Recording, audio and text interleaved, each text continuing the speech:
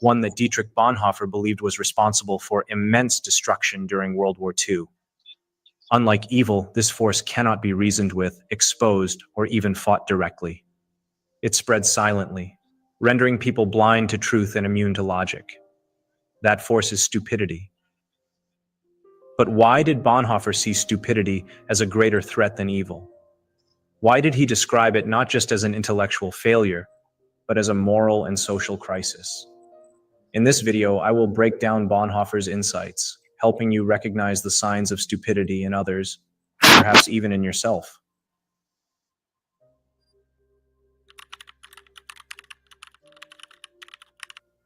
Dietrich Bonhoeffer, born in February 1906, was a German Lutheran pastor, neo-Orthodox theologian, anti-Nazi dissident, and resistance fighter. For years, he tried to change minds. He spoke out against growing hatred, blind obedience, and the way people turned a blind eye to the cruelty happening around them. He believed that if he could just make them see, just make them understand, they would wake up. But no matter how much evidence he presented, no matter how clear the truth was, people refused to listen. One evening, after years of resisting the regime, he returned home to find his father waiting for him with a heavy heart. Two men were in his room. They had come to take him away. Locked in a prison cell, Bonhoeffer had nothing but time to think. He had watched his country, once a land of poets and thinkers, descend into a mob of cowards and criminals. He had seen friends, neighbors, even intellectuals surrender their morality, not because they were all evil, but because they had stopped thinking. And then he realized the real enemy wasn't malice. It was stupidity. There were reasons he considered this a greater threat than evil, which I will now discuss.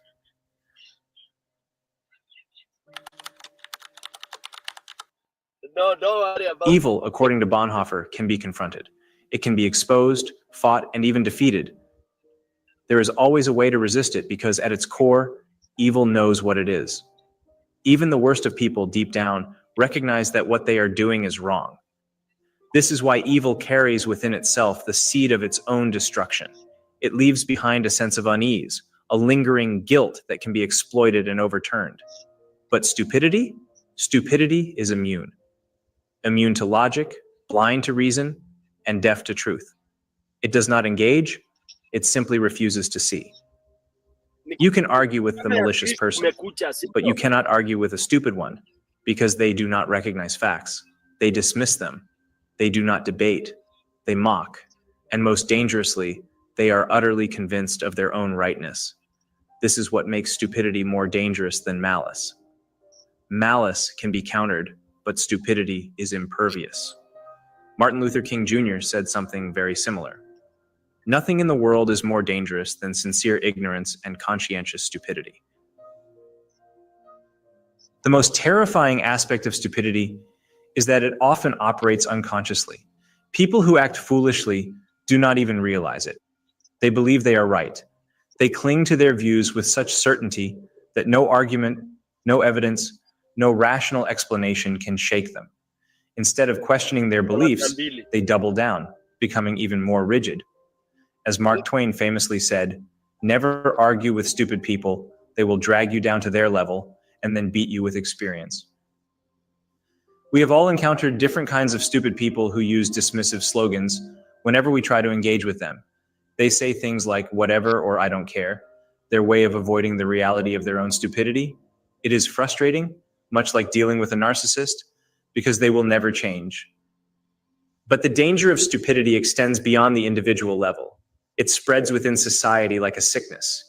It infiltrates groups, movements, and systems that demand obedience. The power of one depends on the stupidity of the many. This is why mass stupidity so often accompanies rising authoritarianism. People do not lose their intelligence. They surrender it. They give up their independence in exchange for belonging. They stop thinking critically and start repeating whatever they are told. And once a person has surrendered their mind, there is no limit to what they can be made to do. They will commit evil and never see it as evil. They will spread lies and call it truth, They will destroy lives, convinced they are on the right side of history. This is why stupidity is not just frustrating, it is dangerous. It is a weapon in the hands of those who know how to use it. And perhaps the most chilling realization?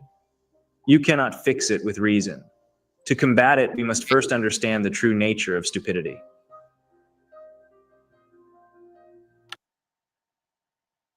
This Italian method stopped my snoring instantly. My wife couldn't believe it was that easy. The biggest myth about snoring is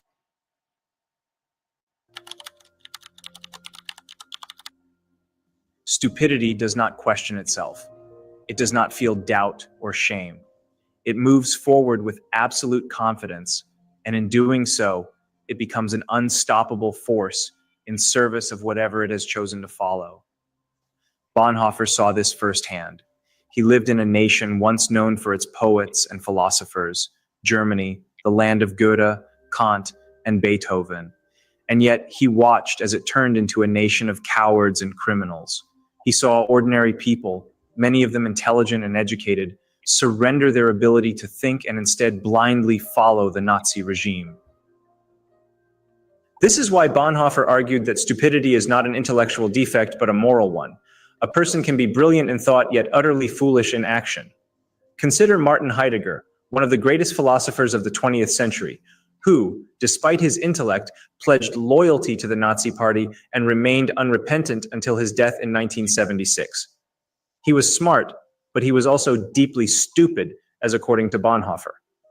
By contrast, a person can be intellectually slow, yet profoundly wise, moral, and kind. Intelligence and wisdom are not the same. Stupidity, as Bonhoeffer saw it, is not a lack of intelligence. It is a failure of moral courage. And one is not born stupid. One becomes stupid. How that happens is what I will discuss next.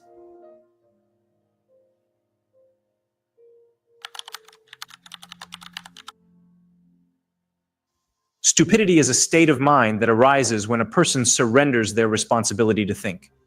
It is not an inborn trait, but a transformation, a condition that people allow themselves to fall into. This transformation is not merely personal, it is social. Stupidity thrives in groups, where independent thought is discouraged, where people simply follow orders, conform, and submit to prevailing narratives without question. Bonhoeffer observed how the Nazi regime turned ordinary people into unthinking followers. They were not inherently evil, nor were they necessarily unintelligent. But they stopped questioning. They let go of their ability to discern truth from falsehood. They became tools of a greater agenda. Bonhoeffer described this phenomenon as almost a sociological law. A similar transformation was depicted by George Orwell in 1984, where Big Brother brainwashed people to the point of limiting their very thoughts. The regime did not just control their actions, it made them stupid so they could no longer think properly.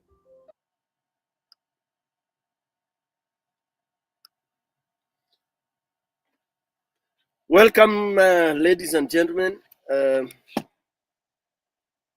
katika kipindi cha Talk and Act. And then, of course, you found us, having a discussion or rather a description and explanation of a very interesting topic about stupidity. We pick some of these very critical issues or critical attributes that some people have never taken time to talk or think about. Because sometimes when we see people acting the way they act, we, out of the orientation, the way we were brought up, and our culture, there are things you are not supposed to tell somebody who is older than you, even if I don't want to use the word stupid. Even if he's doing something stupid, you can say, unajua hapa unafanya ujinga, that kind of a thing.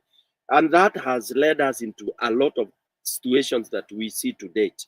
Thank God, the more the ages has come, the more we get enlightened.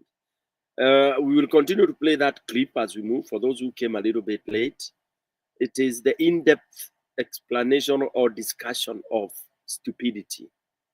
Some of these things people don't want to talk about. And we are where we are because of such issues. Ladies and gentlemen, karibuni sana. Today we want to look at the beginning of the rise and fall of Raila and Ruto. Plain. The blood-based coalition. What sort of coalition? Why is it there? What has brought about this kind of a thing? We will play clips of when Ruto was swearing through the devil and God and everybody that he can never, capital words, ever fanya kazi na mzee wa kitendawili. And then mzee wa kitendawili was swearing the same and saying, through hooks or crooks, kunyeshe kusinyeshe, Ruto will need me to rule this country. Who has succumbed to who? And then the rest of it is Kenyans. Where are you? Tumeachwa wapi? Because that is the question. Wakenya, tumeona hawa, the dynasties, you may call them that, wamejigroup, wamejitenga, wamejiform vizuri, kwanza very organized. Mpaka unaona ceremony KICC.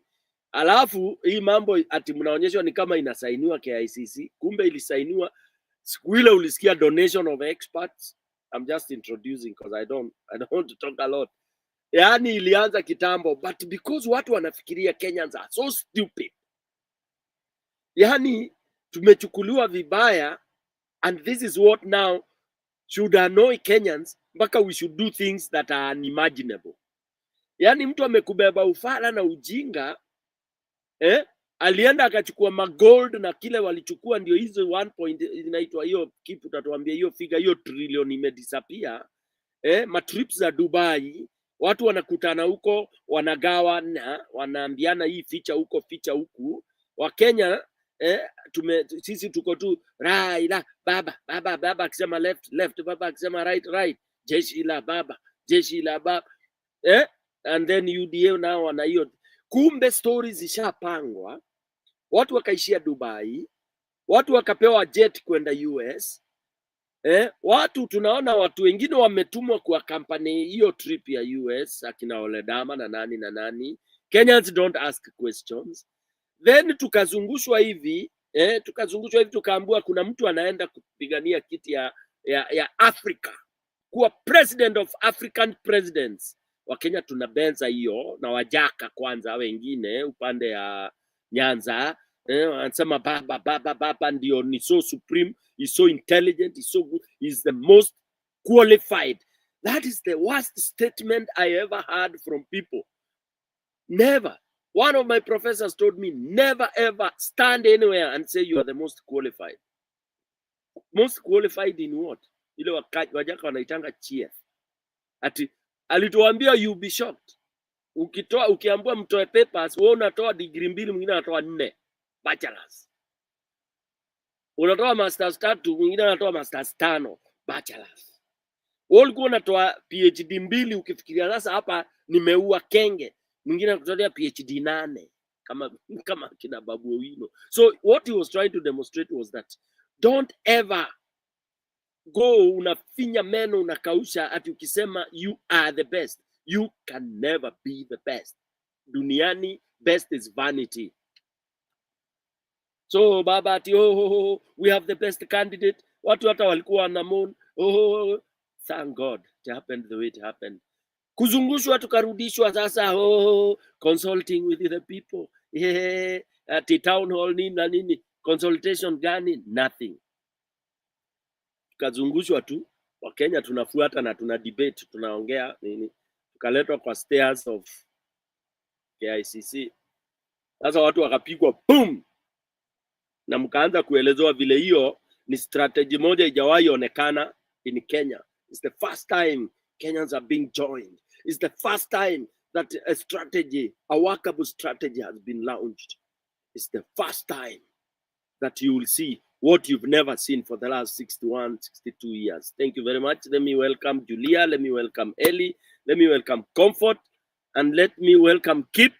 Thank you for putting that another beautiful face there. Kileo show itakaa poa. Naona beautiful face here. Keep. I mean, keep not. You are not beautiful. Comfort, very beautiful. Julia there, I'm a feature. Brenda Karibu, this is Stone PK. Who says I'm not beautiful? Where? I'm a beautiful man. Kwera. Brenda show Karibu sana. Yes, that was my introduction. The beginning of the fall of the Rairuto, Raila and Ruto. Okay, they rose, they went, and let's assure them that they will not conquer. I went to a school where our motto was Veni Vidi Vis. I came, I saw, I conquered. Can we not allow that? That Raila came, he saw, he conquered. Let him conquer himself and go back. Those of you who are saying that he can do whatever, we should not empathize or sympathize with the actions. Baba, if your father koseas, anakosea, and if you want to throw him to the garbage, throw him into the garbage. He has ametubeba ufala na ujinga muda mrefu. I'm happy what has happened in Kisii. I'm saying this point blank. He was chased like a Brukenge. For the first time, people are saying, the pundits are saying, Baba being jeered in Kenya. This is incredible. And now I want to believe the prophets. I never used to, but nimeanza to believe that it is gonna be what it is gonna be. Baba amefukuzwa Kisii Stadium, watu wangu. Raila Amolo Odinga amefukuzwa Kisii Stadium. Nataka mkiingia show, mkianza kuongea mkumbuke hiyo kitu. Raila Amolo Odinga. Kaheshima kale tu amepewa kadogo, hawakusema Raila must go, because of course Raila ati amewekwa kwa kikapu. Na ule amebeba hiyo kikapu si ni Ruto. So wamesema Ruto must go. Kwa hivyo atatupwa kwa ocean na hiyo kikapu imebeba Raila, wataingia pamoja. No sympathies, no empathies. Kisii is kudos. Abantu baito kudos. Omuntu oyo no moyaye, omuntu oyo ni mbaya, ni that is what Raila deserves. I know you may say, oh, respect the elder, but I told people, even old people, wanakuanga na ujinga. You can be foolish, na hiyo foolish ina grow na age. The older you are, the more foolish you become. If you are a thief, the older you become, the more thief you become. Karibuni sana, ladies and gentlemen. Kichwa chetu leo tuna discuss the beginning and fall. It's wide discussion. There are various issues we are bringing in to show that it is true.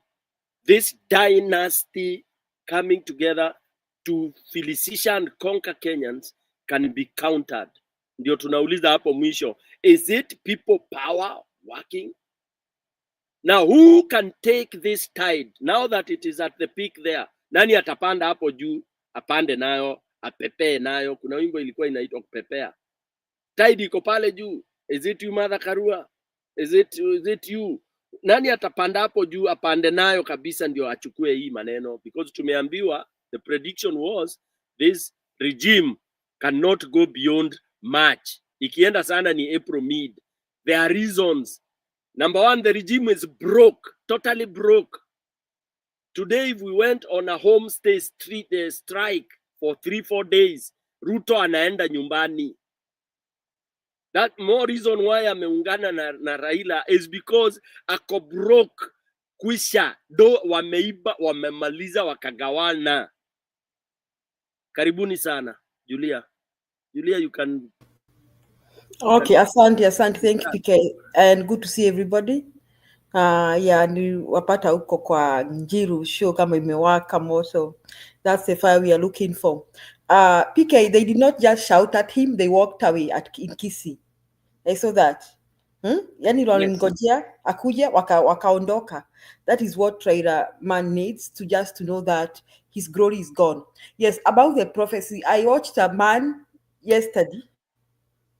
A man prophet, no, in the morning, a pastor said that Raila people will shout at you and walk away. I'm prophesying this. And as no sooner had he finished saying that, it happened. You know, I thought words have power. Because he was saying people will shout at Raila Odinga on behalf of Ruto. So the thing is, Raila Odinga is going to carry all Ruto's sins because of his selfish interest. So yale madhambi yote yenye tumewekelea Ruto hata yeye ataibeba. Sasa tusianze kusema ati tunawekelea mtu mmoja. It is the choices we make. Choices have consequences. The choices we make also have consequences. Show me your friends and I tell you who you are. Sasa tuseme ati kwamba Raila Odinga, he's not the cause of all this. He's part of the problem now. And anybody who is with Ruto is against us. So if you're working with Ruto, you are against us. You're either for us or against us. So Raila Odinga is falling as Ruto is falling. And no matter how much they try, Ruto is a poor manager of resources. Hakuna vile watatomboa hiyo kitu. They won't gonna get anywhere. That's my take. Hakuna mahali wanaenda. And somebody was saying that the end is April 22. Wow. These things are coming into place. Sometimes I don't like to take these people who say these things seriously, but a lot of the things they have said have come to pass. So I guess Newlem Sem is a verse in the Bible that says that the prosperity of the wicked is short-lived. Na pia Mswahili anasema aliye juu mngojea chini. So I also watched something. I watched what happens at in Roysambu with the church, with this Mwai church. I mean, no matter how many police they put there, they were put under pressure. Yani things did not go kama kawaida. That is the way to go, Kenyans. Anybody else, and I think the youth are announced, anybody else taking Ruto's money amewekewa wanted hata kabla hajachukua. Jaribu uone. Yani Kenya wamewambia young Kenyans are saying jaribu uone. Try taking Ruto's money and you don't have your peace for the rest of your time. Take Ruto's money, sell your peace. Yes, you're not gonna have peace at all in Kenya if you take Ruto's money. That is a very good thing. PK, I saw that. Then I also saw Wamnyoro.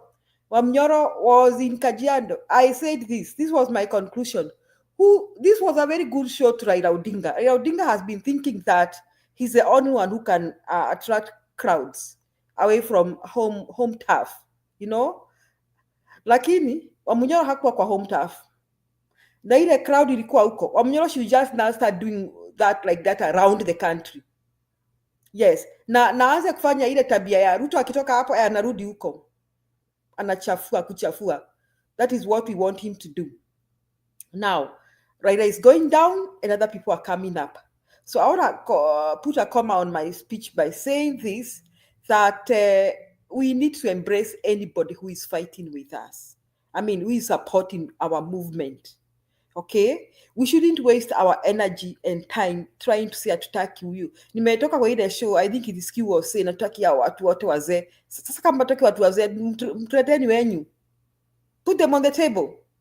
I want to say like PK, one person that has fought it up is Murara. Murara is right now on the table of people who I saw Murara in a meeting where there was Mother Karua, there was Akina Gachagua. Nikasema huyu kijana amejiinua, amejitetea. He deserves to be on that table. So let them come to the table. Na mwenye hata if those who don't join our train, as I quote, we are on Munyoro Express. Destination Ruto must go. Hivi sasa nia yetu ni Ruto aende, Kasongo aende. Anything else we shall cross the bridge. Julie, it depends on what when you climb that train, your destination. Yes. Destination is Kingston, man. Destination yako bana. Mimi nikisema natoka hapo from Ruto must go, usinilaumu. Ukitoka wende penye unaenda tutakutema. We don't care. We don't know. Inasema we ukipanda hiyo train, kazi yako ni kufika hapo Ruto must go. Yes. The rest can continue. The rest we shall cross the bridge. Okay? So this is the bridge I want. We ukitaka akuwe president hiyo ni yako. Me, I don't trust that man. No, we are not asking you to vote for Gachagua for presidency. It is a waste of our energy. We don't want to go the same debate. Kwangu, my stop is Ruto must go. When Ruto goes, that's why I'm saying keep. I alight. Nasema asanti wa Munyoro Express. This is my destination. Then after that, Martha Karua for president. That's why I'm saying it is a waste of our energy to keep debating. Atutaki Karua, atutaki huyu, atutaki Kalonzo, atutaki huyu, because we have not even reached our destination. Kasongo is still president. So we should spend all our efforts planning and maneuvering the way Kasongo should go. If after Kasongo is gone, in fact, let me say this. In the event that Kasongo is not on the plate of being voted for presidency, I think we'll not have any controversy who becomes president. Everybody can even just run. Then to a run of number 1 and 2 will be okay. Everybody can run for presidency, hata kama ni Murara, alafu but after that tuseme number 1 and 2 we are going for runoff. But as long as Kasongo is president, we have an enemy here. He's a snake. He's a viper that we must crush on the head. Thank you so much, everybody. I think it was Ellie next. Yes, Ellie. Karibu Ellie. Thank you. I'll give it, Julia, I'll give it to the next speaker. I'm having a snack. Thank you. Okay, the next speaker was who? Comfort? Yes, Comfort. I'm having a snack too. Okay. Keep, are you having a snack? It depends on the snack. Keep the snack away and talk. Is the snack salty or sweet? It could be both.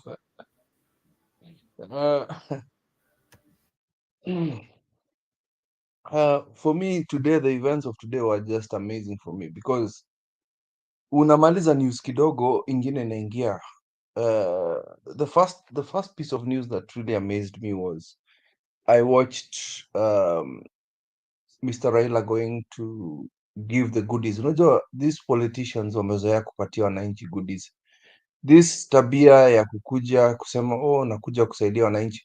So what Raila did was on a large scale. So what politicians usually do is they do youth football tournaments. They buy t-shirts or jerseys or whatever it is, and then they claim the youth for that. It's done all over Western and Rift Valley, even Rift Valley football tournaments kama hizo. So this guy came and spoke to, I don't know which MP it is, the MP who owns sports person. Wakaongea na Mr. Raila, akapatiwa akauliza wapatie kit. By the way, it's not a sponsorship, because as per what happens with all of you follow all of you sports, all of you support football. So Manchester United might have I don't know what company supporting their jerseys, but I would say, for example, the Arsenal wanakuanga na Emirates hapo. So Emirates is sponsoring that team. So Sports Pesa was just buying the jerseys. There's nothing about Sports Pesa giving extra money to Shabana Football FC. So hiyo ilikuwa the big reveal. So if you watch the whole event, there was the whole stadium. So there's the main people where it's where the VIP sit, whatever it is, and then in the middle of the stadium, what Raila needed to do was come down. There's a red carpet, just like a president. Akuja hapo kwa akuja kwa red carpet, aeko kwa pulpit. Akienda hapo kwa pulpit aseme, oh, tumewaletea new jersey kutoka Sports Pesa, and we are supporting Shabana. This is what we're doing. Mi ni mtu wa sports, unaonanga nikienda huko Gor Mahia, anytime there's a sports event, you've seen the so-called Baba come for it. That was the whole thing. Akakuja na mwizi mmoja hapo. Unajua sasa Yesu alisulubiwa na waizi wawili, lakini sijui kama tutaita Raila Yesu. So there is one thief here called Simbarati. I'm going to say that very openly because it's the worst performing county. Worst performing county. Inaonekana mtu anaiba pesa. Then followed by the second worst performing county, Nairobi, which was Sakaja. He's being flanked by two thieves. Walikuwa nakuja waambie watu wa Shabana, watu wa Gusi, we've given you t-shirts. But there are two things I observed. The first thing I observed was images I was seeing, most of the images I was seeing for Raila and Ruto must go were actually from mobile phones. These were not images from main media. They're not images from most of these streaming websites, because some people are given rights to, like Kenya Media, Tembei, and all these people are actually given rights to stream some of these events live. The real feeling of the Mwananchi was coming from you as a third estate, the TikToks, the Kina Brendas, those were the people that were actually streaming what was happening. Even the walkaway was by accident. That was not supposed to be streamed. So when you watch from the people, you could hear a euphoria of people. They refused to stand up for the East African national anthem. They refused to sing the Kenya national anthem. The only anthem they sang was Shabana anthem. Hiyo peke yake ndio walikuwa wameenda kusupport. Then what then happened is Raila decided to talk only on the pulpit. Akushuka chini kwenda kuongea hivyo vitu. So what I'm trying to explain is the fact that media is now from an audible point of view, or from a statistical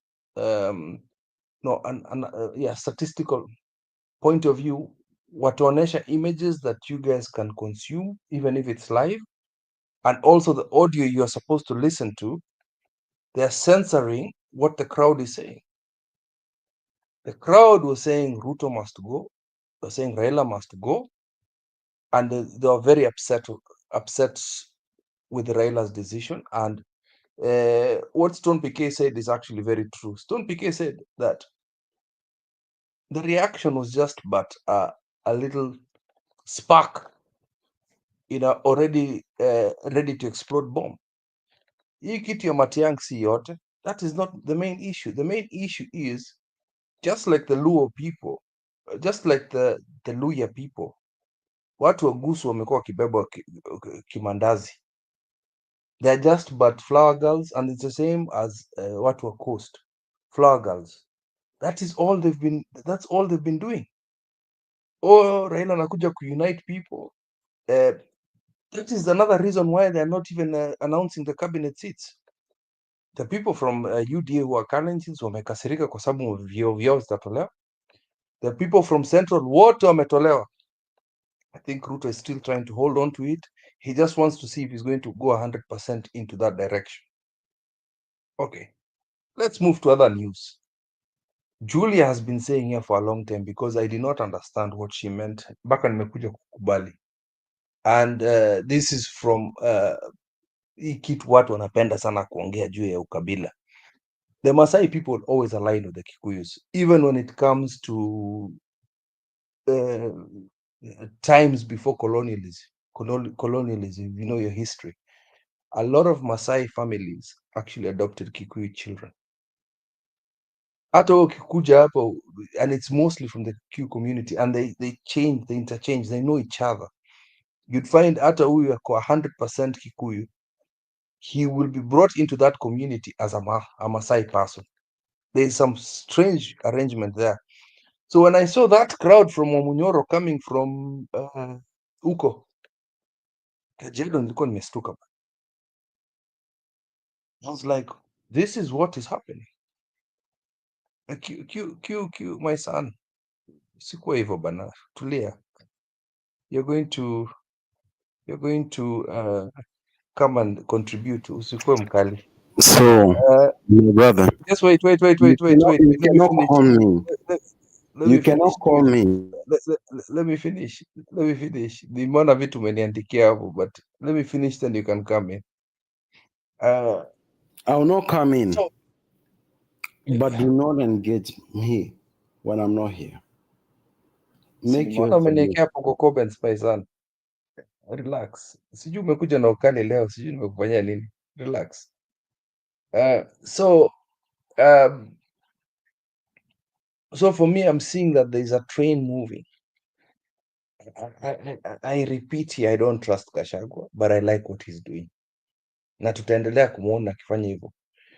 As for the Gen Zs mulienda maandamano, mlifanya kazi mzuri, but this thing of leaderless thing imefika point tunashindwa sasa. Mnajua mna struggle kutoa huyu mtu, lakini what do we do next? What you know, a country cannot be run without leaders. We need leaders. So nataka watu wajitokeze kama Kaspul, Samuel ama anaitwanga aje, ama Morara ama Hanifa, it doesn't matter. Kaspul has gone to the dark side, that is fine, lakini amejitokeza. I want some of you mwanze kujitokeza. I want a party for Q. I want Q and one them and the other youths to form a party. I really want a party from you guys. And if it's not a party, wait. You'll address me. Do not use my name anywhere. Okay, I'll not use your name. Okay, sorry. Let other people Sorry. If not forming a party, I even like you guys coming with the direction that Stone PK has said and what Martha Karua said. Can you guys start popping up and try and be independent MCAs? Try and be independent MPs. Mmoja mnaweza vuruga hizo vitu kabisa sana. Because I know how you guys come together and you will protect your votes even without money. Najua mnaweza kaa hapo mshikilie mtu yenu. So if it indeed you don't want to go the party line, I want you guys to start showing your presence as what do you call it? As MCAs, as senators, as governors. We don't care. Mjitokeleze sahi. I want to see fresh leadership. We don't need to see dinosaurs like we said. Mie na kina Elite sisi ni madinosaurs. Tunataka tuone nyinyi mkijitokeza. Sawa? That is all I wanted to say. Thank you. Thank you, Kip. Brenda, karibu Brenda, and good to see you on this channel. In this channel, Naile and Jiru, they are sister channels. You're always welcome. I hope umesubscribe, unapata notification.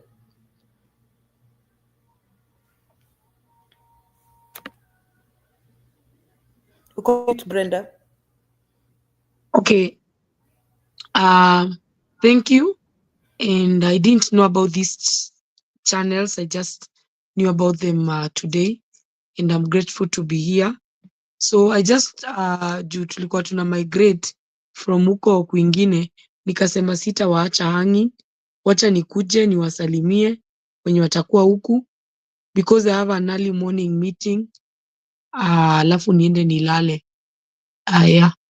So for me, today Baba has been chased away in Kisii, and it is not only Baba, it is all the leaders that are going to betray Kenyans.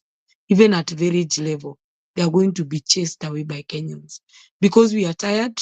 We cannot be worshipping politicians as we languish in poverty, and as our fellow youth lack school fees, waki apply help hawapewi, hakuna madawa hospitali, SHA is not working, nothing is functioning in this country. We cannot tolerate those nonsense. So it is a sign to tell Raila that whatever they did with William Ruto at KICC, it was absolutely nonsense. So that's my take.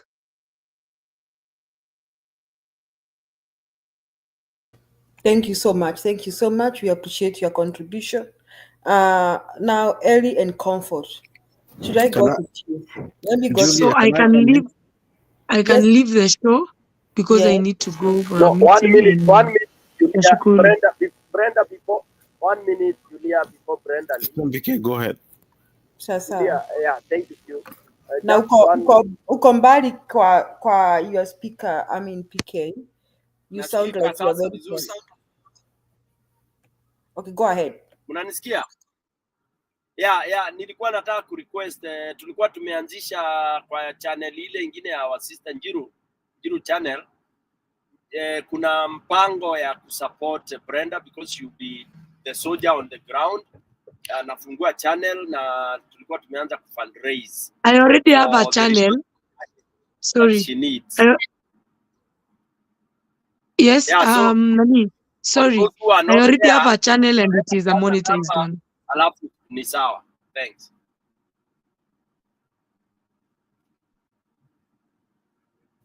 So, Go ahead, Brenda. Brenda, go ahead. So, PK is just saying that I guess those who want, please support Brenda. She gave her number the other channel, but I think Brenda, if you don't mind, would you want to give your number here? No problem. Or what is it for those people who are in the other show na wakakuja huku na wenye hawakukua? Last year I re-strategized and I started organizing of how to get my own political show so that I can be pre-recording political events and topics, not only politics, even social issues and economic issues affecting our country. Because we realize it's not only political issues. Right now, tuko na a lot of social issues kwa informal settlements. Tuko na vitu mingi sana za kusolve. And as a youth in this country, the only contribution I can give my country at the moment, it is my voice. I can give my voice 100%. So I started re-strategizing. Nikanunua computer, nishatafuta room. Like, let me say 3/4 of things are already done. It was not easy for me to purchase those things because huku Kenya city tunakuanga na do sana, ni ile unajituma. So nikanunua. I paid for the deposit of seats. Sijawahi ziendea. I don't have the extra money and I also don't have the speaker and few things vitu hapa kule. So my number is 0721 24 11 34. Kindly, if you are there and you'd like to support me to start that political show, even if it's tomorrow morning, nitashukuru sana. It has been my biggest dream. It is the thing that natamani sana nianze. And if you're not going to contribute, pia, when we start, please be listening, write comments, share to people, give me ideas. Feel free to correct me whenever you see me doing anything wrong. Tafadhali, call me, text me on WhatsApp, tell me, Brenda, this was not right. I believe I cannot grow Brenda to become a very good brand or a big brand like the likes of Mother Karua with my own ideas. I need your idea. I need your effort.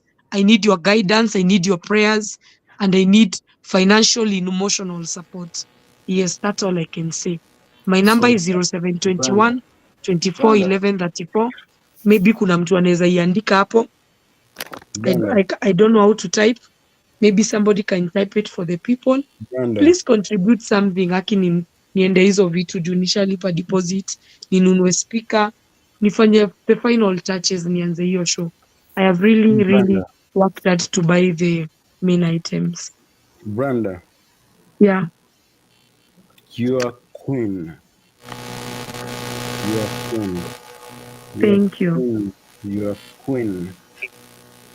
Some of the wannabe queens, they Brenda, can't you are deal with spelling, you. got a dog Q. Brenda, how do you spell your name? Brenda. H Brenda, itatoka hiyo Brenda, yeah, Brenda H Kangai, then Kangai. Yeah. Na Okay.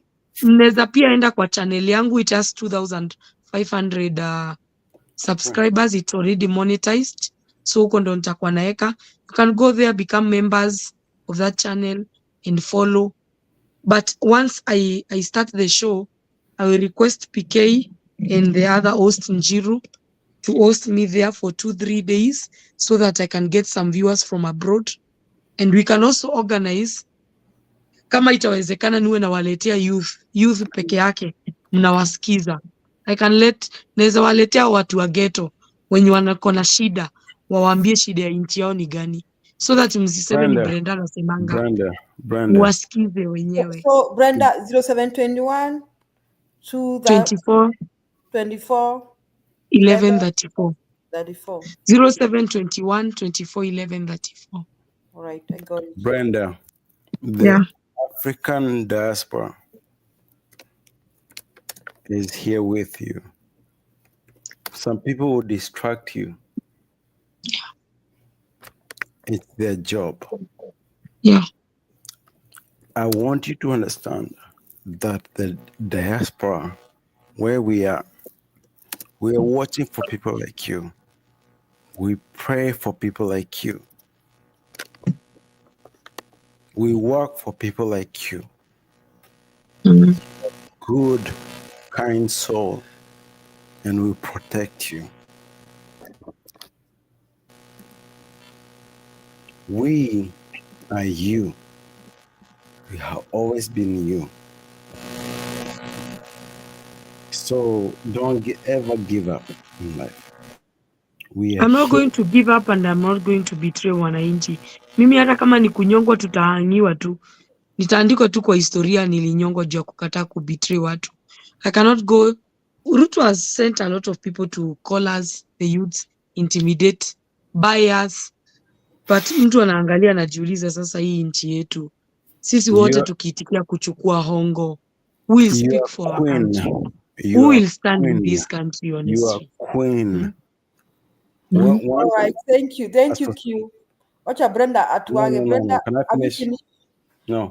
Yeah, I have an early morning meeting with Yes. some of our top leaders.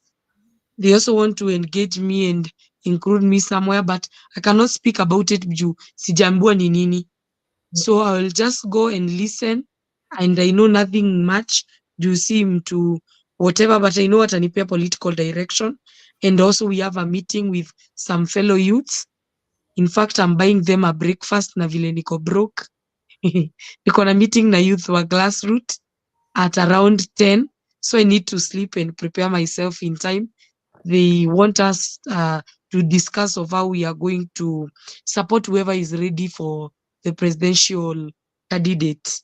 Mwenye atakuwa ready kupeperusha bendera na kuambia Wakenya, I am ready to take you forward. And since they invited me as the mother host, I'll have to go hata kama niko broke. Nitaenda tu nitawabaia chai na chenye niko nacho, tuketi to discuss. It is not Brenda alijipea hiyo leadership thing, it is God. So sina option na sina njia ya kuepa. So after my first meeting early in the morning, I'm meeting my fellow youths na itakuwa very secretive juu wengine wataki wajulikane. Some alino DM, they were in Babas kuapishwa hiyo yao na Ruto, and they don't want to be there. They're asking me, Brenda, tufanye nini? Sasa ndo tunaenda kudiscuss, wajue kama watatoka kwa political party. Right now, tunaweza taka Brenda, don't to say direct pia mtu ambie tuna join chama gani. Brenda, don't say your plan because it's secret and people listen. Amwezi jua mali tutapatana. Na kuanga nimezima simu. Follow your phone. I'll follow you. I'm just saying. I will switch off my phone before I get Just in say the you house. meet them. Just say you meet them, but don't predict. Amwezi jua ni wapi. Toa SIM card, by the way. Remove the SIM card. I always do that. Ndo nasema mimi kunipata, si mnaona mimi sishikangwi, kunishika inakuanga ngumu sana. By the time nitoke kwa nyumba nitakuwa nime dismantle a lot of things. Kunipata ni ngori. Ukifunika simu na foil na utoe SIM card, they can't trace you. It is as simple as that. Hiyo kitu tunaelewa. Comfort, please make your submission because we want people to Please engage. support me, guys. Nifikisheni mahali ama niseme kama Will Paul. Mkini support wa Kenya. Brenda, we got you. Hujui, Okay, we got you. order Q. Let's have one person speaking. Comfort, please go ahead. No, I said I'll tell you when I can talk. I'm not in a position right now. Okay. Julia, go ahead, please.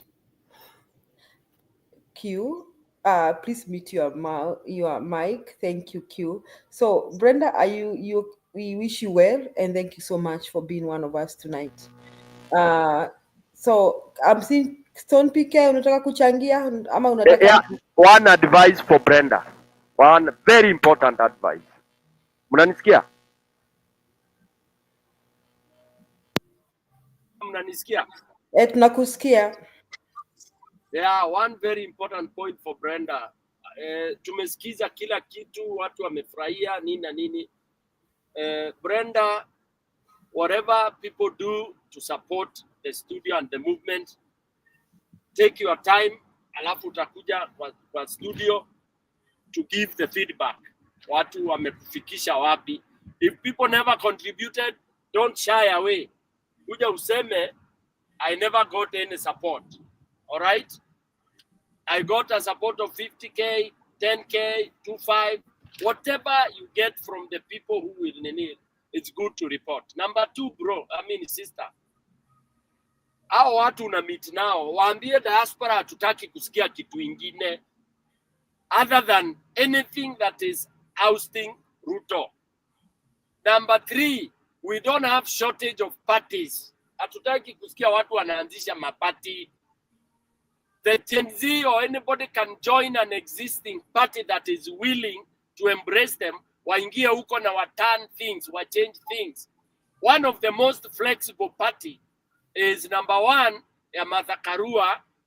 She's welcoming that. And even Wiper, by the way, because they have a youth charter. You can go there and advise the Mzee Kalonzo, kaa chini ama kaa kando, we do the things. Hii maneno you have to begin your own party, sijui nini na nini. It is a time wasting. Okay? Ambia watu you can have memorandum of understanding with existing formations and move on. Yeah, the 4th one is that we can even have an independent movement which diaspora will support without wavering. Thank you very much. Yeah, we are not talking about forming party. We are going to discuss which political party is suitable for us and which can accommodate us. Remember, we have been members of political parties na mingi hazijaweza kutu embrace. Because for a person like me, honestly, ile kazi tumefanyia ODM, they would have even nominated us for MCAs. But they wouldn't embrace us because they don't want us to grow, to become better leaders. So we have to discuss this time round. Ndio nasema, we have to be cautious. Leave it alone. Achana na ODM. It has killed us. I have been a member of ODM for a very long time and Wiper as well. Hiyo weke kwa garbage and move on, please. Yes, that's why we are discussing to know which party is going to accommodate us and which party kona interest yetu. Quickly, pick a party, pick a Martha Karua. You look at the executives, they are young people. And she's willing, she's saying, listen to her. Listen to the it is so simple. You give conditions because you have the power. Brenda ulisalamiana na Martha Karua. I saw you and I was like, oh, she's about to join us. What happened? Ulikuwa naye hapa. She was so excited to see you. I was like, oh, you spoke to Brenda. Au ni wa ODM kabisa. No, I was in mother's function. We were excited to see you there. We're like, this is a girl from the mountain. Okay. Is this guy done? Tuongea kando bana, lazima ukuje headquarters. We need to talk about that. Kipril is a good brother. He's a good brother. Asante, Brenda. Now, Q, give your contribution. So this is where I'm going with this. We will not. It was timed. We will not allow losers in life to dictate the future of us. Some among ourselves, are losers. And if I may, and I will say it boldly and bold, saying, hatutafanya hii. We are done. We get to a society where we no recycle losers in a society. My friends, if I may, and let me be, my friends, we will not recycle losers in life. If I may again, my brothers and sisters, I have you only. You are all I have. You all I have in life.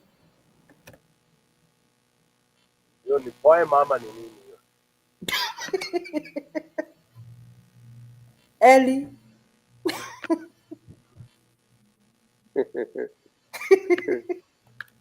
Hey. Okay. I don't know what to say, but Hey, Don't say anything if you want to be peaceful. Don't say anything if you want peace. I will not. I love peace. Hey, saa zingine tu ni kunyamaza, huwa ninanyamaza. Hey. Ama you go to the soap. Hii ni therapy. Unajua watu wengine kama sisi tungekufa jana. Yeah. We have died 3 deaths. Yeah. You died, PK, 3 deaths and you're still alive, then utakufa. Wewe utapata na rapture, wewe utakufa. By the way, unapata mtu kama Q is very strong in his conviction. Unaona? Amekuwa frustrated. You still want to be salted, eh? Hapana, ninasema tu. Have you watched Yeah, nimewatch Candyman? Yeah, when you call Candyman 5 times, what happens? Guys, don't talk about it. Haya, wacha niwache. Nilikuwa nataka kusema ati relax, Eliman. mimi sina shida. Mimi leo nimefurahi sana. Yaani nimefurahi kabisa. Hii channel, watu ambao huwa ninapingana nao hapa, leo nimefurahi sana vile tumeongea na umoja. Unaona? Tena sana kule kwa chat. I'm happy because we always fall out, we disagree about some things, but we had someone who came here and she put us on a straight and narrow, and I really enjoyed that, you know. But beyond that, you see, when we are marching to change the country, I believe that we have to have some culture change. Wacha nitoe your earphones. This thing about hii kitu, yani kuna mtu mkubwa wetu yule akiwa sijui ni mtu wa opposition ama sijui yeye ndio rais ama ni askofu, sijui watu wa ile church ya 20 million, any person who thinks ati ni mkubwa wetu, lazima tu demystify hiyo kitu. Hiyo ndio shida. Hii ni shida mbaya sana, ni shida kubwa. Unaona hata kile kitabu kiliandikwa sijui 48 laws of power, unapata. Kwa hiyo ati unaambiwa how people can lie to you, or how a leader, you know, can keep lying to the wananchi, including lying to those politicians wale wanafikiria ati they are the kingpins.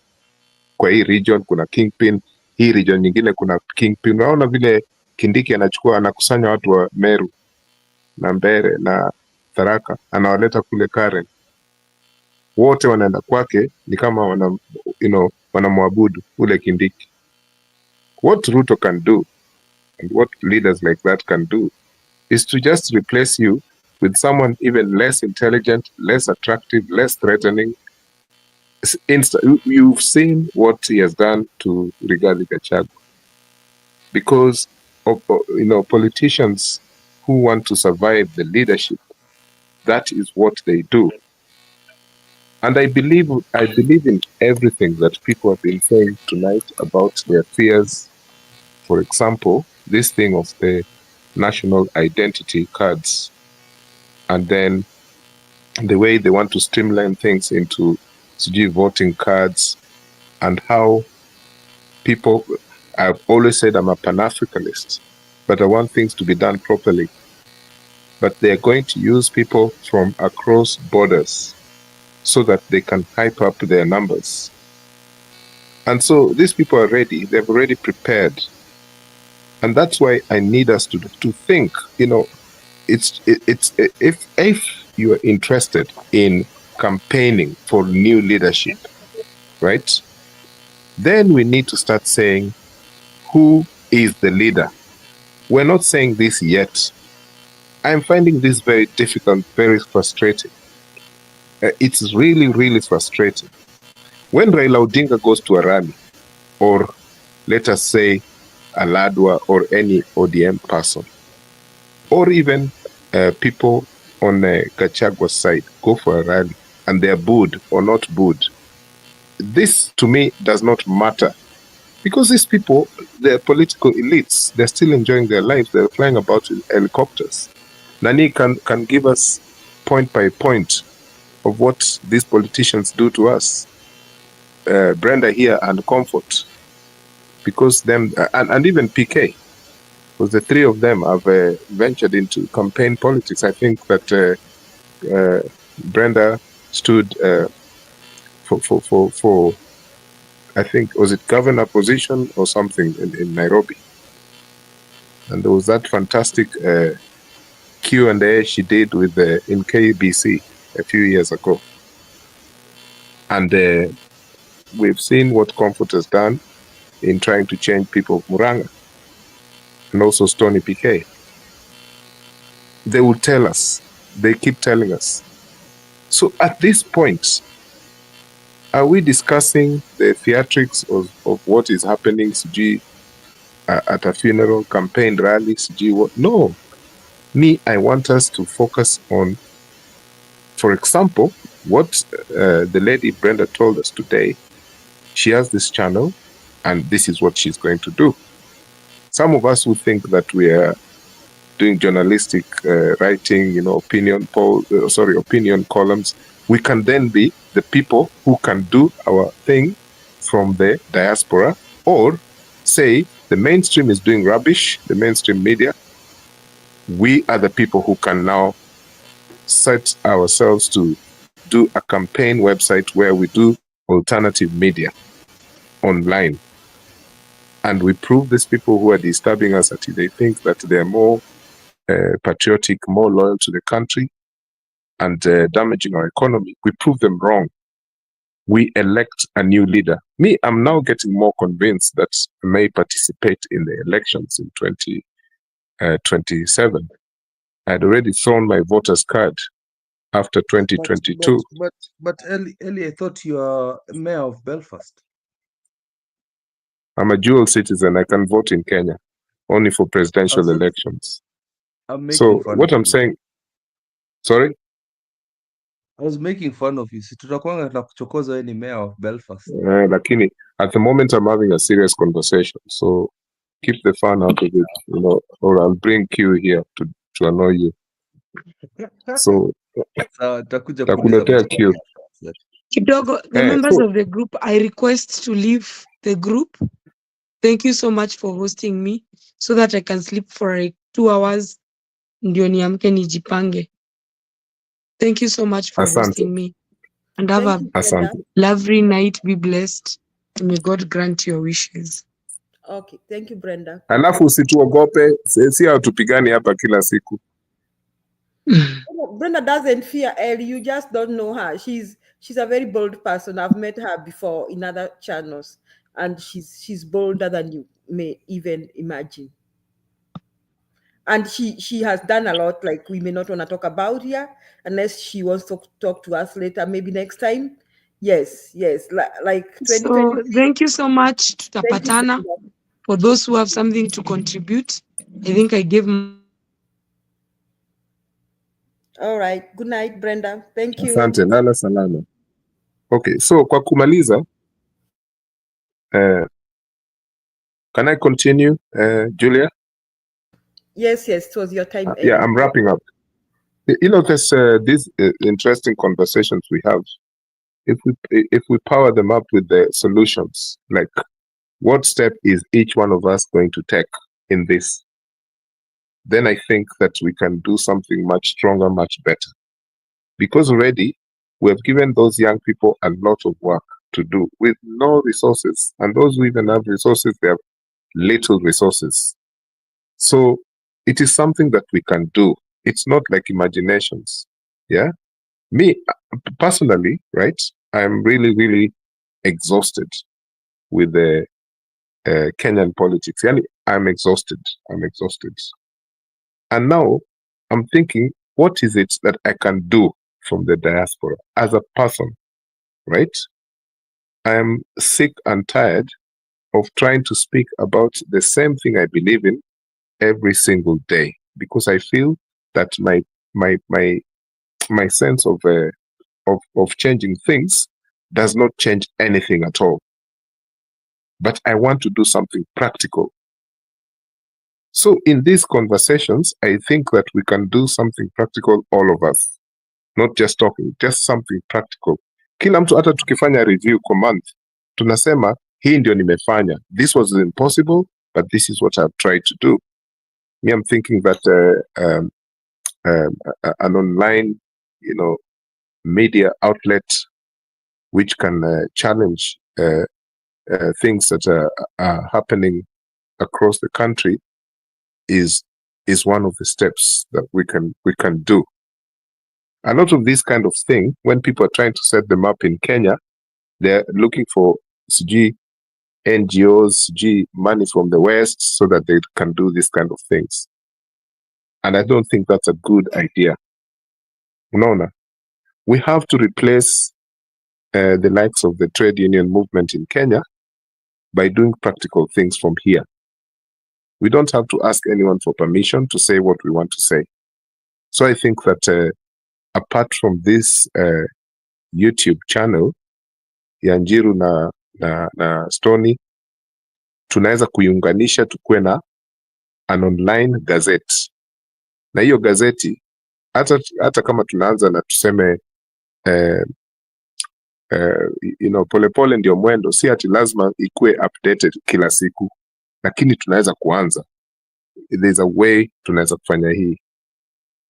And I like the way tunakuja hapa na diverse opinions, so si ati kila mtu lazima accept view ya mwingine, lakini at the end of the day we can do something constructive so that we can change the pace of the way things are going on in our country. I think it's going to be a good approach. We have some very resourceful people here. A lot of channels would be wanting people like Comfort and Brenda here, because they have vast experience in what is happening in the country. And also my apologies to Comfort, because yesterday, whenever I was asking that question, I did know that the way you felt singled out. But anyway, thanks. That's my contribution. Ellie, thanks. Stone uko area? Stone? Okay, can you go on? I want to do something. Nitakuwa hapa nyuma nikiadd watu. Keep. Stop eating your snack. I'm talking to you. Yeah. Stone is doing barbecue. The last time he was in the show, alikuwa anasema where's the seasoning? Sasa unaja watu wenye naongea nao hapo wanafanya vitu vingine. Hata vitu vyenye sijui wanafanya nini. I don't even want to imagine. But don't we'll go blind. Endeleza, karibisha Comfort ama mnaweza tu chat. Aone 3 people. Comfort is also has eaten her snack for the last 1 hour. I don't know what kind of a snack people eat for over 1 hour. She's bougie. She's very bougie. So unajua yake inakuja na not eating a snack. I don't know what snack people eat for 1 hour. Seriously, Comfort? No. This is too much. People of Florida. Maybe the snack is eating me. Now you see this channel. Watu PK, watu wenye kunyonga show yako usiku wanakunyonga wamekunywa kitu. Wamekunywa maziwa. Ask Ellie. Leo ulikula ugali kweli ama watoto walikata? Watoto walikata ugali leo ama walidecide aje? Hapana. Sorry wewe. His babies don't eat ugali. So can you come on with the debate? We are talking about the beginning and the rise of and fall of Rairuto blood-based coalition. Raila ejected out of Kisii. Is it people's power? Tuendelee na mjadala. It is people's powers because this is something that Mzee was warned by his brothers. You know, his long lost friend, Senator Orengo, has been very vocal against this deal, and he's still to date. Orengo is not happy about it. And hata Onyang' Nyong'o, these are the senior members. Wachana na huyo brother yake anaitwangwa 86-year-old youth Oburu Odinga. The senior politicians that I really respect from Nyanza, Kina Orengo and Anyang' Nyong'o, are not happy about it. And they're very vocal about it because they understand that the problems this thing is causing for the ODM movement is, is it is a reckless move because of some Tumbocrats that Raila has aligned himself with. These are the likes of Opio Andaya, Joho, Mbadi, Junet Mohammed. These are the people who've been pushing for this. They've been pushing hard for this because wameona utamu wa kuiba pesa. So that is the problem. You can see somebody like Orengo is seeing, yeah, I'm at a senior point in my life. Hii mambo ya kufuata, unajua unafuata sasa legacy. This is the time you need to chase your legacy. This is the time you need to chase what you're leaving behind. You're chasing what people will be talking about you. So even if Raila does not run in 2027 and he is trying to pass the baton to Gladys Wanga and the younger members of because I used to admire Gladys Wanga, but the more I look at what she's doing, she's moving into a very bad direction. Because like, this is a woman I admire. But now inafika siku moja Ruto amepatia bwana yake position in Ruto's government. These are the kind of people, instead of listening to your secretary general like Sifuna, unaenda kusikiza watu wa matumbo tu, tumbocrats. Like already, opulence has already started with somebody like Njoho. Njoho is going to shows with shoes worth $7,000. That's almost $1 million Kenya shillings. Anavaa viatu kama hiyo, behaving like Murkomen. That is the kind of behavior these people are doing. Ni tabia mbaya sana. OTM, sina ubaya na hiyo party. I have no problems. It's just the things I've been discussing before, that the leaders, the leadership, there's a faction of the leadership that is ruining that party completely. In Ofinya, it's just anytime decisions are made, it comes from two directions. There's the people who actually joined that party for the liberation of the people, for the initial thing. Unajua ODM ilijengwa juu ya kufuata hii katiba mpya. It's no longer new. Hii katiba ni since 2010. Orange was built because of the change of the constitution. But they're not following the constitution. Nusu mkate imetoka wapi kwa katiba? When were discussions of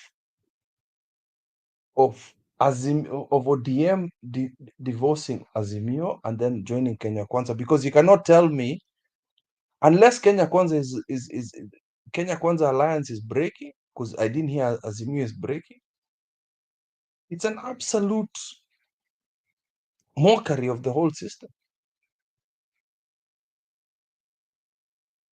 So that coming back to the point of some senior leadership in ODM who have been sidetracked. I don't understand. I really don't understand what Raila has been doing. He left leadership with somebody like Anyang' Nyong'o and Edwin Sifuna, who even after sending the experts, there was some kind of hope from some of the ODM followers. Right now I'm looking at Edwin Sifuna, najua kijana atafanya nini sasa. Namuita kijana but is my age. I don't know what he's going to do. Because his speech when he was handing over that signature, he said it very clearly. I'm only here on capacity as Secretary General of ODM. Meaning in a few weeks, this guy might actually leave the party. Because we have known Edwin Sifuna as Mr. Morale, the man who comes na kiboko kubwa sana huko nini mkwaju. Alikuwa anakujanga na mkwaju huko nini Spice FM, anakuja kwa hizi talk show za asubuhi za Citizens TV, anatandika watu huko vizuri sana. And I used to enjoy the kind of beatings that Sifuna would give. Now we'll not hear any more of that because now Sifuna is in bed with that. So what will generally happen is Ruto makes a declaration as an executive, inakuja tena just business as usual as it's been happening for the last 2 years, but this time with less resistance. Because right now I don't even hear Wamunyoro side in parliament making noise. I don't know when Wamunyoro Express will start showing their presence in parliament. That is the question I have, Julie. Wataanza kutuonesha nini? Wataanza kutuonesha hiyo kazi yao ya Wamunyoro Express when in parliament, because we see it in umati wa watu. Tunaona wakienda kwa Umunyoro tree, wanafanya hiyo kazi yote, wanakutana na watu. But can we translate that into parliament while we're waiting for the street thing or the revolution thing? There are things you can do before you do the other thing, because I know the revolution needs to be started yesterday before Stone aniingilie hapo. The revolution needs to start yesterday. But in the meantime, huyu mtu yako Stone, Julia, Olekina was gone a long time ago. Hata achana na Olekina. Olekina is absolutely useless. But I had hope for Nini. I had hope for Sifuna. I'll be honest with you. Nilikuwa namuona tu nasema alikuwa amenyamaza kidogo, maybe sorting out a few things, maybe trying to be gatekeeper while Raila was doing that stupid thing of AUC. Akakuwa gatekeeper, nilikuwa namuona, hey, this guy is talking nicely. Hata ilikuwanga talking points ya the other side, the other show. Oh, ona vile Sifuna anafanya hivi. The guy became a bit slippery some time back, where all the Luya community, all the Luya youngsters wanaenda kukutana. I really wish I was a fly on the wall for that meeting. Jijua alikuwa anaongea nini. But now it looks like that thing is back on the table. Because from that, Julia, the way you're asking about issues we are seeing in Kisii with the rejection of Raila Amolo Odinga in Kisii. By the way, it's nothing to do with the Matiang. People are actually overreading the Matiang thing. You're really trivializing how that Gen Z is feeling. That Gen Z does not care about that thing. Issue is what happened on Friday. That meeting with all these yellows and oranges coming around, kukutana hapa ndio waongee vile wataenda kugawa vitu, to share stuff, to eat. That is the problem. That's what the wananchi were saying. We're not blind anymore. I don't even think the wananchis were blind.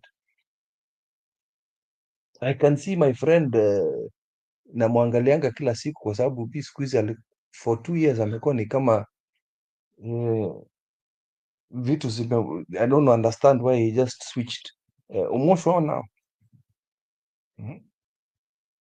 Naona sometimes he wakes up and talks sense. Kama leo alisema kwamba, and I felt really bad for him. Alisema kwamba ile siku ya kupigana jo mwongozi ananipigia simu, ananiuliza kwamba uko wapi, na mimi labda niko kwa nyumba, ananiambia nichukue pikipiki, na mimi najua nini nitabeba, Lakini sahi, unajua by the way, his kid is not unwell, so wish him well. I hope his kid gets well. But like, I saw that came from the heart. That sometimes he might be a comedian, but a clock is right twice a day. I just said, these people are being used. Watu wa chini wanatumiwa with the ODM, wanatumiwa tu.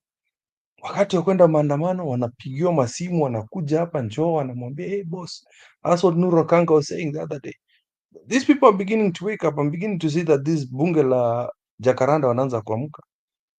Sema, yani boss, now that there's no more maandamano, amututaki twende tuonge. Apparently, these people, by the way, I just believe this is actually good for them to chapwe character development kidogo. These people are actually told in Jacaranda what to say. The Akina Njohos, all these people are actually paying them. I really was shocked that somehow their tune changed because we stopped listening to them. Kumbe walikuwa nalipwa na politicians to go spread nonsense in the mtandaos. So now unaona hao politicians wameanza kushiba sasa, the revolutionary party wameanza kukula. So you'll no longer hear about talk of protecting people. Nasikia ODM sasa wanaanza kuongea juu ya SHA, kwamba SHA inafanya kazi. Another fool called my DVD is coming to tell us, unajua kwamba SHA ni kama ile kiatu yako mpya, ukivaa kiatu mpya itakuchuna kidogo, but you have to wear it a bit before it fits you. And there are some analogies even from Wetangula. He was speaking when he was in Nani's funeral. If you listened to his analogy, I can't even repeat it here. I'll watch it again and repeat it when the show is a bit advanced. I just realized these people are not even, they don't understand what's going on in the ground right now.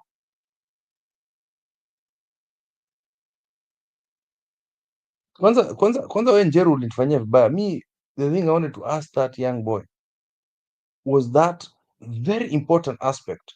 Even if this realignment of Wamunyoro people, we still need to push that thing about recalling MPs. The IBC is about the IBC. I understand. Keep ngoja kidogo sasa, na wacha niingie.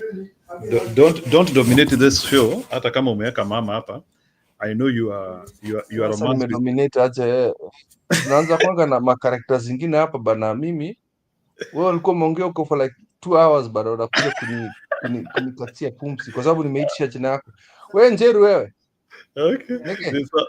I know the power of having a lady in front of you. So you cannot intimidate me. I know you are trying to intimidate us, some of us. You think we don't have ladies who we can display? How do you say that in Meru? Ntakutema. How do you say nitakutema ama nitakutupa? Ile kukata inaitwaje? Ningukutema. Ningutema. Nitakukata. Okay, sawa. So anyway, keep I appreciate Kijana Musafi. It was unfortunate angeweza kuhandle everything which we had tonight, but I don't think the issue of recall is possible because of so I don't know if it is possible from the court of public opinion. We already know that it is not possible from the parliament.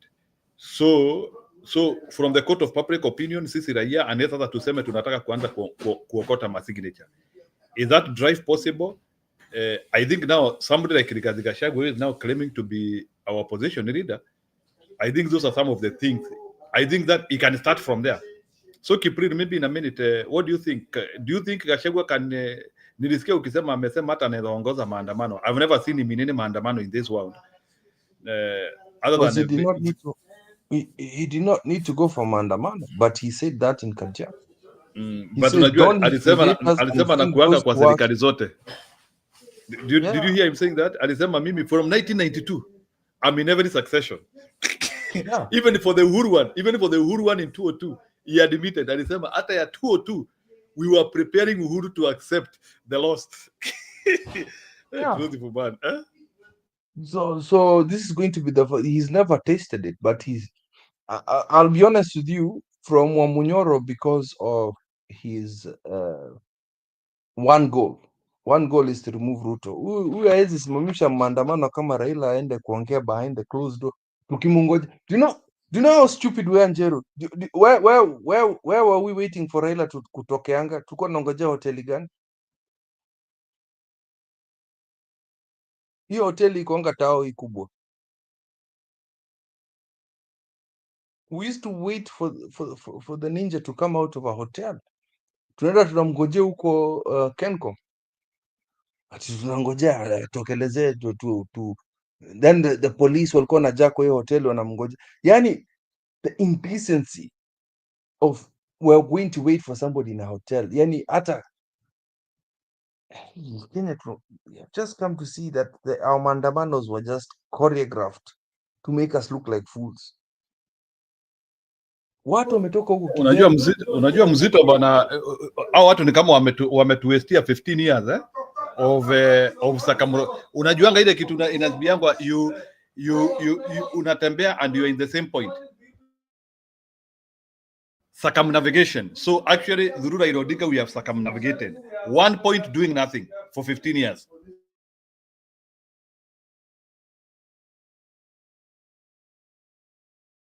And it's not fair, is it? It's not fair. It's not fair. He's wasted our time. And now we are realizing, I even think by then, let me tell you the truth, I think you guys as a panel, you changed Brenda's mind. Because it started from avid Raila supporter to, we think maybe we might move here or there. How did we change Brenda? So how has Brenda benefited from us today? I would like to hear that. You know, that's what I'm saying. The way the initial, I hope she doesn't mind me talking about this. But my observation was she was still talking about praising Raila Amolo Odinga. Bado I'm still in ODM. But now she ngoja kidogo. She was trying to land safely. Wewe ujui that one was landing safely. Unajua kwa najua platform yetu. I think alikuwa it's a way of penetrating. I understand it in literature. In literature kuna vile yani uingiange tu hivi tu na kelele mingi. Kwanza unaingianga pole pole. Ukianzia kuona hao watu wamesonga unaingia na wao. So she was unasema mimi nakuanga na kierehere. I did not say that. Ile kitu najaribu kukuambia ni Brenda, hiyo ilikuwa style. It's a style of speech. Kuna vile unaingianga usikie vile watu wanasema, ukisikia watu wanasema Raila kwenda uko huko. Yeah, because at the beginning she was like, hey, Kuba, she was reading us, man. Like, okay. Then her true thoughts came in. She started listing the guys she'll take as an alternative. And she did mention Babu Wino, who from what we've talked in the past, I don't trust him. That guy's violent. I've met him before, like in real life.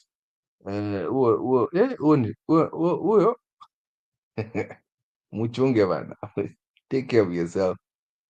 This guy used to carry AK-47s in UAU. What's it called? Itongaje hiyo? University of Nairobi. Alikuanga president for like 10 or 15 years. To Uchunga.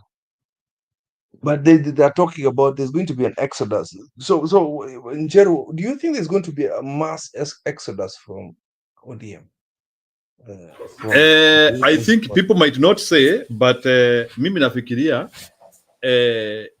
kwa akili watu washaondoka, because unajua I don't think ODM will start registering people, so I don't expect ODM will register watu, so but we can assume ODM ina mtu ni zile sasa machama mpya zitakutokezea. So Kisii sijui kama wanakuanga na chama yao, so kama wa Kisii sasa wanafaa kuanzia sasa drive ya kuregister wase all those remnants of all those watu wametoka ODM waende wakisanya hao watu wote sababu wamesanya. You see, Kisi will follow Jubilee, and I'll explain to you why. There's two thoughts about Kisi following Jubilee. Matiang came into politics through Jubilee. He thrived through Jubilee, and is a Jubilee party member. And the extension of Kioni stating that he's the flag bearer of presidency through Jubilee. That's number one. That's number two. And then the third thing is Wamunyoro did state that he's going to work with Mati. Alisema hivyo leo. Say that. So I think Kisi people, it's not going to be the first time they've gravitated towards, forget about UDA. UDA is garbage. Gravitated towards Jubilee. Waliko huko before. So I don't even think there will be a necessity to form a new party. Jubilee is enough for them. Ama unaona kutakuwa na moja ya Gusi party?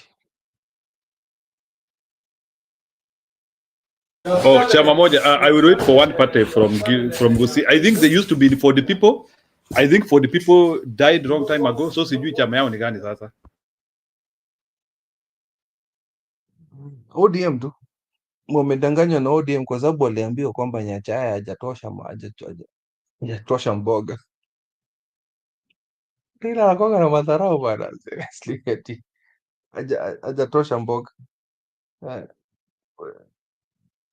That you will need the whole of Nyanza to support. Huyu mzee kwani anajiona aje? Yeah. Because wewe kipu bwana, si tulisema huyo mzee ni fourth arm of the government. Wewe kwa nini unabishana na serikali wewe? He is the fourth arm of the government and he is watu na hizo vitu zenu kusema ati sijui fourth arm of the government sijui is an institute sijui na akisema bibi yako ako na mimba uende ukanunue diaper. So sasa na akienda pande ya Kasongo you Kasongorize. Unaanzia Kasongo simulisemanga na anakuanga right and he is always right. Why are you questioning Kereketwa? And he is always right. When Baba says left, you go left. When Baba says right, you go right. Eti bibi yako ako na mimba. I don't want to talk about that.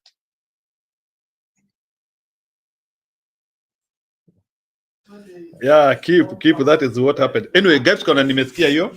I was not thinking for Brenda Kangai. Sikuwa namfikiria, but what I was trying to say is Brenda doesn't know our point of association. I think you also know that. That is why we disagree even in other channels. But our channels are much clear. We are anti-Kasongo, 100%. So saa zingine mtu kuna ile safe entry. You don't want to disclose vitu zote because you don't know. So unakuja na hiyo safe entry. Then ukianzia kuona ni kama these people are almost in your same reasoning. Sasa unaanzia kufunguka. That's what it is. So uanziange tu mara moja. So that is what I read from her. So that one was from my own analysis. Allow me to place that statement, please. Go ahead. Hapana, wewe nimeongea sana bana, acha zako hii. Now it's your turn to contribute. Kwenda huko Kasia. Wewe keep So you see, I understand. I know you need to be in our channel so that you can display you are ready here. By the way, tuliambua huyu mama ndiye convener wa coalition. You have not told us anything. You have not told us if the coalition has been formed or not. What we should expect. The only thing unaniambianga ni wewe ingilia sijui Liberal Party, ingia Liberal Party. Ujaniambia mimi ni member na mangapi. Mingi bana, wacha swali mingi, wewe ongea to contribute bana. Acha zako bana. No, kama ungitan kama bado unataka kuongea hapo na Gypsy Corner hapo kwa comment section, wewe sema bana, acha kuniingilia. No, Gypsy Corner we are good. Gypsy Corner we are good. We are doing it well. What I'm trying to tell you is that I'm trying to understand what is happening. So sasa mimi sahi niko partyless. I'm extremely Good things partyless. My party left me. It is not me who left my party. You know, there are different. The party can leave you. So mimi chama yangu iliniacha. So me I'm partyless. So and you can harvest a lot. Eh? Eh? Wakati wa kuvuna, eh? You know, good things are coming. Let me just say that good things are coming. Yeah, so we want that woman to convene your coalition, because we want a big coalition. Hata wakisi muingize ndani Mount Kenya sisi tushaingia box, hata hatutoki. Mount Kenya sisi tushaingia box kabisa hapo. Mulete Kisii. Yeah. We have the coalition. Wakamba najua wako box. I know Wakamba sahii wataanzia Kalonzo wataanzia ile segemnege yake, sijui ya ako hivi. I think now Kalonzo is shooting straight. I'm double sure Kalonzo is shooting straight. Sasa ukiambia uko na official opposition seat iko official, yani yenye unapata mshahara, unapata gari, unapata kila kitu. Sasa Kalonzo anaweza kataa hiyo kweli? Because sometimes Kalonzo has the tendency of behaving like Raila. They are cousins, but wanapenda kuwa recognized. So I'm still worried about Kalonzo. I cannot trust Kalonzo. I'll not lie to you.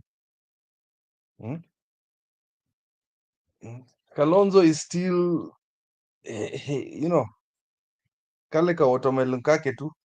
You see what he did to Raila Amolo Odinga during how he got the presidency, the vice presidency. Vile alidanganywa huko. Kasema, okay, I'll be vice president, then tutakuachia uko president. That's the first time he did that. Then the second time, akuja akatengeneza sijui Orange Democratic Party of Kenya, ODMK. Try to snatch that name from Raila Amolo Odinga. But then again, what makes that name actually, now come to think about it, what made that name actually just belong to Raila Amolo Odinga?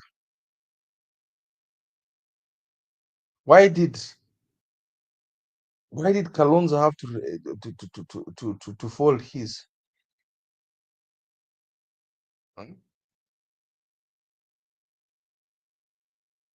Keep, let me tell you something. Kitu nimekuja kuona by the way sahi. I hope our coalition will form well. Gibson Kona na umeniachilia sana, ananiambia ya kwamba we join Mama Martha Karua. Mama Martha tushajoinia na yeye. Let me tell you sahi hakuna story ya kupushiwa. Sijui Kipuriri kama unajua kitu tunaitanga a necessity. Sahi ni wewe ujipeleke kwa pande ya watu wazuri ama uangamie. So sahi hatuna time ya kubembeleza. Even Gen Z, by the way, they will be choosing the right direction as a matter of necessity. So sahi people are forming and collaborating as a matter of necessity. It is either you join the wrong side, muende muangamie huko, or you think the right way, mukue sawa. That is the issue. So nitaomba mtu mwingine ajoin show kidogo, because nataka niende nipike alafu nirudi. Nani, kwa sababu siwezi ongea hapa peke yangu. You know, I don't do that. Of course I know. I need like 15 minutes. So then we zima this show and then come back later. No, we are not simmering. Story PK ya buku jeni kidogo. Mwezi niacha hapa niongea hapa peke yangu. I'm not a monologue person. No, I don't have sweet words like you and Stone and no. I'm good at the story. Yeah, sweet words. I'm coming. It's only that I need a bit of some minutes kidogo. Me, I'm a person that does not have poetic. Wewe unajifanya nini na tunajua venye umeangamiza watu. Unafikiria tukujui? Acha zako bwana, acha kutoa rangi bwana. Ama nikuletee Q. Hey, Q. Unajua dawa yako na Eli ni Q. Unajua we have already known. Q knows how to position you into the place. Q starts talking about conspiracy theories here. I don't like that garbage. But I have come to realize you have to be a little bit very patient to understand Q, point, then at some time anaenda left, he skews to the left or to the so you have to be Anyway. Left, unajua left yake ni it goes to the moon, but I'm like, what are you talking about, bana bro? Sijui devil worshippers, sijui nini. Nikasema, hey bro, hold on. Hata okay, Stone PK atakuingiza Ubuntu tafadhali. Stone PK ndiye ako na funguo ama Julia. So Julia na Stone PK tafadhali, leteni watu please. Leteni watu. Oh, Julie ndiye huyu. Yeah, so Stone PK wanaleta. So let me tell you something by the way. Unaona hii story ya I never like talking about the story ya Madev worship because I don't think they are is a topic people need to talk about. But I think it is something which has been used to distract people from the pole position of discussing their issues. Like for example, unaona hiyo story ya devorshipping na nini ilitumika pia hata story ya Raila na nini. All the time I always used to hear sijui huyo mtu anaabudu shetani, anakunywanga damu. Hold on a second. And it became a scare. Evil does not have to be around devil worship, by the way. Yeah, you don't have to be a devil worshipper to be evil. I just think that some of these people are just evil. They're just okay, evil. I understand. So what an quick point up. So when it comes to when we religionalize too much politics, vitu inaanzia kuleta shida. So anyway, wacha niweke point yangu so that I will be back later in a short while. You see, keep what is happening in Kenya. We are not 2027 or thereabout, either 2027 or less. Ile revolution inakuja kugonga Kenya mjui. Unaona hawa watoto hawa. Julia uliongea story hawa watoto hawa. Hii revolution hata hamutaitisha.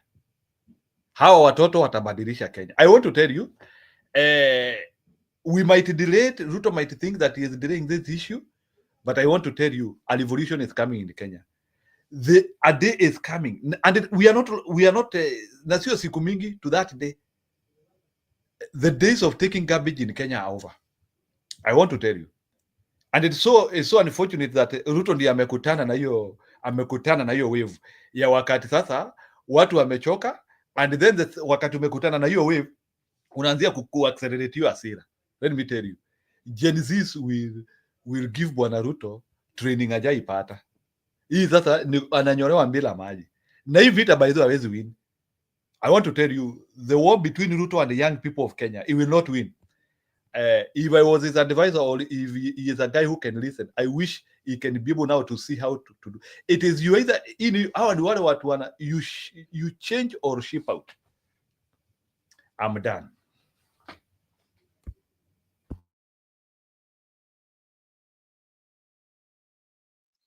Julia, talk bana. Julia.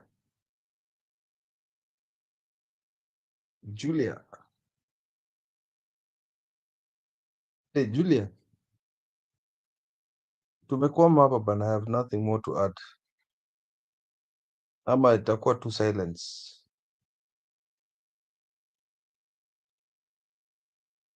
Inaonekana tumeachwa hapa peke yetu.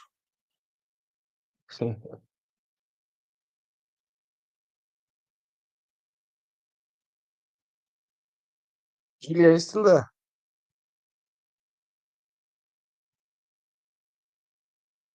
Stone. Somebody just come in bana. Najua I finished my submission. Ama bado Stone PK anapika nyama. Is still doing his barbecue. Nafanya barbecue. Oh, put a video. Julia, do you have the ability to put a video? So we can put a video, because there are a couple of videos I wanted to play, but I don't have the permissions to do that, because I would have played what I had from Nuro Kanga, because Nuro Kanga seems to be fed up with how things are going with his best friend Raila Amolo Odinga, and Amosh said something very important. But I'm still seeing some tribalism in bunge la wananchi. Kuna bado watu wamekwamilia kuongea mambo ya ukabila na mi sijui Winners Chapel wataendelea aje. Nataka kusikia mambo ya Silasia. Yaani nyi watu mmeniacha hivi. And I'm not very good at this.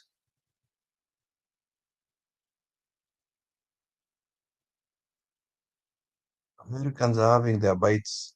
What do you mean Gypsy Corner? Let me greet some people in the comment section. Ubuntu, Gypsy Corner. Put your foot down. What do you mean I put my foot down Gypsy Corner? Ama tu ni kuchokoza. Gypsy Corner is saying Jerumona. Or there were many coalitions with some surprising joining Ruto government. I agree with that. Kalonzo is a version of Raila. That's correct. April, you're insisting that Mother Karua will never have a running mate. Yeah, she will.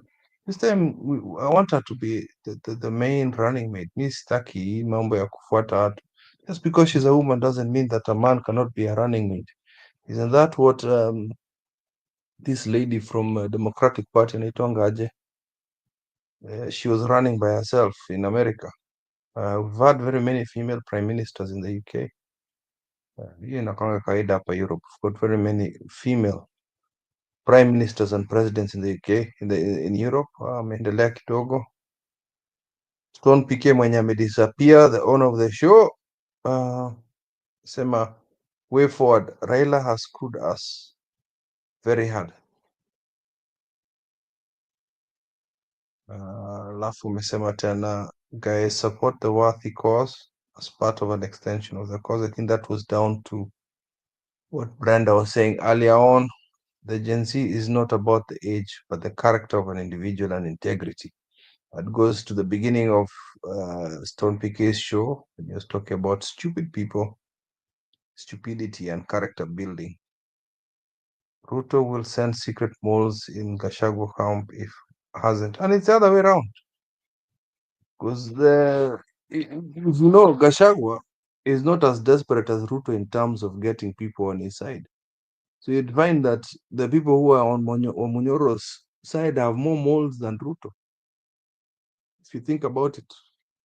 So mambo ya moles, naona it's the other way around, because watu wa Central wako nusu. So they could be sending more information to that man from that tree. Sifuna is goofy. He should just have resigned. He would have gotten Kikuyu support for Nairobi. Luya plus Kikuyu Nairobi is one. Yeah, that's very true. Sifuna needs to, like, my honest opinion, I like the way he talks. Napenda msimamo yake. Lakini hapa, sijui kiti ya kuwa SG nini. What is the problem?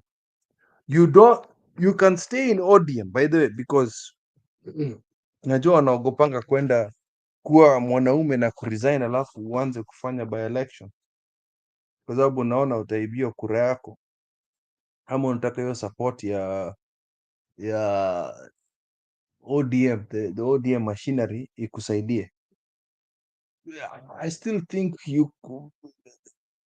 this thing is not do or die. You don't need to be in government. It's just a waste of time. Ni ujinga.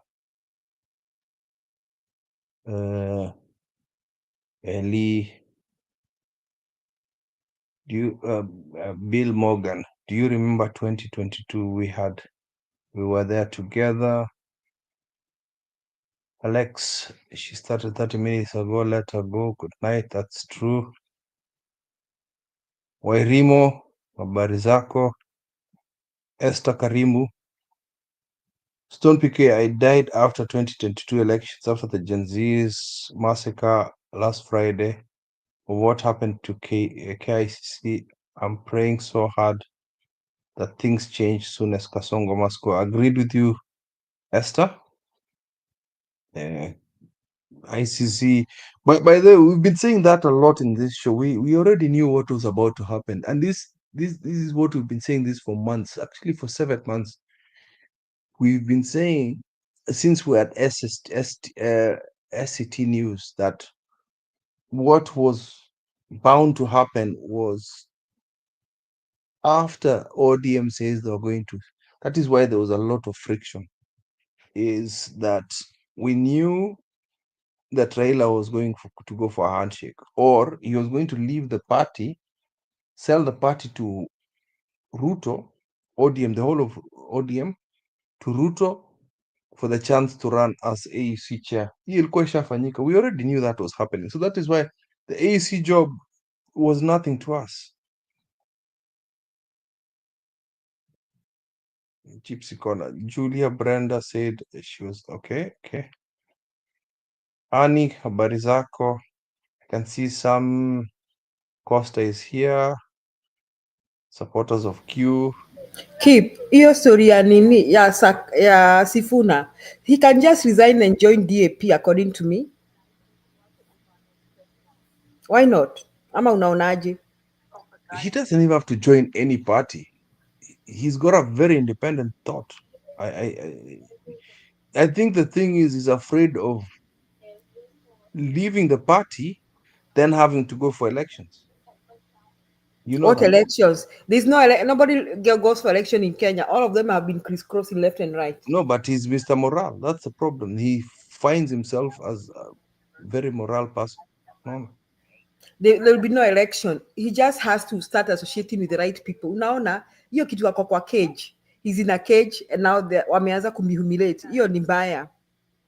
Si nimesikia there are 3 ODM officials wameanza kumhumiliate and one of them is Sifuna, the other one is Orengo na sijui watatu ni nani? Nani, the governor of Kisumu. Professor himself. Ati wameanza kuwapatia side. Why I don't need that from an old man? Huh? Hata kama mimi ningekuwa mimi na mimi ni mama na Raila Odinga. Why should I beg him for anything? Huh? Unaoga unarudi soko. Ama aje Njiru? Njiru ameenda kukula nyama. Njiru, why do you keep on disappearing and reappearing? These 2 hosts are useless, don't you think?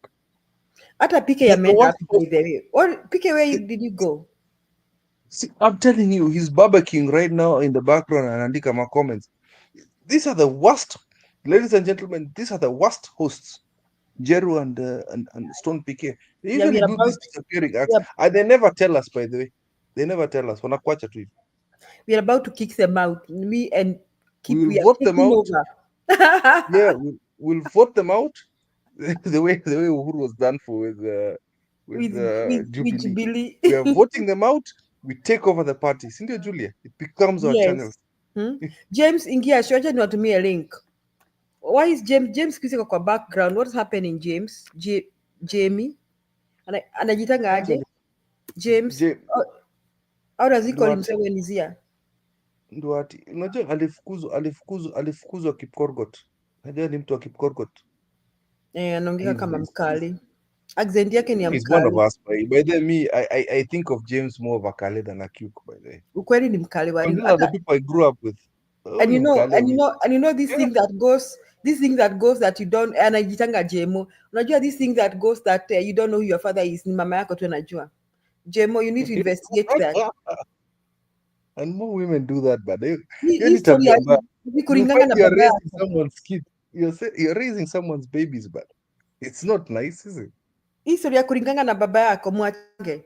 Mtu aulize mama yake kwanza before aanze kuringa. At least I look like my dad, man. Who does you look like your dad? Or you just imagine? Nimeona meno mpaka kila kitu kama yeye kabisa. So, Jemo, come here. Tell us, uko Rift Valley kunaendaje? So, Jemo bado kwa Eldoret. Jemo ametoka Eldoret. Okay. Huyu ni mtu LD bana, ametoka Kipkorgot, alifukuzwa huko kama Purkenge. You know I'm saying that so that I can come up here.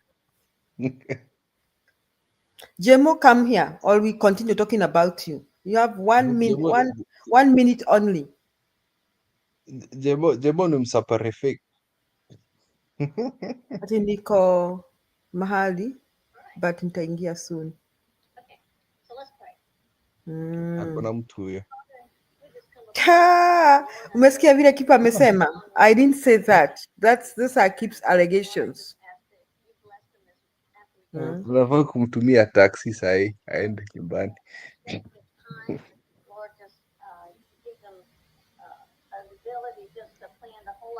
So let me wacha nitafute something ya kuplay ndio watu waache kunini. Weka something so that I can. I'm still on air. Mi bado mimi nataka kupiga kelele. Oh, yesterday with Comfort Banze, that discussion was amazing. Don't you think, Julia? Then it kakuja today with this young man, and then with Brenda. This election thing is opening eyes wide open, listening it from different perspective, from the people that we are with. So tulikuwa kwa side ya, if you think about it, we are with Comfort because she was running. We are with Brenda, and then you can see from a candidate's point of view, and then you see from some a supporter's point of view. Then you see the other side, which is William Samoe. No, I can't call him Samoe. William Ruto side. So you can see how people's eyes are closed into how elections are stolen. Oh no, no, but then we come to one agreement. Hii kitu hatupendi, hii kitu ya agency, hii kitu ya kuwa agent, kumbe ni important sana hivyo. And then that goes to show you see why we have Junet Mohammed is the one who destroyed. Junet Mohammed alituharibia hiyo victory yetu, because him and Joho went to eat that money wenye alipatiwa na Uhuru. I know ilikuwa pesa ya wizi, but those guys were given about 10 million to go spend on. You remember we were talking about this in SCT News. Walipatiwa pesa kwenda kulipa ma agents, kumbe huyo mchinga alienda kukula hiyo pesa. Imagine that. Yeah, we failed pants down. Walikuwa najiita air team, ilikuwa Junet, huyu msichana wa women's rep, I call her girl but she's your age, she's 50 something. Anaitwaje huyu women's rep? Sabina akizungusha hiyo maskati yake huko haikusaidia. Ilisaidia huko Luoland bana. Kumbe she was soon defecting. Jaribu kuibia. Naona Jemo is snacking too. Yeah. I would tell my older sister to come here. Nyakairo nimetuma link, acha nitume tena. Alikuwa anasemanga Nyakairo used to say, oh, she used to describe the cowboy, and I used to love her analogy. Oh, street cowboy. Hata nilikuwa sema, I used to even tell my pops. Alipenda sana kuwa Nyakairo. This is the cowboy. Because my dad was like, hey, he's a cowboy. Cowboy sio. Kuwa Nyakairo. Kachapwa na butwa. Sisi tunaanza kustrategize mambo ya maandamano, kumbe mtu ako huko nyumba akisema kwamba ana bargain check, ana bargain unanipea ngapi? Unaona kipi? Hapo nyuma ana bargain unanipea ngapi? Ongeza. Tunaambia Wednesday. Alafu tunasema maandamano Monday, maandamano Thursday. Kumbe baba ameshaamua ana bargain. Hey. Si ilikuwa Tuesday kwenda kwa hizo mkutano zao. We boss, uspo agree with these things. Watu wanatoka kesho. Wana bargain hivi, inafika Friday. Hey, that guy is a snake, man. Wacha Nyakairo aongee kwanza. Karibu Nyakairo. Oh, she's here. I didn't see that, sorry. Hello. How are you guys? Asante sana. Good. Nimesikia mkinisengenya, lakini ni vizuri kwa sababu saa ingine tutengeneze a little heaven somewhere. Imebidi. Because we cannot live in agony all the time. We have to remember some things that we did. Yes, that cowboy. Habari yako Julia, Kipril, Njiro, comment section, Wakenya wetu, pahali popote mko, salamu nyingi. Yeah, a cowboy never die, if die never decay, if decay smells good, if decay never smell, and if smell, smells sweet. That was my analogy for that guy. ambaye ametutupanisha kama kitu bure kabisa. Sisi tutajimunu tu kwa sababu tunajua tuko na uhai, Mungu ako nasi, and we will still regain our momentum. Kenya ni yetu, si yao. Yeye ameenda.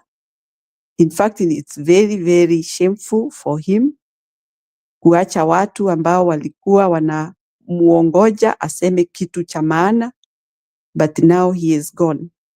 Na ameenda to the wrong team. I don't know what he is thinking. I know actually he is not enjoying the team. Sababu Raila alikuwa anapenda sana kuona watu, that warmth from people, lakini ameilose completely. And I believe, however, leo pahali alienda nyumbani, ako na huzuni. Na hakuna kitu mbaya kwenda kujiweka nguo ambayo haikutoshi, ama nguo inayofanya watu wakuone wewe ni mragai at this juncture, at the end of his journey. Sababu anaelekea ku retire, or he should have retired. But his retirement will be very, very miserable. Na hiyo ndio baya sana.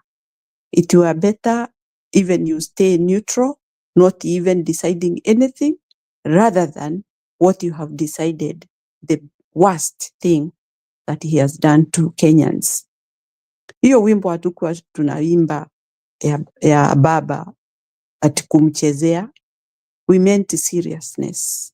We meant business. Na tulikuwa tunaona yeye ni mtu ambaye kweli ni mkweli, mtu ambaye ako na msimamo. But finally he proved us wrong. Na tumekubaliana na yeye aende pahali ameenda. Maybe we were just wasting time so that we can have time to panga ourselves ndio tuweze kuelekea mwelekeo mzuri. We can be stuck on some things that are really not beneficial to us. Alafu tuna waste a lot of time and energy. It's good ametuondokea at the right time. For now, huyo Raila hata akifikiria kurudi nyuma aje atu join. Who will trust him? You know, trust is very, very expensive. Hata akitusaidia namna gani afanye chochote ambacho atafanya, hata aboromoshe hiyo serikali ianguke. For heaven's sake, there are people who will not get into it. Yes, we deserve that government iboromoke. So he will not tell us that mimi nimeibomoa, Sometimes it can happen through such a person, but we cannot be able to abide with him to give him the trust that we had before. So what I'm trying to say is, trust ikishaenda imeenda. Hata uje unijengee nyumba ya ghorofa, nitakuwa ninakuangalia na wasiwasi. Hakuna ile trust 100% ile nilikuwa nayo mbeleni. Nitakuwa na wasiwasi na wewe. Maybe utanijengea hiyo nyumba ya ghorofa alafu kesho uje unichome ndani ya hiyo nyumba. So you see what you have created. It's a very bad thing. Kwa hivyo hata akifanya kazi gani, honestly, we might think that he can come in a different angle and finish us, or do another harm, kind of a harm. So for Raila, it's a deal done. We don't want him. Let him continue where he is. Let him stay there. Sisi fight yetu itaendelea na hatutaachilia. We are not giving up. And we are saying that because we believe the country is not going the right direction. Na upendo wetu ni saa ile nchi inafanya kazi.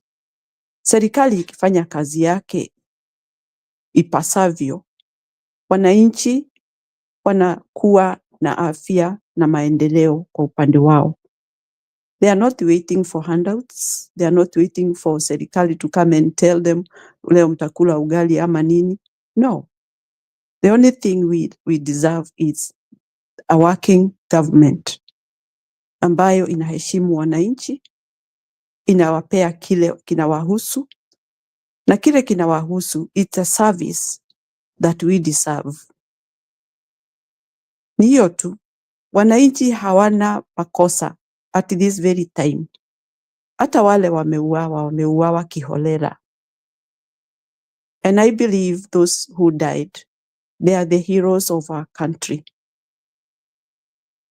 Wale ambao wamefanya hiyo maafa ama contribute for the end of life of innocent people, they will still suffer. And they know themselves. And I believe if they are human beings, they are sitting somewhere and regret, why did we do this? We all know the cause of what made this large number of young men and women be killed. Na hatuwezi sahau. Na Raila kwenda kwa serikali si kumaanisha ati sisi tumesahau yale mambo yalifanyika. Na si ati hata yeye mwenyewe amesahau. He still have it in his mind. Na hiyo itampeleka vibaya sana. At his age, he ought to have done the right thing.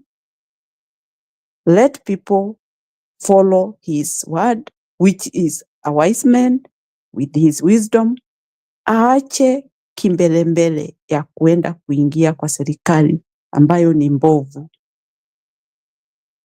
We have said several times that Baba alienda kujipaka uchafu ya Ruto. Na kama hakuwa anataka kujipaka, he had a right to stay away. He had a right to say no. He had a right to be an opposition. And that is where he fit a lot. This time round is different from other times. It is very different. Kwa sababu tulikuwa tunafuata katiba na tuko na new generation ambayo haitaki mchezo. Na hiyo ndio Raila angesikiza. Ndio hata akiritaya, this young man will be going visit him for good guidance, for wisdom, or even congratulate him. But what we have now, tumekuwa wote ni vijana. Hata wazee wamekuwa vijana. So they have nothing to tell vijana. Hata vijana ndio wanaelewa zaidi kuliko wazee. So I feel so bad that we don't have a country whereby we have got our traditional way, whereby the elders have words to tell the young ones how to portray their country or their lives in a good way, how they can penetrate to other problems, how the experience that those elders have, they can transfer to the young generation. They don't have. It is gone and forgotten. So for Raila, ambaye ameingia hapo ameingia, surely, what was the cause of him joining? What was the interest? Si baba maskini, si mtu hana afya, ati andikuwa anaingia hapo ndio awe anapelekwa mahospitali, si mtu ambaye amekuwa really, I don't know what I can say about that guy, what he misses. He don't miss anything, but he miss wisdom. That's all I can say about him. He miss wisdom. And now he has lost it completely because Kenyans will never trust him anymore. We have reached a point of no return that we cannot redeem him, and we don't want him. We want to be at our own so that we don't have confusion of how to move forward. Everything will be taken care of. We people, because we understand our country, we know the leaders that we have, they are not ready to lead us. They are only trying to confuse us, and we are not fools. We will not dive in that. We are going above. We are not going to sink with them. We are going to sail. And my point is, Kenyans of goodwill, tushikane na tumeshashikana, si wakati tumeanza. Nilisikia hao watu wakisema ati wanataka Wakenya washikane. Wao washikane, wao wawili waendeshane huko, wao washikane. Leave us alone. We are united like never, and our country will stand because of our union. And the union that we have is very strong than any other time. Kwa hivyo Wakenya tusimame imara, tushikane.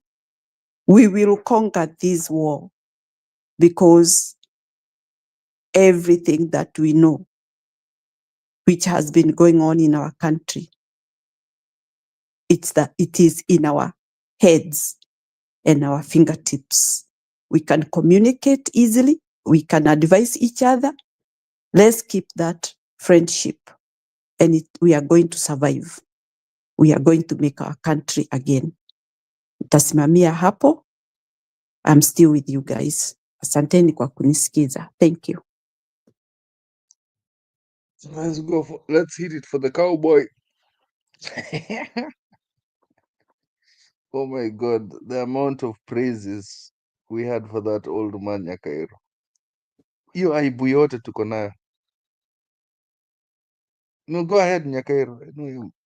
We are not the one tuko na aibu. Yeye ndiye ako na aibu. Because let me tell you, Kiprio and my fellow friends, we cannot read people's mind. And if we can read people's mind, we wouldn't be where we are right now. We would have dealt with him long time. Lakini kuna ile shida tuko nayo, lakini siwezi kusema ni shida kwa sababu hiyo ni maumbile ya Mungu. That you have got your own brains to think. But are you given brains to think bad things or plot for others or plan for betrayal? No. You have been given your mind to decide right or wrong. But many people tend to decide to do the wrong thing. Sababu wanajipenda, selfishness. Na hiyo ndio imefanya tuwe pahali tuko. If we could read his mind, if we could be honest and tell us, you know guys, I'm not with you, I'm going to join the government, we would have planned ourselves long time ago. Lakini sasa ni kuwindana, tunawindana. Yeye anatupita pandi hii, tukifikiria tunasimama, tumeongoja aseme kitu ambacho kinaambatana wote pamoja. Anasema kivyake. Ile tu ambayo inaweza kumsaidia ndio anasema. Ile tu ambayo anataka iwe kwa upande wake ndio anaambatana nayo. Without shame, hana aibu. Because there is all time that was wasted in Dubai, Mombasa, ati Raila anakuja, baba atakuja, wako Mombasa, ako nini. People are not waiting this stupid behavior. They expected something concrete that the country now iko na msimamo. The country now, habari ya hii abduction, habari ya mahospitali kukosa dawa, watoto kwenda shule, those are things that we were talking about and we are still talking about even today. But it was very unfortunate. Tumengoja huyo mzee ati anatoka Dubai, anakuja, anatoka Mombasa, anakuja, sijui nini, mara consultation, whatever. What was he consulting after all wasting of time? Yani kila mtu alikuwa ati anamtegemea. Unategemea mtu, binadamu. They can change and let you even die in front of them. Kwa sababu ya ile kitu atatoa kwa mdomo yake. You can faint and fall. Now collapse. We never expected him to do that.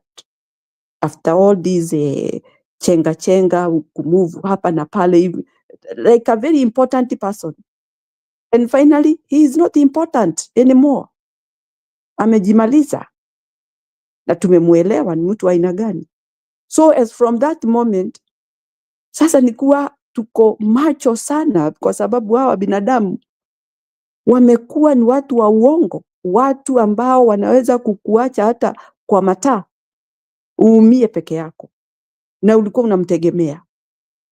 Tegemeo letu ilikuwa ni Raila, lakini hatukusema ati tunamtegemea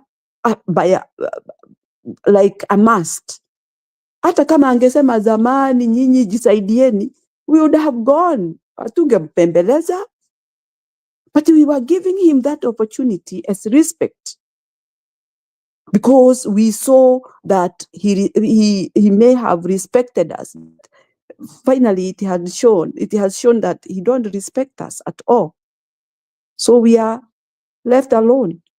Yani sasa mnaanza kujikuna kichwa, mnajiuliza huyu, hivyo ndivyo tulikuwa tunaongoja atuambie? Okay, he is free now. He has gone where he wanted and what he has planned. Do we know what will happen tomorrow? Nobody knows. And that is how nature is. So usitegemee mtu, jitegemee wewe. Kwa hivyo sisi wa Kenya tutegemeane, and we should not betray each other. This is not the right time to betray each other. It is time to fight for the good of the country. That's what I can say about the cowboy guy. He is gone, but my heart sank the very time he changed his mind, the very time he blocked Gen Zs, surely. And when he said that he had the same agenda of Gen Z, we waited to hear what agenda he was taking there. He never said anything. Only one thing he would say one day, which would not even annoy the oppressor. Kusema nitamwambia hiyo mambo ya abduction isimame, that does not annoy the oppressor.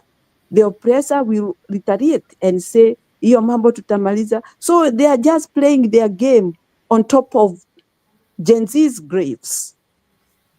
And that is the trend that we have in Kenya. So how can we redeem him? How can we redeem this mzee? No way. Sasa yeye ajiredeem na njia zake, aende zake. Sisi wacha tung'ang'ane, tuendelee na mambo yetu. Thank you, Kiprio. Yes. Yes, kipendelea. Yeah, we ni bully bana. You know, Julie, you're such a bully. What happened? Oh my God, you're such a They bully. have been nice today. Today you've been nice to me. Today you've been nice to me. I've been nice to you, but ask Ellie. Even Ellie today said he knows I've been nice. I didn't give him a headache. Like you. Q. Okay, I was nice to Q too. He just left. Hey, one dem bana, hata one dem hakukuja leo.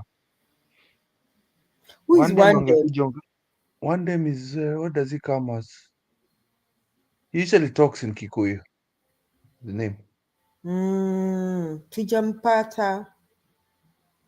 He didn't come. I think he caused a lot of Oh, one dem. I know one dem. He's so. Let me not say anything. No, don't say anything. No, achana na hao tu ni watu wa diaspora, but we need to take care of them. Sometimes Sisemi kitu. You know what I mean. I don't want to divulge what I discussed with you. Sometimes we just have to entertain it. But it's not nice sometimes, because I believe when you're making a point, and I think, Julie, you've been, and it's kind of a dance that we've done this for a long time. There's a discussion that you'd have with somebody, and you can interrupt kidogo to say, hey, I really need to do that.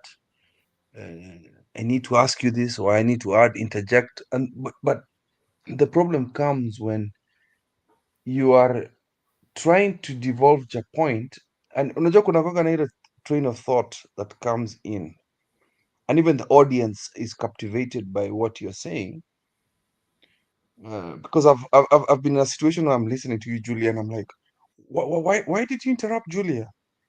Or why did you interrupt Nyakairo? I really wanted to hear what she was about to say next.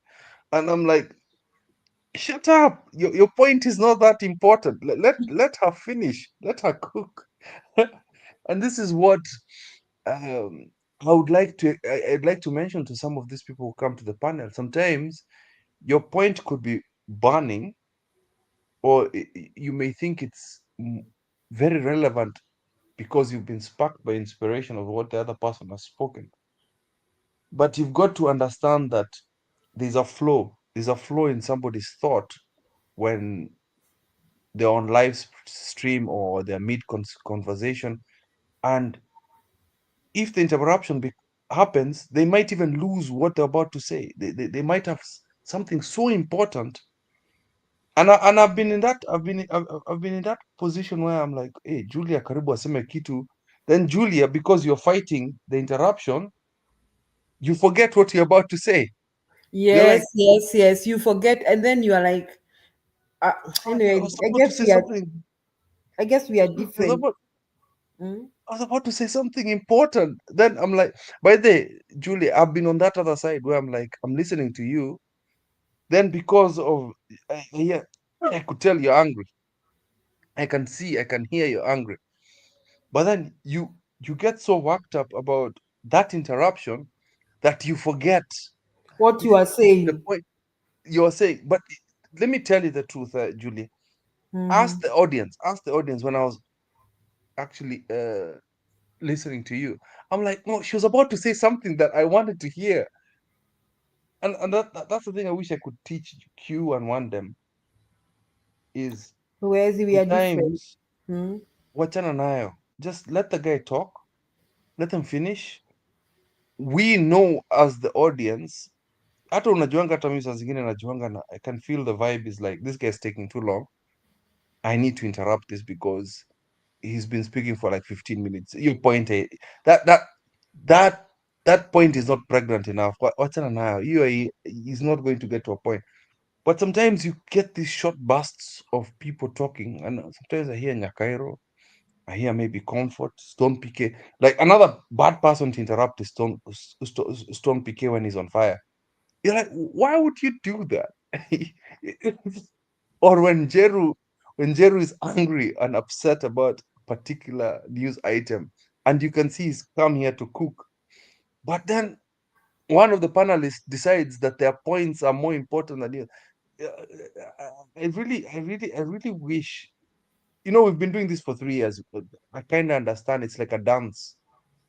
You gotta understand when to jump in or when to Oh yes, you keep can quiet. understand, because there are times you can jump in, and then which word do I use? It adds on to the points of the speaker. It add on the point of like sometimes I'll jump in, Julia. What happens when I jump in and you tell me, hey, keep, and I immediately keep quiet because I know, hey, she's cooking, and I think that's why you can never be upset with me. You're like, no, he understands. I think he was trying to do this, but wachana now, I can continue. That's when I know that I've not killed your point because it's a microsecond. It's literally a microsecond because you're going to tell me, no, I have to finish this point. But then with these guys, you tell them, no, I have to continue, but they keep trying to push this point of theirs. I'm like, bro, madam, what? Why? And I wish there was a way we could do this in our shows where we say this efficacy or there's some kind of experience. I'm not trying to say I'm experienced, but we've been on this rodeo for a few years right now that we know how conversations happen on these live streams. That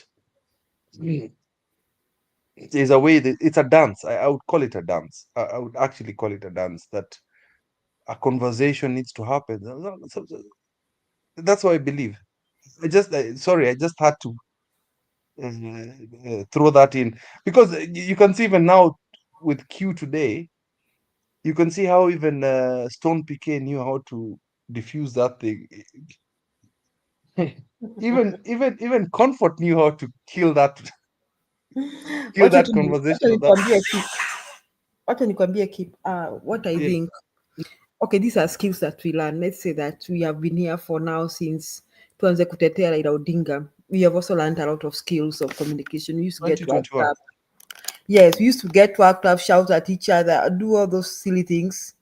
But I guess time has come and we no longer really like shout, although sometimes we end up shouting, but the shouting is rare than frequent, like not as frequent as it was. So we've learned a lot of skills of communication and communicating to each other. But then we are different. We cannot all learn at the same pace. That is one thing. And then I think one thing, these shows are kind of what do you call them? Like a place where people get healing. Which one do you use? Therapy. Therapeutic. Huh? It's very therapeutic. They are very Therapeutic. therapeutic. So it's good also for people to come and just express themselves because it Vent. helps them. Yeah, it helps them come out of something. But then at the moment when you find that you are the odd one out, that seems to annoy everybody, I think it's good to call yourself a meeting and find out what you are missing and work on that. Now, the time you cannot work on that, then I guess you need help. So I think I was talking to you, Kip, earlier, chatting somewhere, and I was talking to somebody else that in the diaspora, people in the diaspora, if you are listening to me, you need small groups. And I think Father Danny Dairas will understand when I say this because he's a man of God. He works with people who need so much support.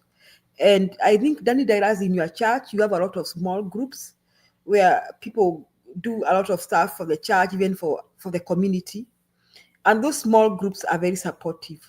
So if you're in the diaspora and you're not in a small group, I think you are treading on dangerous grounds. Because the diaspora, what happens, kama uko hapa ng'ambo, keep, apart from your family, for example, if you don't have a family that is intact, if you don't have your family with you, for example, those who are single and live alone, Or your family is so dependent on you from back in Kenya. Okay, if you are in touch with your family, yeah, exactly. like you talk to them throughout. Go ahead. You see what keep upset, like you talk to them throughout, like you call each other frequently. Like in a week, you have called so many people, or they have called you. That's a good thing, because at least you have some chemistry that they know that when you didn't call, something went wrong. I have an auntie, if I don't call her on Sunday, she begins getting worried why I didn't call her, which means the chatting with me and her makes her feel good. And I also feel like she's more than just my auntie, she plays the role of a mama because my mama is late. Now, so if you don't have a family you're in touch with, hey, you need to do something about it. If you're not married and you're not planning to get married, please find a small group. Okay? Unaona kuna hii kitu, wacha tumchokoze watu wa diaspora na msamehe nyote mko hapa na mwenye mnanisikiza. Kuna hii kitu ya watu wa diaspora. Usiseme hivyo. We have to talk about it because it's something that I have seen. Kuna hii We have kitu to talk about it because I am seeing it, and I've seen it several times in these groups. We've got so many channels that I'm involved in, and I see this behavior, and I understand that there's something wrong that we need to address here about the diaspora people, and you can see it from the conversations they have. Very, very, very, very, very. Sometimes, kama say tulitoka kwa hiyo show, I told you there was something that he said that scared me. Okay, I'm not gonna say who it is, and I was like, Julia, that statement scared me, and I'm worried about somebody. I've got this thing about looking at people and actually addressing them as human beings. Sometimes I might have a heated conversation, but I step back and say something might be wrong. Na tunafaa ku I don't want to go too deep into the conversation because I think people might get clued up about what I'm trying to say. But continue, Julia. Sorry. Yes, we need small groups, or we need a company. Unaona ile mtu maana diaspora wako. Okay, life is hard here. People don't know that life is hard in the diaspora. First and foremost, to find people that you trust is a tough thing. Secondly, hatuna social avenues. Watu wetu waendaki kanisa na wakienda kanisa waongeleshani. I went to a church one day. My student introduced me to a church, my lovely student. And she just said, "Oh, ma'am, I need you to come to my church." I went because I love my students very much. So I wanted to make her happy that day, that I actually went to their church. Nobody even said hi to me in that church. In fact, they behaved like I didn't exist. At one point, the pastor said, I don't know, say what to the person next to you. Can you imagine the guy next to me looked back to look for another person to talk to? I waited for that church to end. I drove out very fast and I never went back there again. It's a sense of community. Yes. If indeed you don't have a community, you have to have a sense of purpose. Yeah, like what is it that you enjoy doing? Sometimes people think that we're saying, "Oh, find a hobby," whatever it is. It's just a sense of purpose in your life that you need to gravitate towards something you're looking forward to, so that okay, to may diverge this thing into mental health, but it's important that I have seen. I've lost a lot of people by the towards self deletions. I cannot mention that on YouTube because they do not know how to ask for help. Aujui kuuliza, oh, I'm really struggling right now. Na hii pride ya Waafrika hii, kama una shida uwezi enda kuitisha assistance is very stupid. Is very stupid. I swear, unaona kama hivi. Kuwa mwanaume, hii kitu ya kusema kuwa mwanaume is very stupid. It is. If you need help, sometimes my phone number is everywhere. Everybody knows that. My number is everywhere. If you need help, just text. Say, keep manze, I'm struggling kidogo. Because people text me occasionally. You okay? You're fine. Yeah. And I talk to them. Hata kama ni kuongea naye for 1 hour. Taongea naye. Even if I'm bored with it. Okay, I don't want to say that loudly. I'll listen to sometimes somebody just wants to vent. And this is the problem we have with the diaspora. I have the privilege of traveling home 5 times, 4 times, or 3 times a year, depending on how my pocket is. So that is why I feel safe. I have a community here. Okay, that is keep. That is traveling home is also good enough. People should do that if they can. And then also I have a community here. There are things that I didn't have when I was a bit younger, and that's why sometimes I see them in me. I'm like, oh, if I hadn't changed these things where you have to travel home, you have to form a community. When I say community, people think it's a community of just Kenyans. Hata kama wazungu mnakwanga nao. Go form a community. You like skateboarding, enda nao. You like rock climbing, enda gym, hizo vitu zote. Go do that.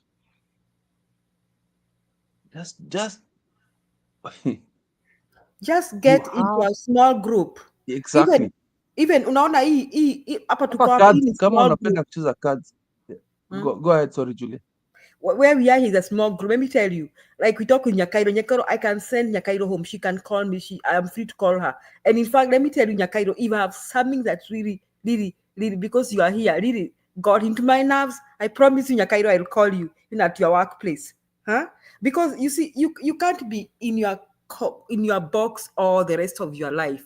I mean, e-box, when you are in diaspora, first and foremost, my take is, kama ni mtu wa kanisa kama mimi, enda kanisani. Get into the small groups there. I'm in small groups in church, and I'm in a very powerful international group of teachers and other members of the community. And for your information, we pray every night. We pray for each other every night. We give ourselves prayer petitions. Muniombe family yangu inataka hii, and we call each other. And on every month we have a dinner together. So last month, this month, February, they were in my house. So they all come. I'm talking about people coming with their families. We almost sometimes end up to people like almost 30, 40 people. I'm talking about 40 people in your house. Okay, we cook food, we share, we talk. We know each other. Community. Yes, we know each other so much that we know each other's children. that we celebrate each other's birthday and all that, wedding anniversaries and all that. We know each other so much. Mpaka saa zingine wanakumbuka the birthdays of my kids. And they're like, they call them, can you believe they call them? They say, happy birthday, my kids feel so good. So with that community, I feel like I have so much support. And then let me say how I survived in the US is the church has rebuilt a wall around me, a wall around me.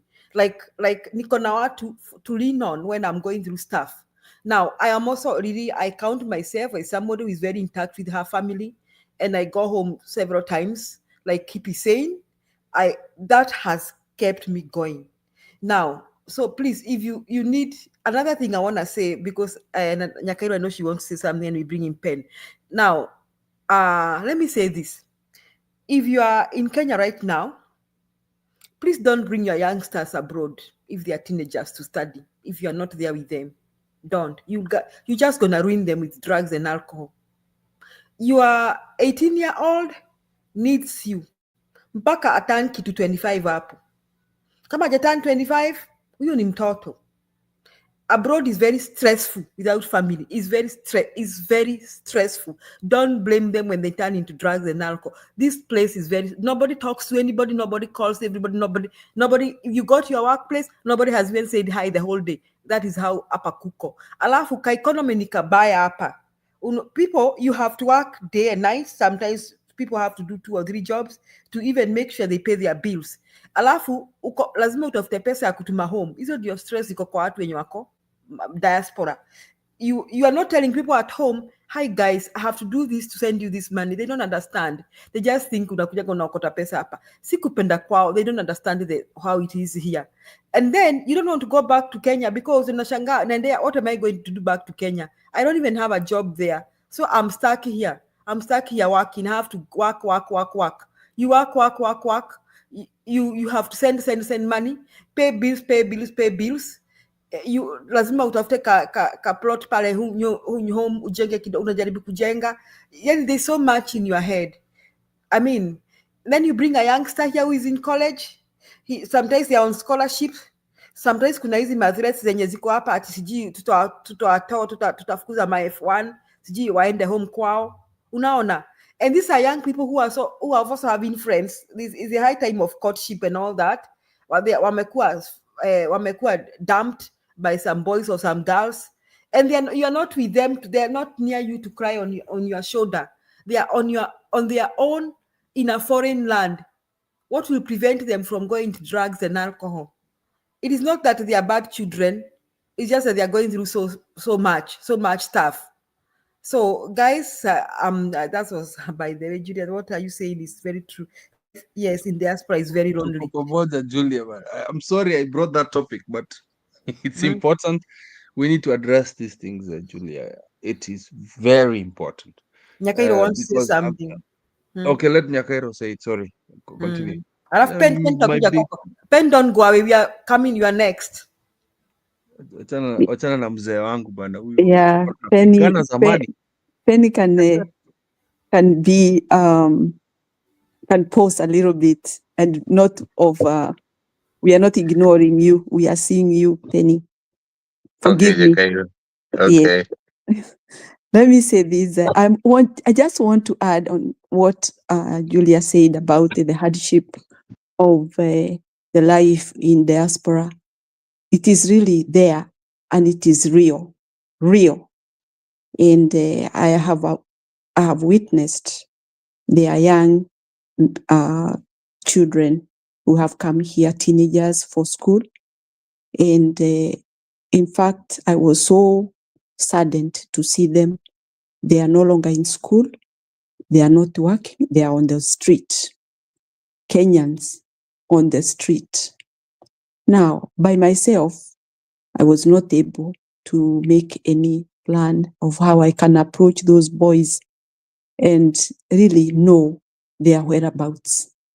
Now, as Julia said, we Kenyans, when we arrive here, actually it's like bad people who are from our country have come this side because they never feel like attached to each other. You can meet someone and they just turn their head as if they didn't see anybody. When you think that you are going to meet and say hello to your fellow person who you suspect, you assume this person is from my country, I think, and you expect maybe you are going to exchange hello. The person turns his head or her head, don't want to see you. Then you wonder, where did we meet that we are no longer friends? So it's hard, and it is very depressing. You can imagine you are maybe thinking you want to have an exchange of greetings so that you feel happy you have met somebody. You are going home or you are busy going to the store to buy something, you meet somebody, they turn their head. What does that show you? It's so bad.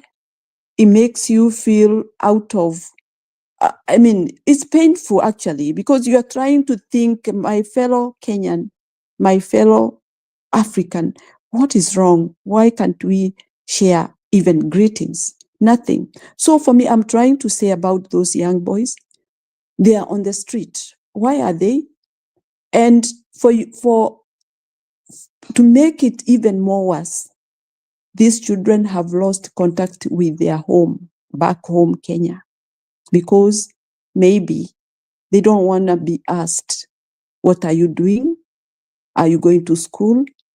Can you send us a little money? Because in Kenya, people believe that the money here, it's picked from on the street.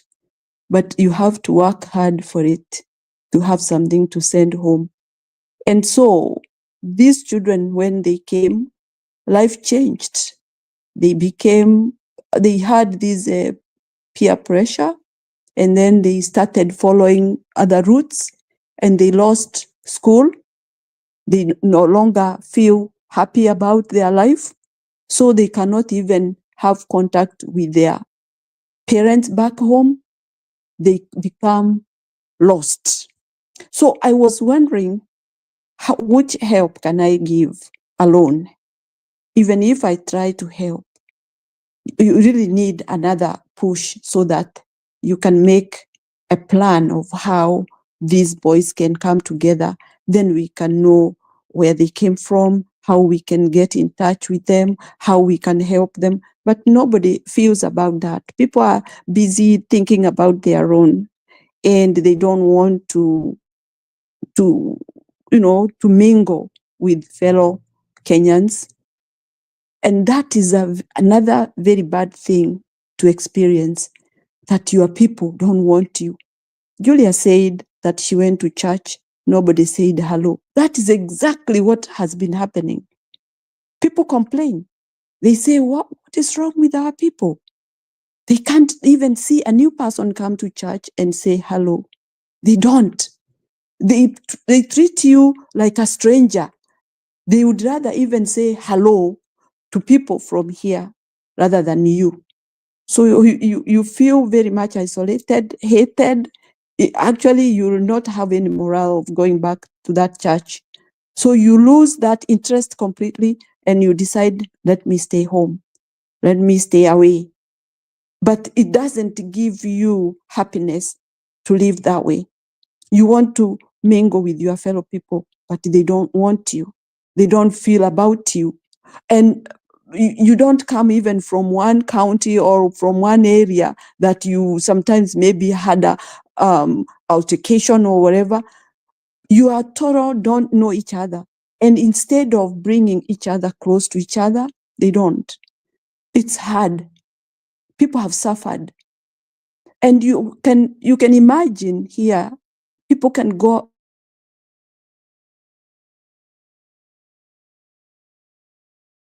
even if you have a problem and you get somebody to lean on and air out all what is in your mind gets fresh. Your mind gets, the burden in your mind gets out. You air it out. It becomes worn.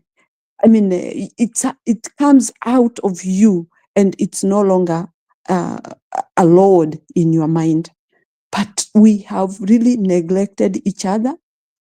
We are ignoring each other, and you don't know what that person is going through. maybe that day he will never be seen again. We have seen Kenyans, they go to sleep, they don't wake up, they die. And I have witnessed many who have died in such a situation. So let's help each other. Let's feel about each other when we meet. Say hi, just hi. That will relieve somebody's mind. And somebody will see you are being appreciated. Somebody is noticing you. Somebody is have an idea that is a human being. I should say something to. So I really support what we are talking. Sometimes we have got many business, any other business in a certain forum that we are trying to do something. We know we have a topic that we were talking about, but sometimes we get out of it because we are the people and we need to have a total relationship even when we are in this forum. Let's pretend that we know each other. Let's pretend that I know where you come from and I know what you are going through. Let's pretend and we'll help each other. Even when we have anything that we are discussing here, let's accept each other. Let's give each other a chance to air out. Labda hiyo tu ndio chance ile ako nayo ya kuongea na mtu. Labda ameshinda kwa nyumba, amekuwa ignored wherever he went, and when he gets here, he gets healed because of the few minutes that he airs out and feel accepted by the forum or the group. Mimi ni hiyo tu nilikuwa nataka kusema. Thank you so much, Julia, for bringing that, because that one has really frustrated so many people, and people have felt very, very frustrated in a situation that they cannot have people to talk to, and you cannot just go approaching strangers, like let's say people from the country, going approach them. You know your fellow Africans, our traditions, maybe they are almost the same, and that is how we connect to each other. Let's be friendly to each other. Asanteni sana. Thank you, Nyakairo. Yes, if you know somebody who's going through stuff and you can get in touch with them, get in touch with them. And then, please, if you come on for Kenya, so don't bring your kids if you are not here. Only bring them if you are here to take care of them. Kama uko hapa ni sawa, lakini hatuna watuma hapa at 18-year-old. You remember Julia's words when you grow old and you regret that you did that. Before Pen comes in, Pen, sorry, Mzee. Okay. This is a topic I hold very dear. Very quickly, I want to note this. If you're bringing your children to university, there's something called referral program. Hii mambo ya kutumwa watoto wenu kwenda kustart university for 5 years. In the US, sijui unafanya university moja, you do one course for 4 years before you even get the main degree in another 4 years. It's a way of these governments to make money, and it's the same with Australia. In the UK, I think if Ellie was here, he can testify to that. In the UK, the actual colleges where you can do 2 years in Kenya. When you do your 2 years in Kenya, your child will be mature enough, because najua utakuwa umemweka hapo. By the time he's either 22 or 23, anakuja anafanya miaka moja hapa, na hiyo unaweza afford as the village, as the people. Hiyo hata mtakuwa unafikiria year 2, 3 or 4, we anamaliza hiyo university yake, hapo ndio unaweza mrelease. Because this thing of making your children go through 4 years of college, mnaenda mnamlipia school fees ya mwaka moja, hata mpatie upkeep, is very unfair. Then on top of that, this is what is expected from most of these children that go to diaspora. Hata jamaliza mwaka mnataka aanze kuwa support, mnataka aanze kutuma pesa nyumbani. Do you know how impossible that is? I'm one of the people who was privileged enough to come and had a supportive family, but I've seen a lot of my peers 20 years ago wameumizwa, and it's still happening to date. Wanaletwa diaspora kana kwamba wanakuja kusupport nyumbani kwa sababu mmewachangia sijui nini, sijui njoo aanze kurudisha pesa yenye walikuwa wameanza kuchanga njoo. That is one of the dumbest thing I've ever seen with the Kenyan culture. Mnatuma watoto wenu nyumbani ndio aanze kuwa support huko nyuma. It is actually slavery, whereby unatuma mtoto wako abroad ndio akuje kuwa support. Honestly speaking, these people are young, they want to start their own families. They want to there is a certain age you might have to, you can ask for support, but mtu tu kwa sababu umetuma pesa waende abroad jo mnataka kwanza kuwafinya even before they finish school. Hii makazi wanafanya hapa kwa McDonald's, wanafanya hapa kwa KFCs ama kwenda kupanguza watu huko nyuma. These are jobs just to sustain their university survival. Survival, I've used the right word, survival. And have a little fun while they are trying to finish their education, and also to grow, and also have independence to support themselves. So sometimes I see these people, I can see their stress, I can see their frustration, and I wish they could have used the formula I used. I came here for 1 year, nikamaliza yangu, nikaenda straight to work, the workforce direct, and I have been very, very okay. I cannot believe me having to do 4 or 5 years here as a student, where you no. Anyway, Pen, that is besides the point. I think I just need to address that topic as we continue, because I'm beginning to see a pattern of the aspirants showing a little bit of frustration, a little bit of loneliness, and I empathize with that. My mitanga Uncle Pen. Pen. Hi, Okay. Pen. Hi Julia, habari yenu Kip? Sasa wacha niseme ya kwamba nianzie hiyo nani Kip umemalizia, and some of us came here a long time ago. Now they were not expecting us to send them any money, especially my dad or my mother. Lakini nilikuwa natumia madhe pesa, akanunua ng'ombe, aka-educate my nieces, my nephews. Sasa wengine nikienda nyumbani wanasema thank you very much Aku for putting me through school. Namuuliza which school did I put you through? Akaniambia, nikauliza madhe akaniambia ile pesa ulikuwa unatuma zilikuwa nyingi, and they were not expecting they were not expecting me to send them any money, lakini ni That is tradition different. yetu. But Pen, that is different from what wewe Yeah, hukutumwa kwenda kuleta pesa. Wewe ulikuwa you had succeeded, then you started sending money. We're talking about yeah, situation where huyu bado hajatosha mboga, lakini kuna expectation. Na tena kuna hiyo tabia nyinyi mlianzisha huko nyinyi, you're the ones who started hiyo tabia. Pesa mingi yeah, inakuja right. US kusoma kina Pena Nyakaka, nyinyi ndio mliharibu hiyo mambo.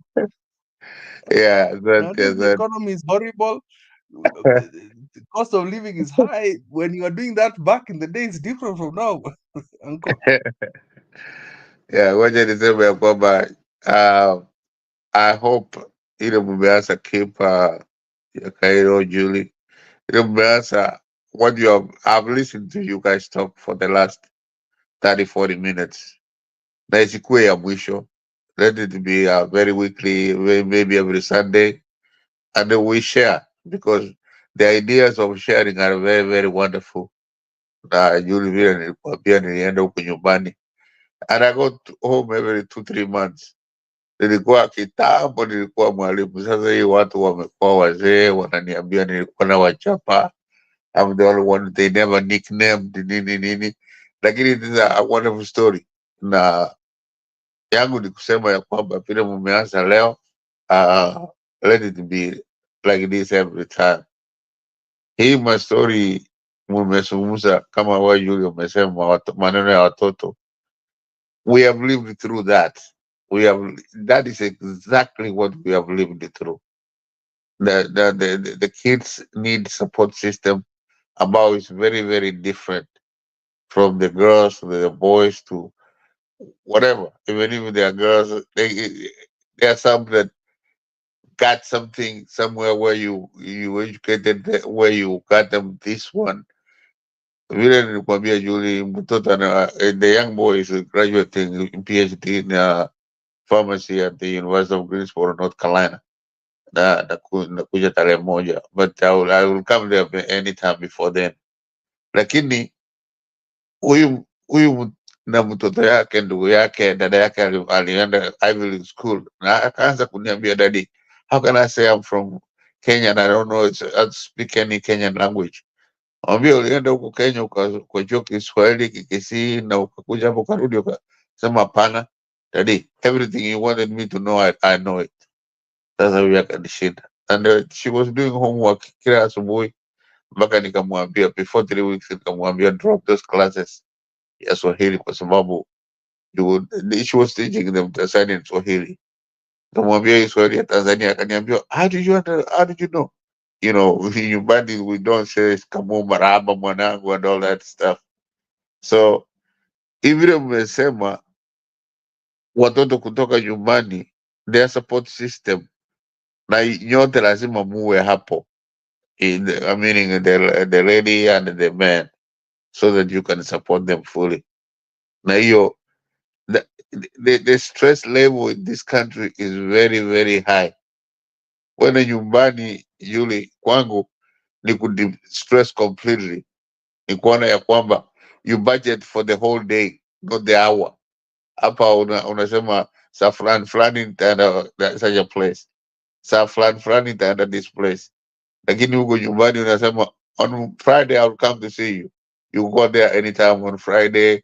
You distress. I mean, hapa iko stress na iko makazi na nini, lakini it affects you differently. It affects you very very heavily. Lakini yangu ni kuwaelimisha sana na kuwa really make it a point so that we can meet like this and talk and share the ideas.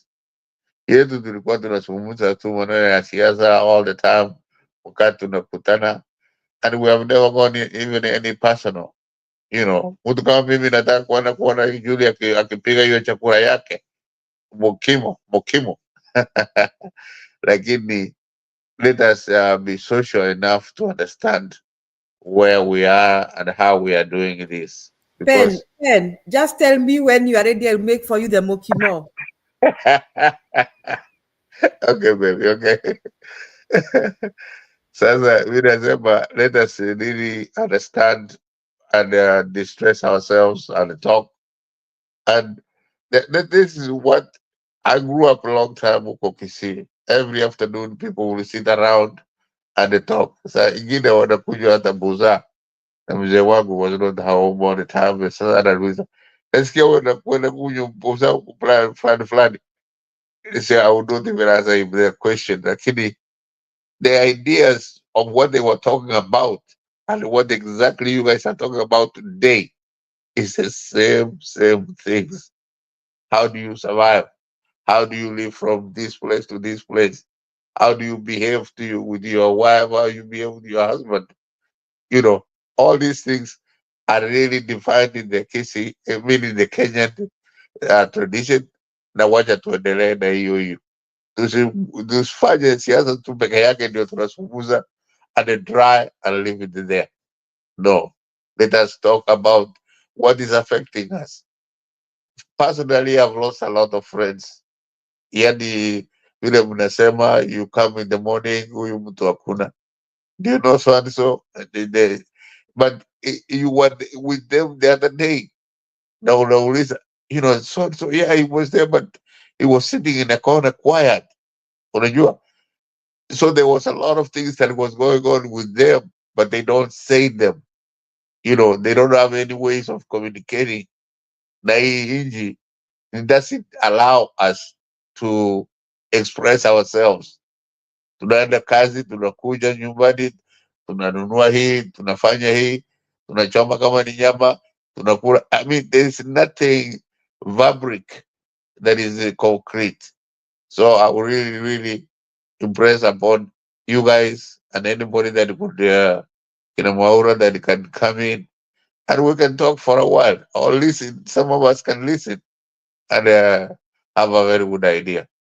lakini ya kwanza nilikuwa, that's why I called before you came to this social fabric of the society, ni kwamba what happened in Kisii on Sunday. That's a very good idea. Wengi wenu, when I met you guys, especially Julie and Kip, I knew those stories. Huyu nani, huyu Raila kusema Kibaki ametosha, he was throwing Nyachai under the bus. That some of us personally wanted to say, I was raised by Nyachai. So we knew exactly what was going on and exactly how he said that. And that's why some of us would have never forgiven him for what he did.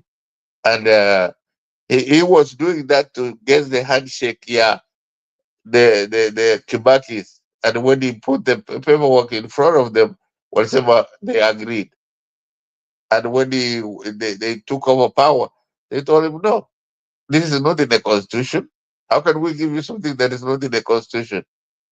So what happened in Kisii today is what, on the Sunday, is what he did to us 202. I have so many Kikuyu friends. Sorry for saying that.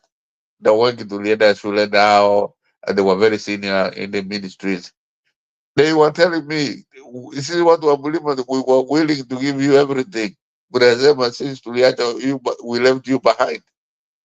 But when these guys gave us anything from the ground, about chukua kwa ground yakatupatia, hatukekataa. You know, what we believe, they were not even thinking about Kibaki was going to be the president at that time. They had given Yachai all that power. Lakini that's the water under the bridge. So let us continue.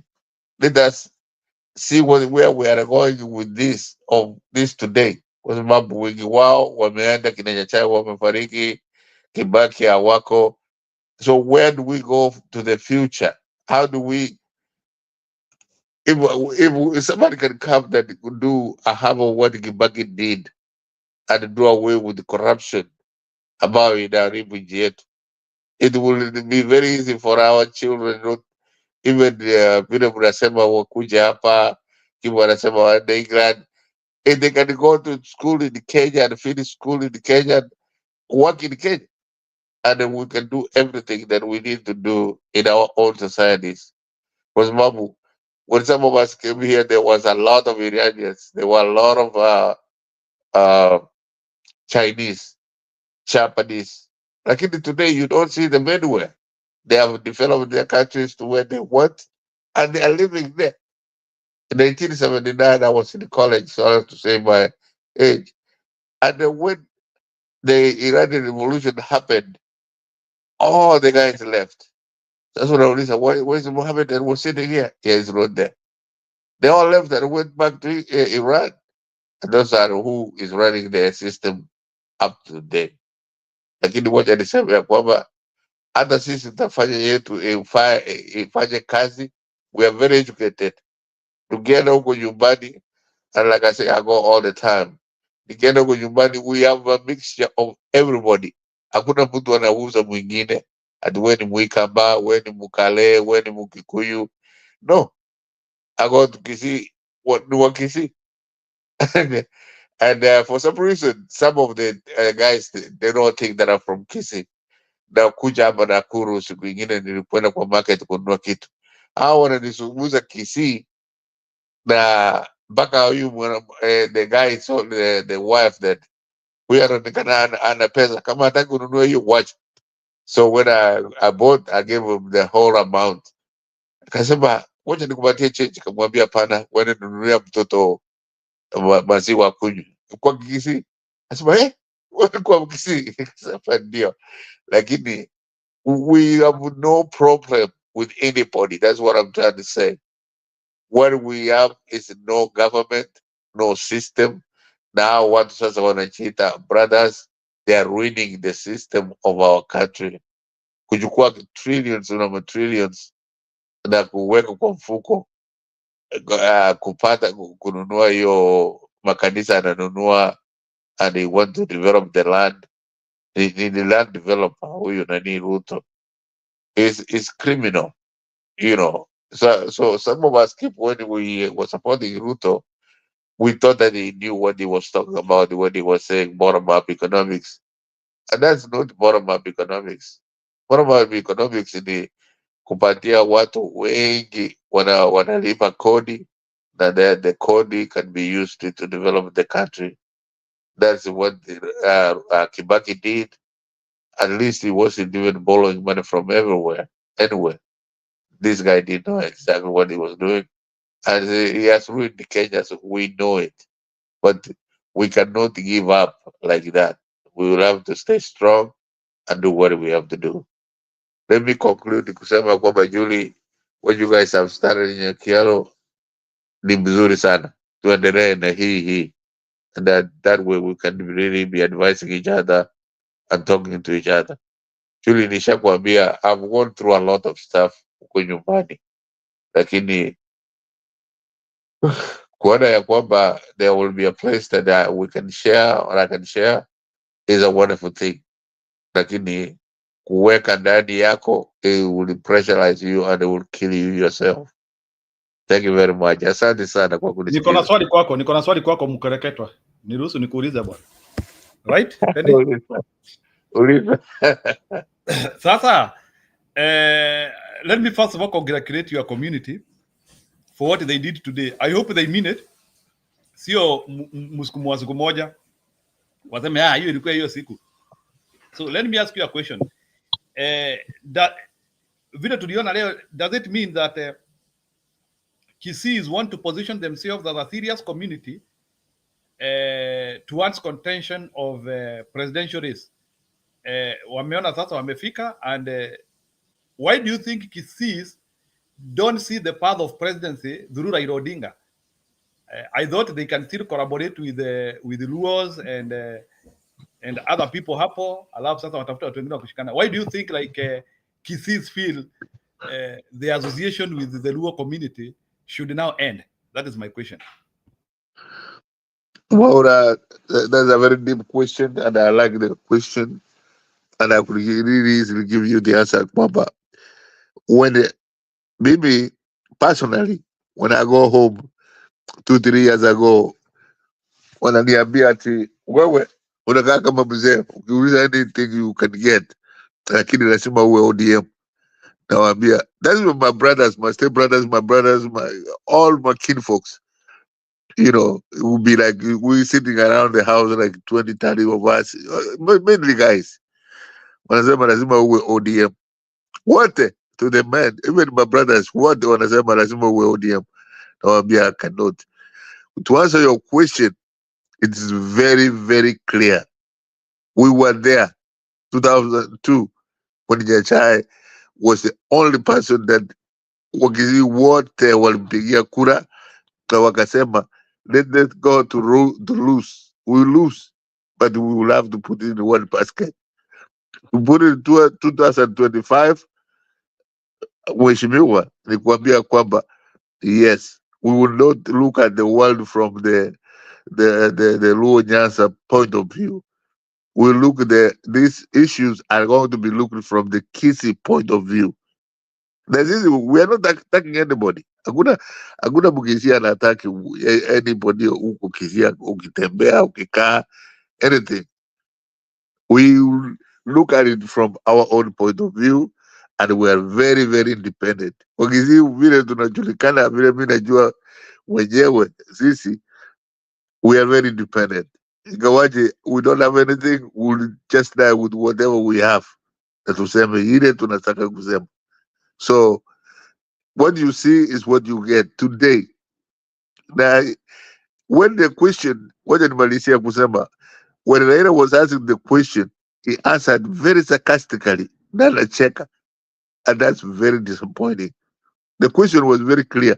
Ukisikiza hiyo question, aliulizwa, is it time for you to pay us back na Matiang'i? And then he answers a different question, anasema one community cannot form a government, sio Wajaluo, sio watu wa mountain, sio Wakale, any community cannot.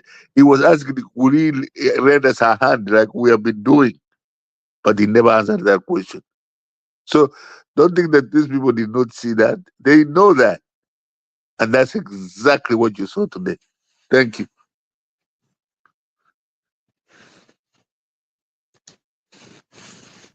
Aya, thank you. Nimeshukuru. Sina swali lingine. So kama mko na stamina, so and you feel you can associate with other communities and a time to live Raila Odinga is now, simply because you have understood his conmanship. Sijui kama is it issues of conmanship ama ni vile munaona sasa you can go alone? Are these two things related? Issue ya conmanship, issue ya not supporting us. We have been supporting them fully for all these years. Even when he threw Yajai under the bus, we were supporting him. A majority of the cases were supporting the Luos, but he was not even paying us back. Na mbona na niaje Simbarati ni kama elewi, nilimuona tu Simbarati hata watu wakienda wako hapo tu. Is Simbarati aware of that or Simbarati want to be ejected out of power? Because naona Simbarati akianguka, akiendelea na hiyo mtindo. Simbarati was brought from Nairobi by Raila Odinga, so and that's the only person that is left with. So the guy is the governor of Kisi through Raila Odinga. And you do understand, when we get to the heat, there's nothing there.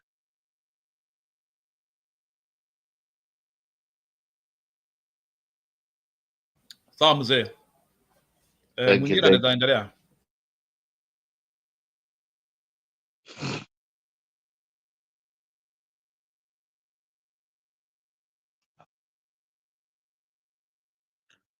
Vic, go ahead.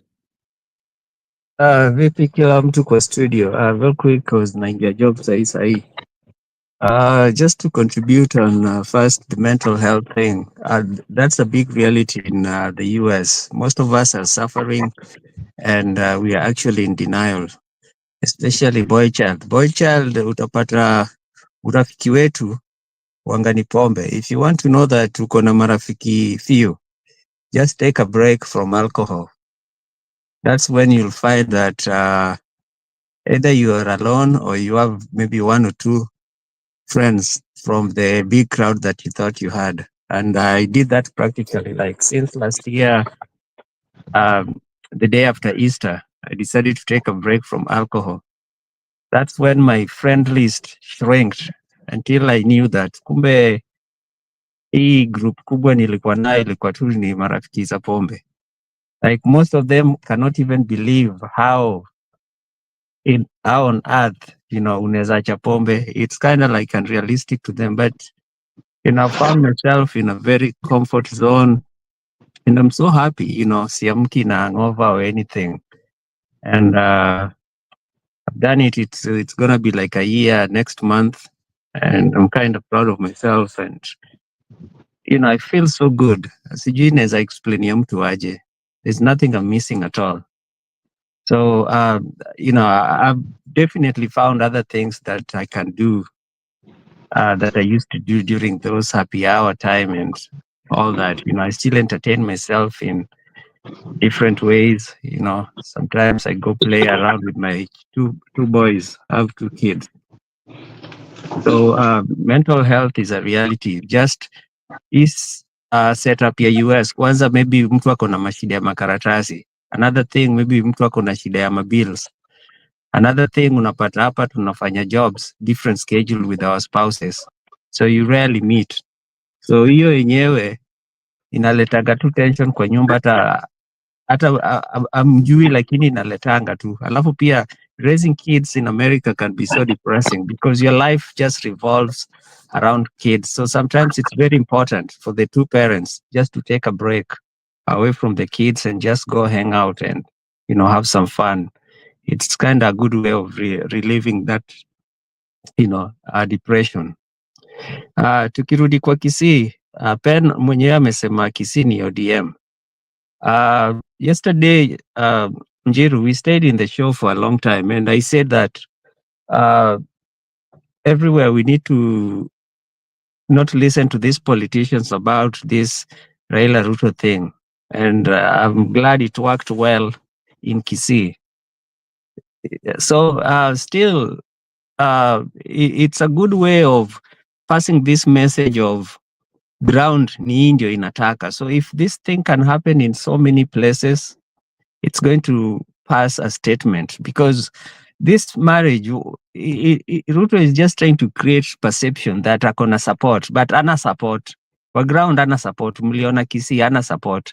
Even if you go to Lakeside, ana support. But he wants to force this perception to prepare him to, rig election come 2027, kwa sababu he won't have the numbers. But if we keep doing this on a persistent basis, it will pass clear message. Watu wakuwe na hizo masimu zao, wachukue hizo ma video watume viral, because Citizen Nation and all those KTN, they won't be giving us this kind of information. So bloggers, citizens who took this kind of pictures and videos, kudos to the great job that you did. So we need to keep up doing this. So anywhere Ruto ama mtu yeyote anaongea lugha ya Ruto akishika tu microphone, the first thing people wanafaa tu kuminterrupt and they walk away. That's the best way of showing that we are not interested. We are not interested. We have refused to be on board, and that will be a good way to pass a message. And let's not, apart from just doing that, let's hold our leaders accountable, our governors, our senators, our MPs and MCAs, hold them accountable. If they're coming with a message that ground haitaki, chase them away so that they know that come general election, hawatapata hizo viti, and let them not pretend that they're telling you what you want to hear now. Alafu mkiwachagua, when it comes to passing bills, they pass bills against people wish. Pay close attention to their deeds also, not just their words. And that will be like a good legitimate way of passing our statement. If we keep the fire burning, whereby kila kona ya inchi, we tell them hii ndio Kenya tunataka. I'm glad Maraga started that conversation. And about the Luos returning a favor, Pen, I can correct you on that. When Raila was asked about Matiangi, the answer he gave was like, he asked whoever asked that question that, ulisikia wapi Matiangi has come up that is vying? Because up to today, Matiangi hasn't come up or hasn't even showed interest. It's just people have been speculating. So on that, there's no way by which you expect Raila to back up Matiangi, somebody who has not even showed up interest. Maybe if Kisii Nation can give us a better candidate, preferably like Maraga, we'll support you 100%. He's been throwing some breadcrumbs, and he did that twice on his Twitter page. I've seen two hearts, one that was green and one that was blue. And yeah, but he hasn't asked the Luo community to support him, and we've refused. So he needs to declare his stand officially. And if he's a good fit, I'm very sure we, with other Kenyans, will be on board to support any good candidate that can give us a better nation. Secondly, I don't agree with him keeping quiet about it. But secondly, today, I think Gachagua hinted on him basically unmasking his plot. So he's been slowly playing peekaboo with us.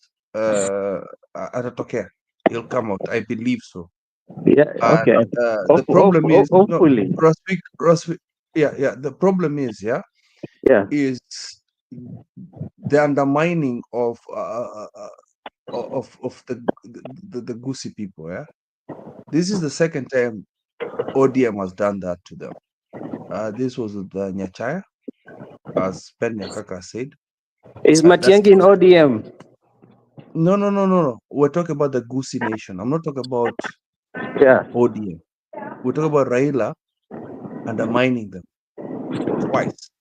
This is the second time. Sabu, the statement that Raila said was a bit disrespectful. It was a disrespect to their leader, to one of their leaders. It doesn't matter if they are supporting him. Yeah, It is Raila one of them. Raila is representing ODM point of view, but But why would you? if there's a good candidate from Why would you? Mbona tumekusupport, mbona unakuja kugonga one of us? That is the disrespect Raila did. Tumekuheshimu all these years. We've never. I'm talking as a. I'll let the other Kisi say this, but I feel like unakuja kwetu, tumekuheshimu hiyo miaka yote, and we've not even talked badly about the other side of Nyanza. That was very disrespectful. Even if it was, ile tu yani huyu ni mtu mdogo, he's just a little guy, and he's done that twice. This is the second time he's done that. Anyway, I'll let other people talk because nimeongea sana. I don't respect other people, but that was bad what Raila did. It was awful. Kim, I agree with you 100%. Lakini the answer Raila gave was even skeptic. It was, really disrespectful. Because the guy asked him a question directly, and Mauliza, we have supported you all this time.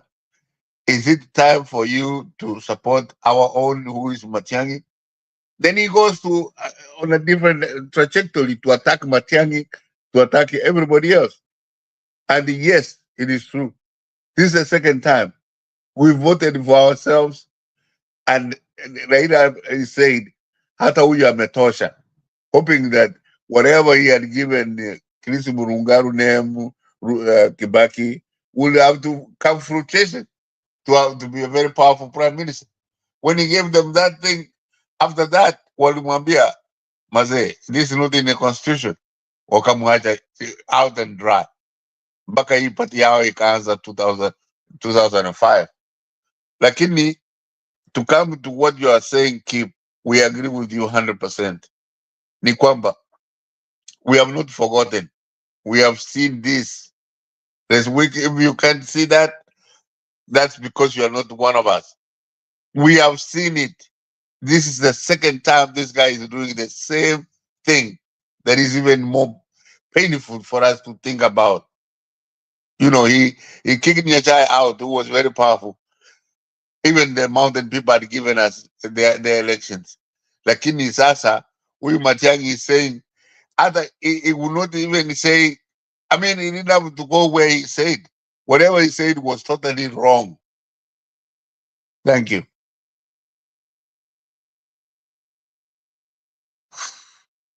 I'll let the next panelist talk. Thank you, Razvik. Razvik came up with a few good things. Kwani Razvik ametoka. And then he talked about himself and alcohol and all that. I just wanted to weigh on that. That okay, you have, if I talk about you and your lifestyle, just bear with me. But personally, I have had some personal experience with relatives and all that who overindulge in alcohol and have ended up with broken families and all that. So I guess while it is your right to drink, some people drink and they control themselves, they don't overdo it. I guess we should give our families our first priority.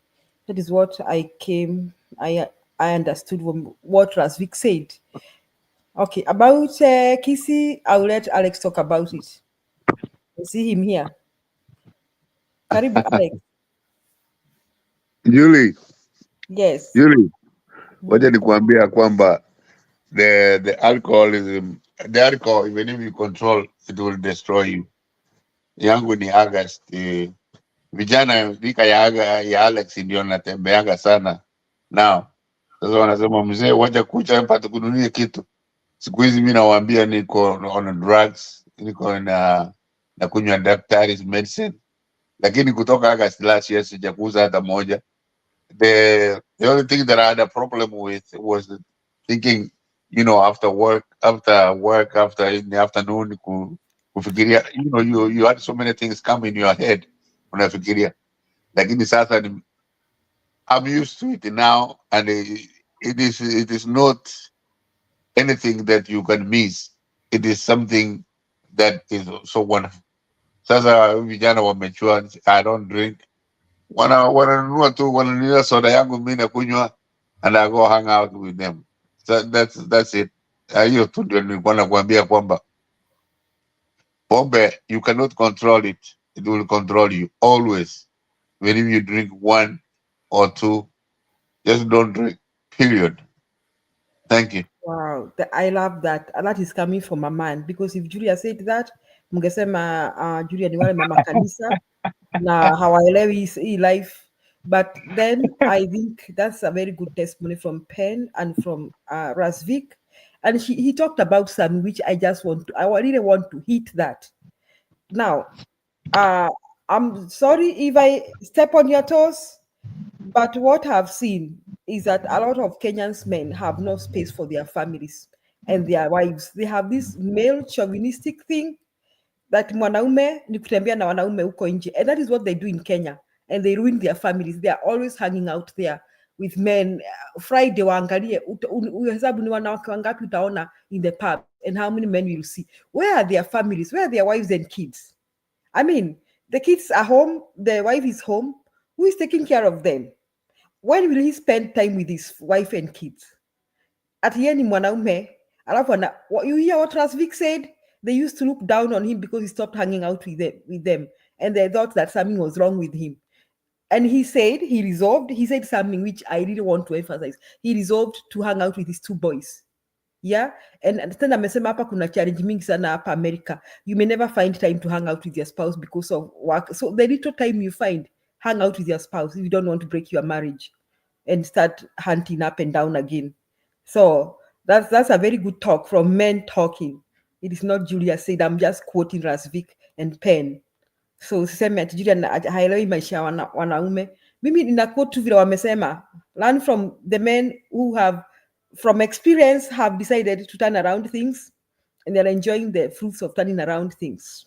Good job, Rasvik. Good job, Penn and Kip. Tunawashukuru kwa kutuelimisha from experience. Thank you. It is good. You are free kutoa maoni yako from siasa to social life to mental health. Sasa hiyo siasa mmeanza, ingine staki. Me, I drink 6 beers before I sleep every night. Sasa hiyo hapo staenda, and I know Stone anakunywanga pia. Keep kama aliwacha, congratulations. But hapo tuacha kidogo. In fact, I was very happy today. Remember we spoke, was it 2 days ago, when we were analyzing Simba Arati and how he looked defeated behind Raila. And they had decided they were going to do what? To announce in Kisii. And I don't know why they had to decide in Kisii that the consultations they had reached. So walikuwa wameweka Simba mtego. Did you see what Oledama did in Narok? Whereby Oledama had to shout that Baba ingia serikali ama asingie serikali. So these guys went behind and asked Simba Arati, you sure you want to do it? Somebody told me that Simba Arati was almost doing that, because I'm not sure what's going on with him right now. But fortunately, he did not do that. For me, it is not what Raila said that hurt me about Matiang'i. It is looking back at the history of what Raila has done to our leaders. There was a young man that alienda jela na Raila for many, many years. He became an MP for only 3 months from Nyaribari Chache. And then his seat was taken by another person because of by-election. There's something about by-election every time that the previous governments, when they won, when we vote for a different party that is in the government, they will always inject 1 or 2 seats in Kisii for by-elections, and then the government will take over some 2 or 3 seats. Now, if you look from recently, let's not go far in Ford Kenya days, let's start from ODM. Raila finished Maraga. Raila finished Obure. Raila finished Ongwae. Raila is finishing the Senator Omogeni, has finished totally Omogeni because Omogeni is not having different views from what actually the Kaluma camp is having. So totally, Kongo Mogeni has been finished. Raila is finishing who? Simbarati, without Simbarati seeing it. Now, in that meeting, people have decided that they are going to punish the people that were with Raila and who agreed to that. Now, Manduku, the MP for Kitutu, for Nyaribari, Masaba, a very young Dr. Manduku is not a relative of the previous Dr. Manduku. He's just from the same constituency, but he also finished him by the day, if you remember last week, when the young man was debating on TV, then he made some ridiculous statements by saying, we in ODM are demanding for Joho and who? And Oparanya to have better what? Ministries. Then he said, we are eyeing the Ministry of Health and the Ministry of what? Internal Security and Ministry of not energy. He said 3 ministries. So I was shocked. Why of all these people would Manduku be sent instead of Kaluma to debate on what they are doing? What they are negotiating.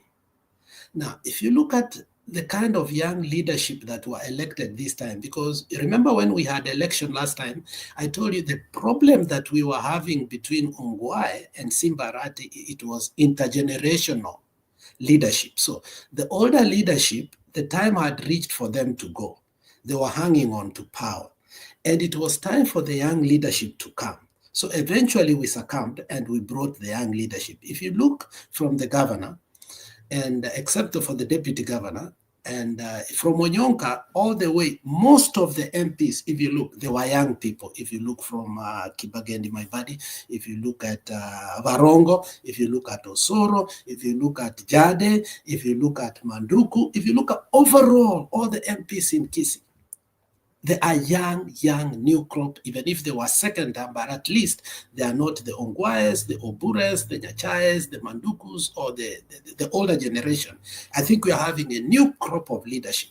Now, when you look at somebody who has a history of finishing all leadership, then he has the guts to say that at Matiang'i, no, it's not even saying Matiang'i has not presented himself. That one we can agree on. Then he says one community cannot elect a president. Who told him it's one community?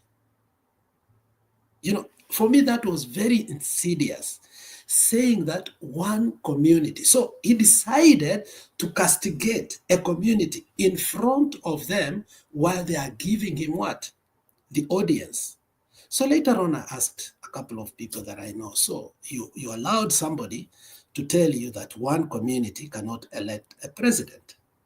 Okay, who says Matiang'i is being chosen as a community? In fact, let me tell you, for all I have heard, if we were to go to a community, in fact, Matiang'i may not even be accepted as a person in the community.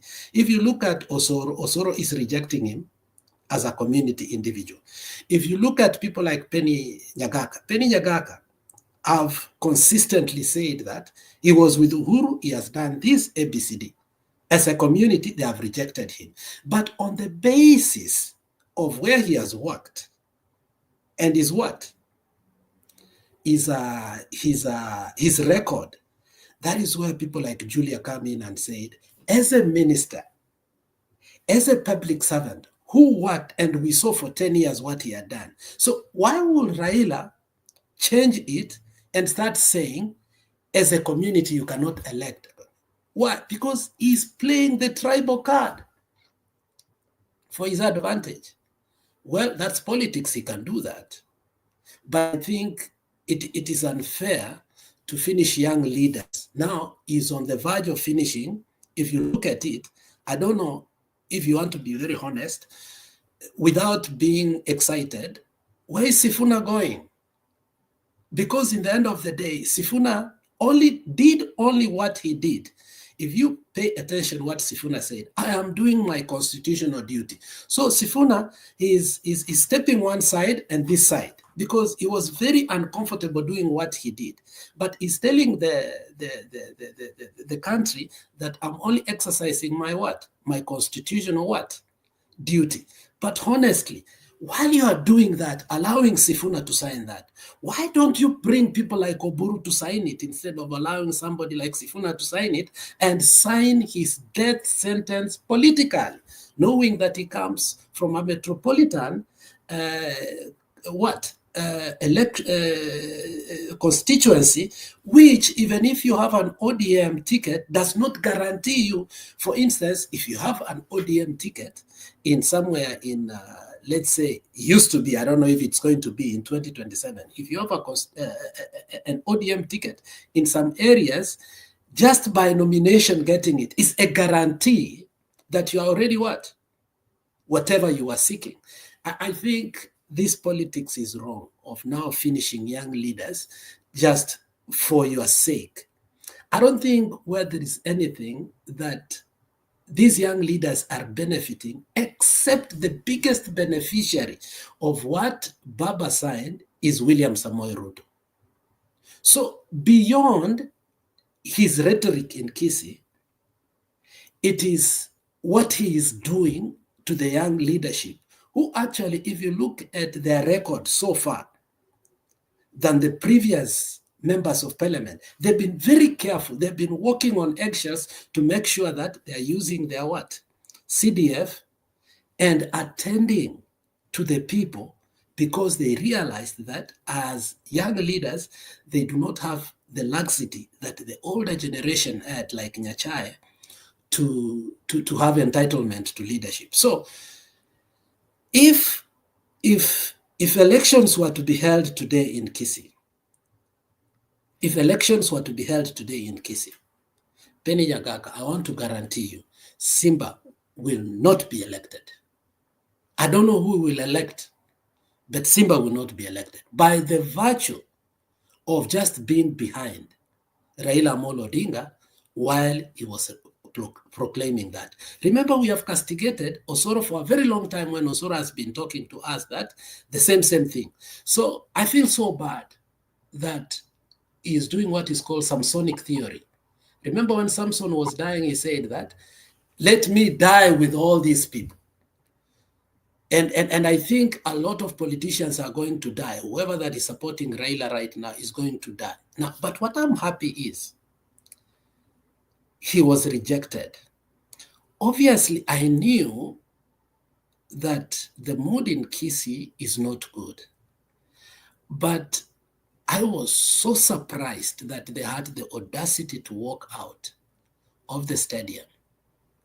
And usually, if you realize the people who know how the politics of Kisii plays, especially when there is a soccer ball or there is a meeting in the stadium, when usually we finish from there, we go to a roundabout called Capital.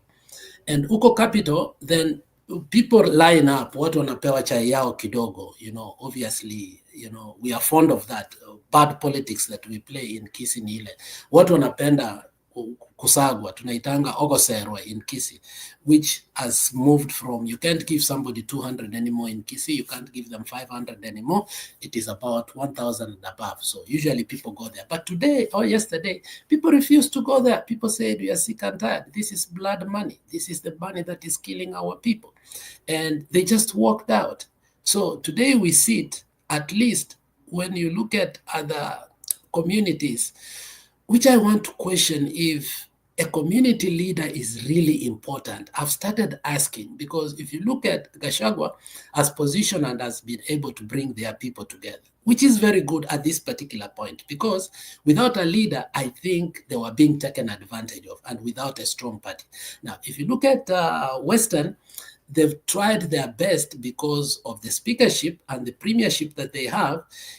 Ruto is walking slowly. Natembeya is giving them a problem. So just having superficial community leaders is very important. Look at Coast, what happened. Even when Amason Kingi tried akashindwa, this guy from Kwale who used to be a governor akashindwa, but somehow, even if Joho is not holding it so like the way he used to be, but you still see that people regard him. Now, when you come to now Kisii, the reason now people are rejecting Raila is because they were looking and saying like, oh, so you want to kill every leader that comes out to represent our views? Because if you look at the last few weeks, Simbarati alikuwa anatetea nani sana? Alikuwa anatetea Sifuna sana. So we thought that he had seen the way forward. But I don't know how he was coerced to a point. And if you look at KICC, he was one of the people who are in front. They are very happy. So as you look at the future, I think we are also going to clean the swamp, the way Trump says here. I think in Nyamira, we are going to clean the swamp. I think in Kisii also we are going to. Yeah? I wish we could have given our young leaders an opportunity to do what? Washikilie kidogo, because the art of flipping leadership with the kind of politics we have all the time puts us in a dilemma. Because if you look at even how the composition or how the excuses they were giving on how they had to put the new committees in the House, they were saying you don't have to be just a one-term member of parliament, seniority matters, so on and so forth. So when you elect leaders that you want and they're just first term, they get a disadvantage of even being in the ranking members of the committees, even though they are qualified in parliament. Why? Because they have captured parliament. So it becomes a little bit disadvantageous to some communities, because if you look at the last composition of the committees in parliament, you could see that they were extremely tribal. They were not professional. Now that they want to put professional again, then you ask again, okay, the Minister for Energy is what? From our community. Then the chair of what? Of energy again is from that community. And then now the budget, the Minister for Finance, and that is why somebody say it is very sad that the budget that Ndindi Nyoro, they kicked, it has gone to Atandi. So Mbadi has taken that. So the Ministry of Treasury and the Budget Committee in Parliament have merged together again. And what do you see? That's the kind of how they kill leadership, to a point that they start composing even the committees that needs to protect the people. Now, you can imagine the budget that now is coming. So I think Raila has declared war, as Umtata said, against the constitution, and has declared war against young leaders who wants to take over Kenya. That's how I view it. And not as a Kisii, I view it as a Kenyan. He's doing that to all young leaders across the country. Thank you. Thank you, Alex. I didn't like when he said that you cannot be voted by one community. I found it very segregative, and I looked at his body language. He was feeling very bad. He was bitter, like mad and furious. Like, I think he has this feeling like, kwani kuna mtu anaweza toka Nyanza, I replace my popularity. and he knows the truth. You see, everybody here, all of you here, however much you want to tell me that Matiang'i alifanya hivi, all of us can come to an agreement that that guy has a national support. Si Kisi. See you are looking at Matiang'i as a Kisi candidate, because he's not coming out from somewhere to pronounce himself. He's somebody that has worked for Kenyans, and Kenyans north, south, east, west can confirm that when Matiang'i was in this ministry, we achieved this. When he went to this one, the old, young, I mean, people can confirm that. It is not like it's rocket science. So Raila Odinga knows that. Na anasikia vibaya sana. Today I was saying this. I saw Gachagua with a mammoth crowd in Kajiado, and I said it is good lessons for Raila Odinga. He may have been thinking he's the only one who can attract such crowds outside their home, his home turf. Gachagua is doing it right now, and that is what Gachagua needs to do across the country from north to south. You know, we need to demystify these people and reduce them to zero and make them know they are nothing. I mean, we can move on without them. So Raila Odinga, I think hiyo swali aliulizwa ilimfanya asikie vibaya sana. Ni ile tu kitu naona umeulizwa swali. It's like asking PK, do you think PK can marry a second wife? Ama bibi yake akimuuliza hivyo, and anaona tu kuna dalili that thing is biting, to bite to that person so much. So Raila Odinga is feeling like a first wife. Na anasikia vibaya sana, inamuuma, but that is the truth that is hurting him. So PK mnaona amekuja. Ubuntu, don't run away like that. We have missed you here. Please come back to the show. PK, chukua usukani. Julia, unaendesha vizuri sana. Nilikuwa nafurahi. Unajua saa ingine ni vizuri ukiwa umebebwa. Haya, tuendelea kama passenger. Haya, sasa acha tuende kama passenger. Hata nilikuwa naandika huko kwa comment section. You know, for me, I like what Alex has submitted. I mean, it's good for this show. Mimi, my celebrations and joy is that the Kenya political rapture has come, and most of us saw it. With rapture, it is a time of reckoning when the reality comes to show, when we get to know who are the pretenders, who are the real people, who are genuine and all that, which is fantastic. I keep on saying in some histories, this took long.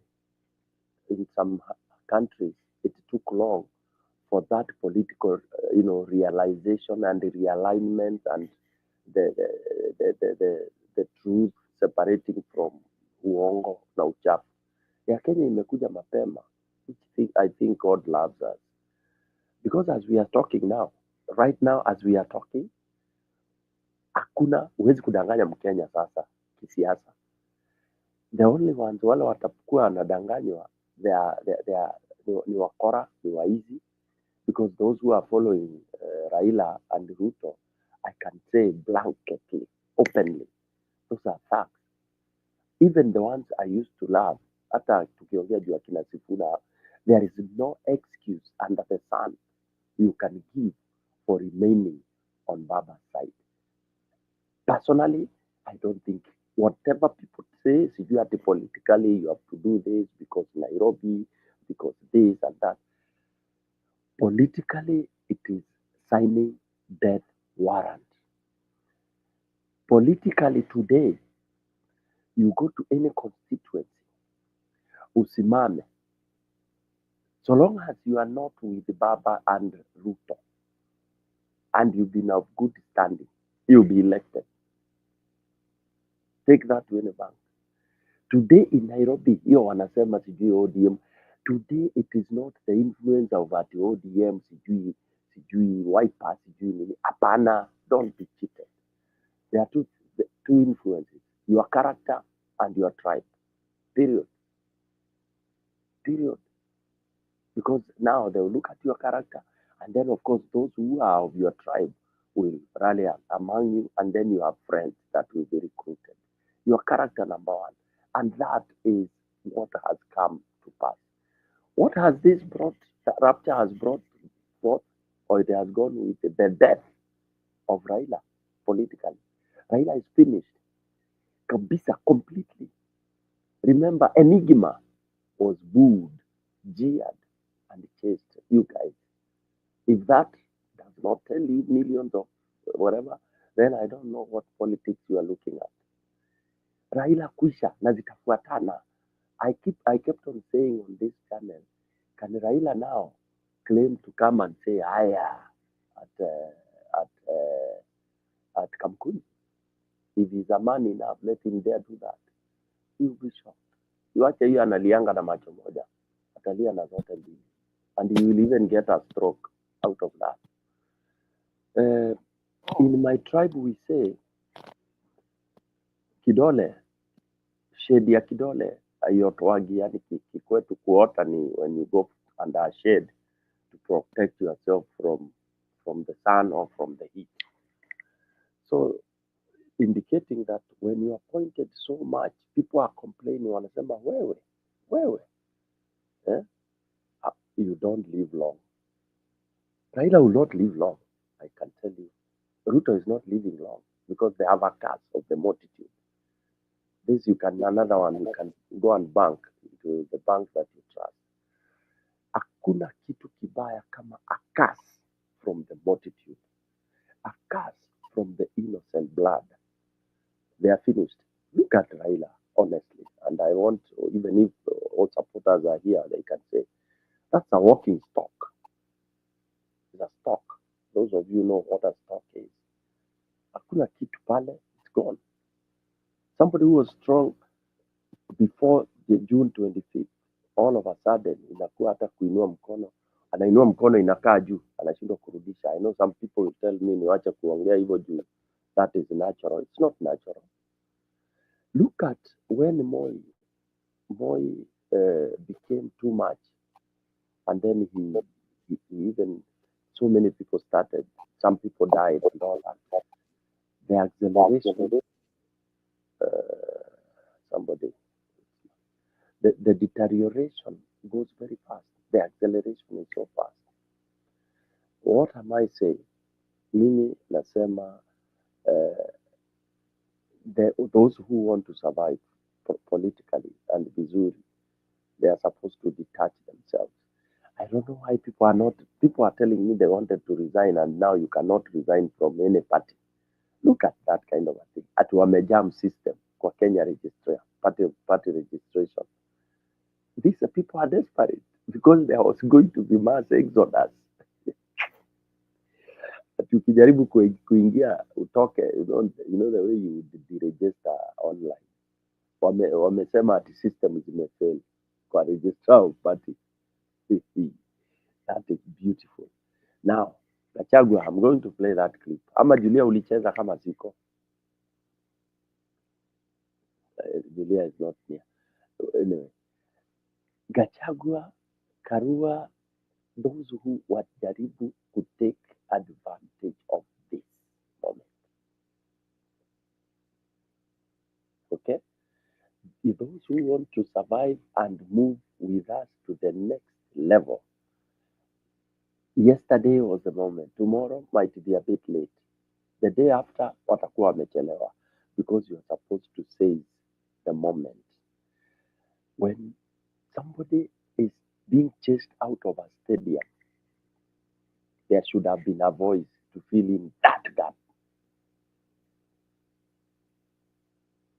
There should have been a voice immediately from some corner somewhere. Okay, of course, Gachagua was somewhere, but Gachagua talked about the KICC.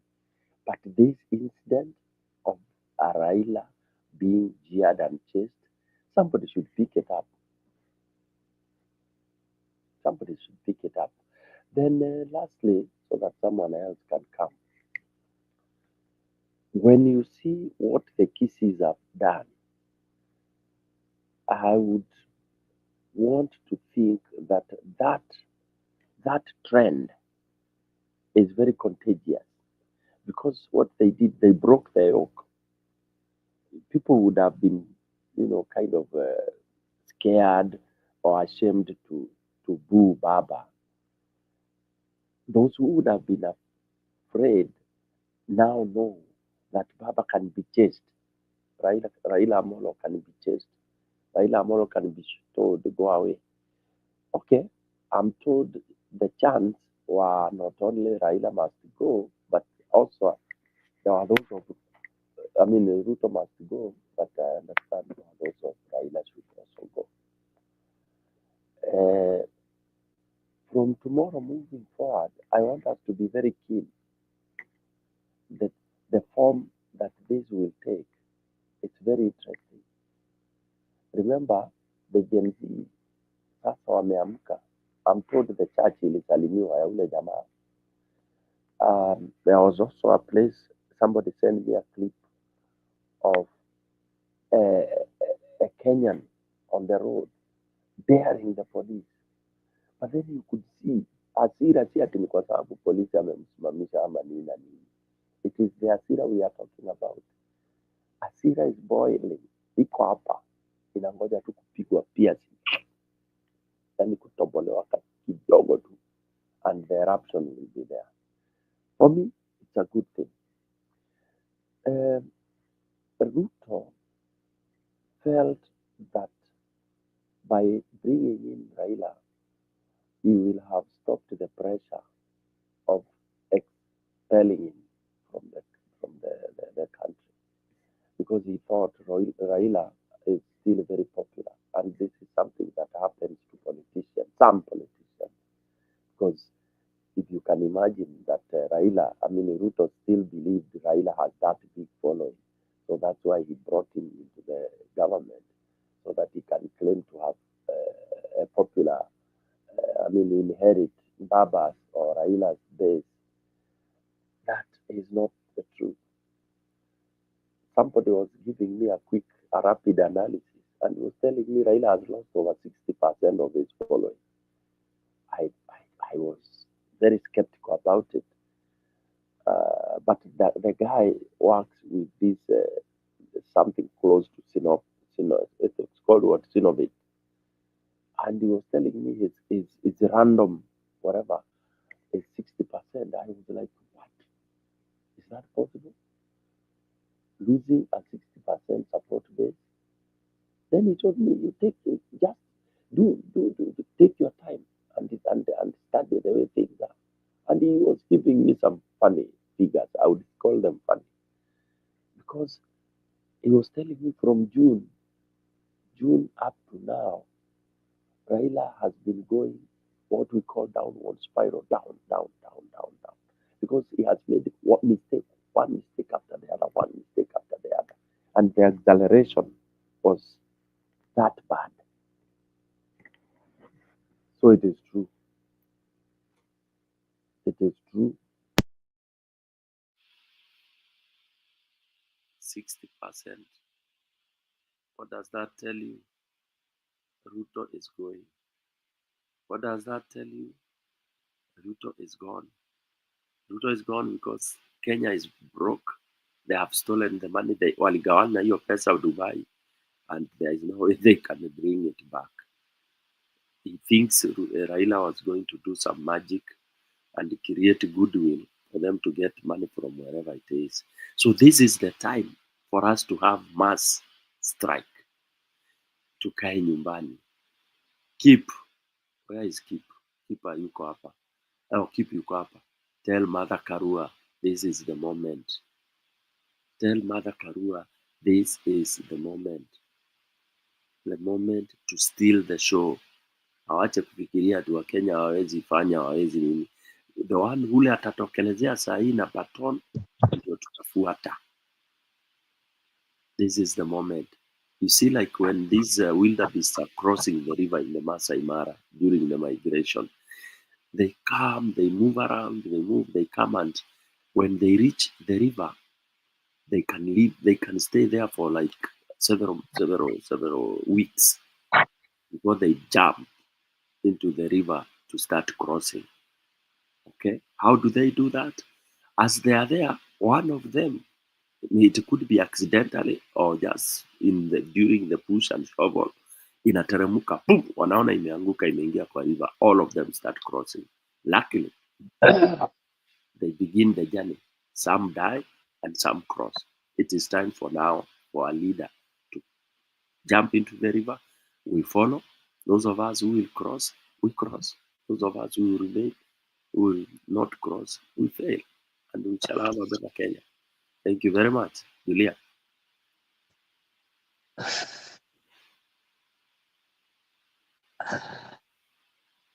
Stone, there's something I forgot to say earlier. Go ahead. There was something that took us by surprise the last 2 days. The last time we had tribal clashes, you remember there were the Moi tribal clashes, the Nyayo era tribal clashes that used to be so bad. And I think you're old enough to remember Molo. And how people used to be, I don't know which word to use here, but unfortunately, the last 3 days, our people were attacked in Kilgoris, and the videos that came out, I don't know if Penny you saw, I've seen Danny Daria say so, that the videos that came out of tribal clashes between the Kisis and the Maasai, something that has not happened from since 2002. And it was so bad, we were seeing young people like they have spears in their bodies, and there were so many, and they were being rushed to the hospital. And it's not a national news. Like those videos were so many in our WhatsApp group, and I'm watching the primetime news. Nothing. And people are dying of tribal clashes in Transmara. So I saw people analyzing, and they were saying there's one notorious individual who had not been elected since 2000, because he was elected in 92, 97. And I think he lost in 2002, but he was still very influential because he lost. And for the first time, he was elected again this time around. And I think people are blaming him. I don't want to pass my aspersions on him. But it is so sad that in this DNA, we are having full-blown tribal clashes like the ones that used to be in Molo. And people are coming out of their homes for a safe place. And yet, the analysts were saying, Simbarati has said nothing. Onyonka has said nothing, who is very vocal. The MP for Bomachoge has said nothing. Osoro has said nothing. And no Kisi leader has come out saying nothing about them. It's a sad day for the people who are living in the border. And I hope they were saying today they are going to attack because it was open. These are things that we were. It's not like I'm guessing what I'm saying. These were things people are saying and posting. They were saying today they are going to attack the Maasais, and whatever they are going to do, they are going to protect themselves. So I hope we do not have a full-blown tribal clashes for no apparent reason. Kisis have lived in peace and harmony with the Maasai since 2002, and I don't think there is anything that could have brought that kind of war between the two. But it is sad that people died, and the evidence is all over social media, but nobody's saying anything. Thank you.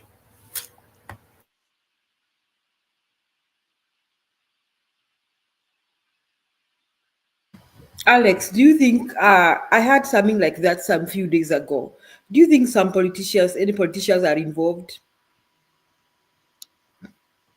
Yeah, there's one notoriously named the MP for Transmara. So I mean, yeah. You know, I don't want to cast aspersions, but there are people who just love bloodshed. Now, you know what's happened right now? I think the Kisi is on the, what do I call it? what English word do I use? Like all eyes are on the Kisi community. They're on the radar. Yes, because obviously we have to admit we are most likely to have the next president from the Kisi community, if not Mother Karua. And whether we like it or not, we have to accept some of these facts. So I think kuna watu tu they are trying to bring some kind of messaging, or first maybe create some instability, also create chuki, try and color that community as maybe a bad community or something. But ni vile tu kuna watu just like I said, when Raila said that ati one cannot be elected by one community. What do you mean one community? Is it Matiang'i Kenyan? What was that? What was he trying to say? Yeah, so I see it as something that is not a tribal thing, like the Maasai and the Kisi suddenly woke up and decided to hate each other for no good reason from the blues. I just see like we just have these evil Kenyans who have always done it and have gotten away with it since the days of Moi and even now, and they get away with it. But I hope one of these fine days they will be brought to book, because there will be evidence, especially in the era of technology. Nothing can be covered up right now. So things, what goes around comes around. I just hope so. That's my take. Sijui kama kuna mtu anataka kuongea. Stone, I'll be going to bed. Do you want to wind up the show?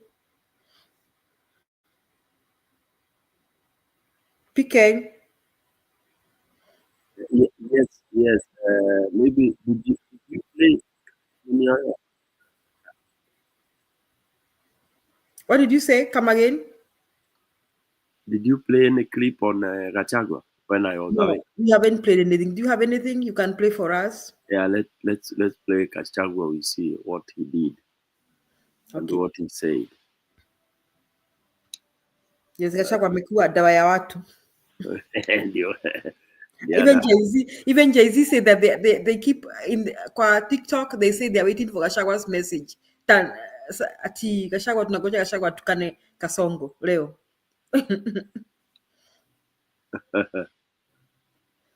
Let's see.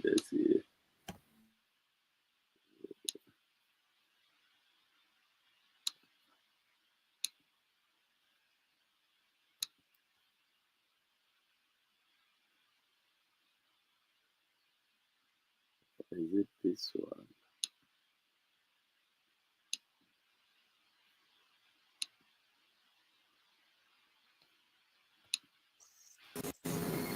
Wa hapa Trinity,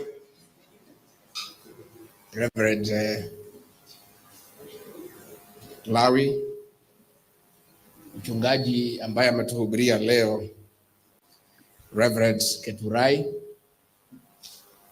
na kanisa letu, viongozi waheshimiwa na watu wa Kitengela, hamjambo. God is good and all the time. Nisalimieni kwa hewa. Bwana Yesu asifiwe. Bwana Yesu asifiwe tena. Vika, I want to thank you and your team kwa kutupatia nafasi kuja hapa katika ibada ya Jumapili kumshukuru Mwenyezi Mungu na kuomba, na tumebarikiwa sana.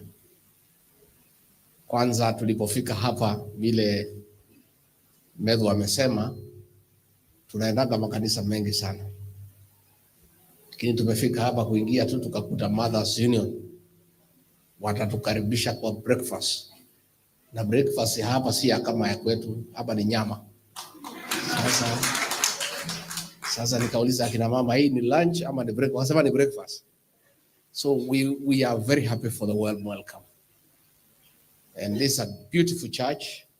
Na tumefurahi sana vile tumeona mumejenga academy hapa ya watoto wetu. Because hawa watoto, they are the future of this country. Na mkitunza watoto tunafurahia sana. So tumeona ni kanisa iko na development nzuri, and the members of this church, nasema congratulations for the effort that you have made ya kujenga. Hata hiyo kazi mmefanya ya kununua 2 acres nataka niseme pongezi and we wish you well.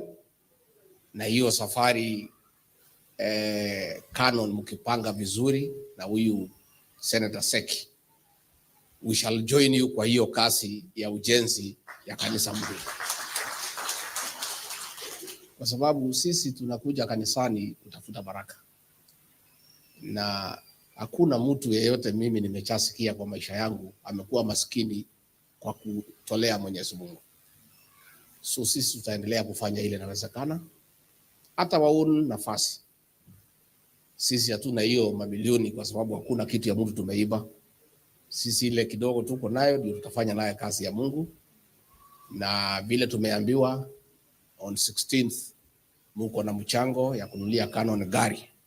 Sisi hatutapatikana, tutakuwa pale ya Nairobi, kuko na inauguration ya ACK Bishop wa Nairobi, tutakuwa huko. So hii timu yetu, mchango wetu ya 16th tutawachia chairman ya kanisa, utatutolea na muendelee mchangie mchungaji apate gari ya kutembea nayo. Again, tukiwa pale Mothers Union waliniambia wako na maneno tariki 30, tutatafuta Mama Jane ama Kate Waruguru, one of the women here, wale viongozi wetu pia tutawatuma na mchango wetu on 30th wakuja wasaidie nyinyi. Mimi sitaki niseme mengi, viongozi wameongea na yetu ni mafupi sana, na mchungaji umeongea vizuri, na vile Seki umeongea na Gogoyo. Shida ya Kitengela, kwa sababu sisi ni watu ya kusikiza watu. When we came here tukitafuta kura ya President William Ruto, watu ya Kitengela walituambia their first priority ni maji na sewage. Sio mlituambia? That is work that needs to be done. Hii maneno ya kujengea watu ya Kitengela nyumba, wewe umepotea. Zi nyumba siko Kitengela hazijajaa ama zimejaa na hazina maji na hazina sewage. So wewe unataka kuchukua kiwanja ya mpira ya vijana wetu, ujengee watu manyumba, na watu ya Kitengela tayari wamejenga manyumba. Nairobi yote imehamia hapa, kweli ama uongo? Na hazijajaa, ingine iko 60%, ingine 70%. Hata wabunge wengi sana wanaishi hapa Kitengela. Mr. President, affordable housing is not a priority for the people of Kitengela. The priority of the people of Kitengela is water and sewage. Na sisi ile serikali tunataka kuunda, mnaweza kosa kutuamini kwa sababu sisi tulikuwa wafuasi ya William Ruto na amemdanganya. Sijui tutajiosha namna gani, lakini mtatuombea tu. We know that the priority of this town is clean water, tap water and sewage. Wacha wafanyabiashara wa Kitengela wajenge manyumba. Hiyo hapana kazi ya serikali. Number 2, msikubali viongozi mtu kuchukua kiwanja ya vijana wetu afanyie biashara, kwa sababu hiyo ni biashara ya kutafutia simiti soko na chuma na mabati. So we want to say hiyo kiwanja ya vijana muachane naye. President, kama mko na pesa yote ya kusaidia Kitengela, kuja weka sewage, kuja weka maji. Manyumba eda jenga pahali ingine. Kitengela manyumba ni mingi na watu ya kujenga wako, na tunaendelea watu wakifanya investment in this great town. Number 2, mambo ya abductions, watu ya Kitengela waliumia sana. And you know, Reverend ulisema mambo ya watu kigeu.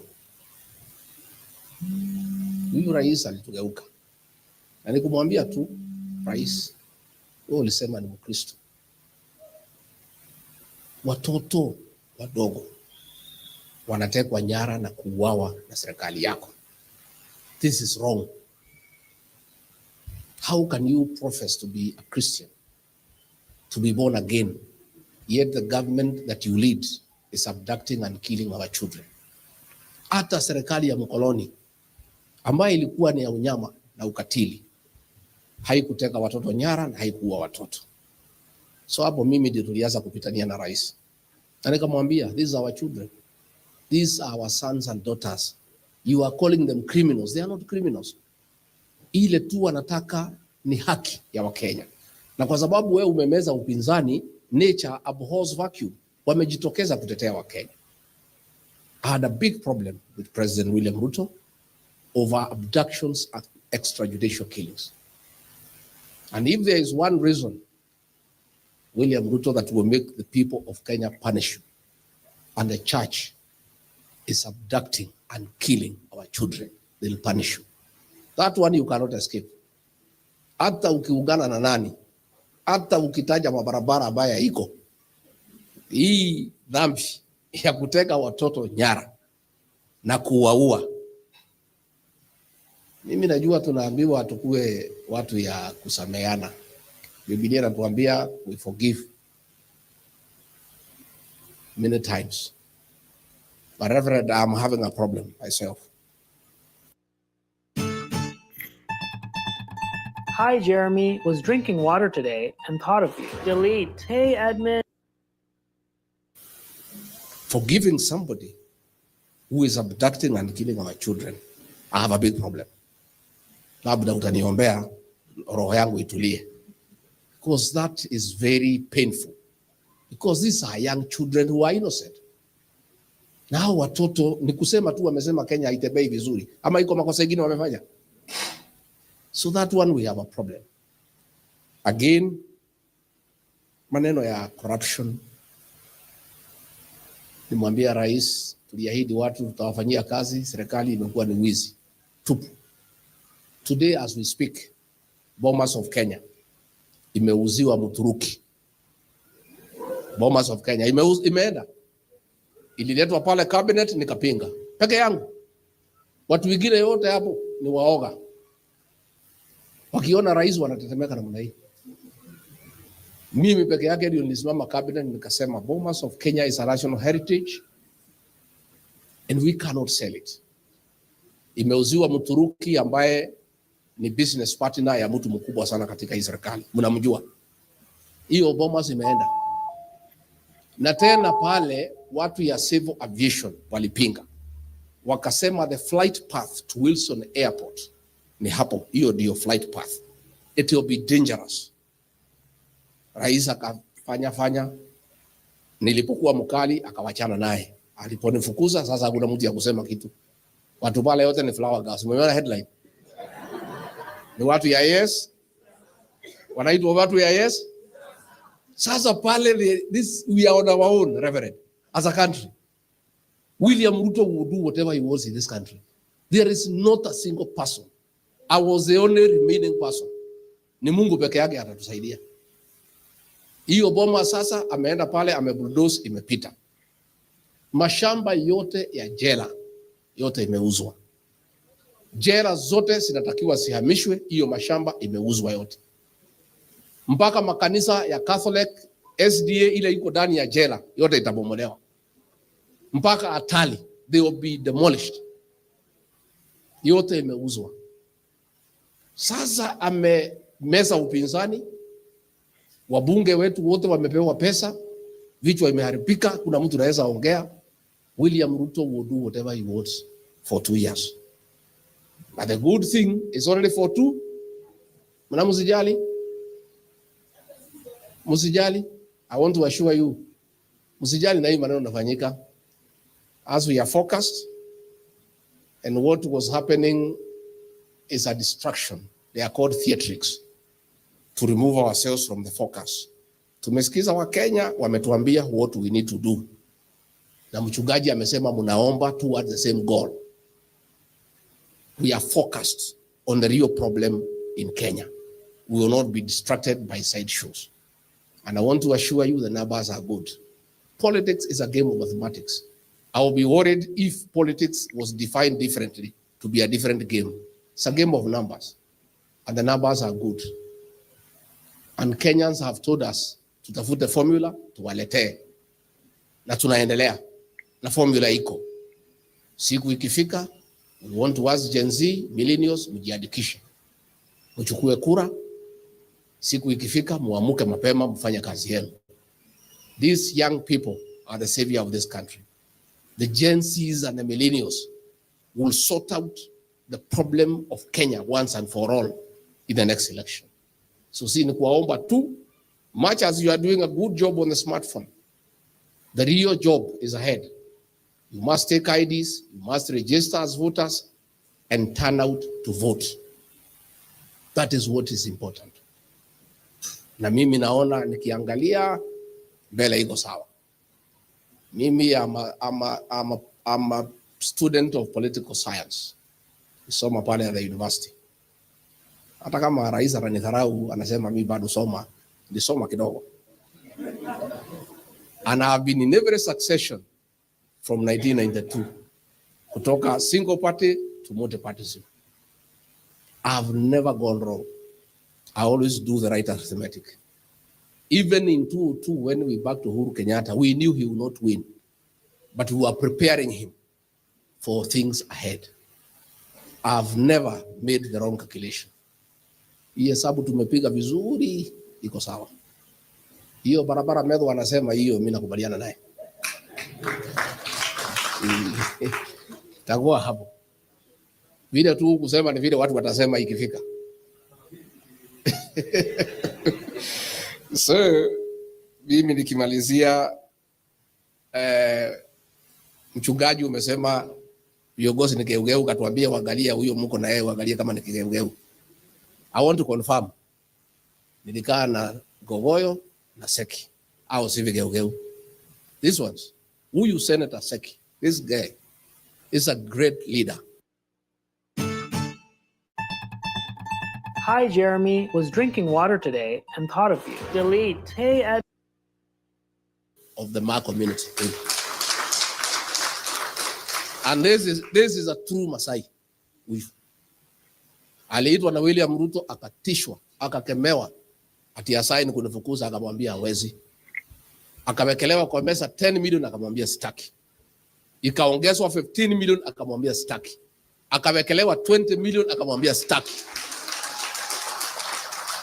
Ndio rais ajue, there are some leaders who are priceless. They are not many, ni wachache sana. Nyinyi milioni 20 mungechukua. So,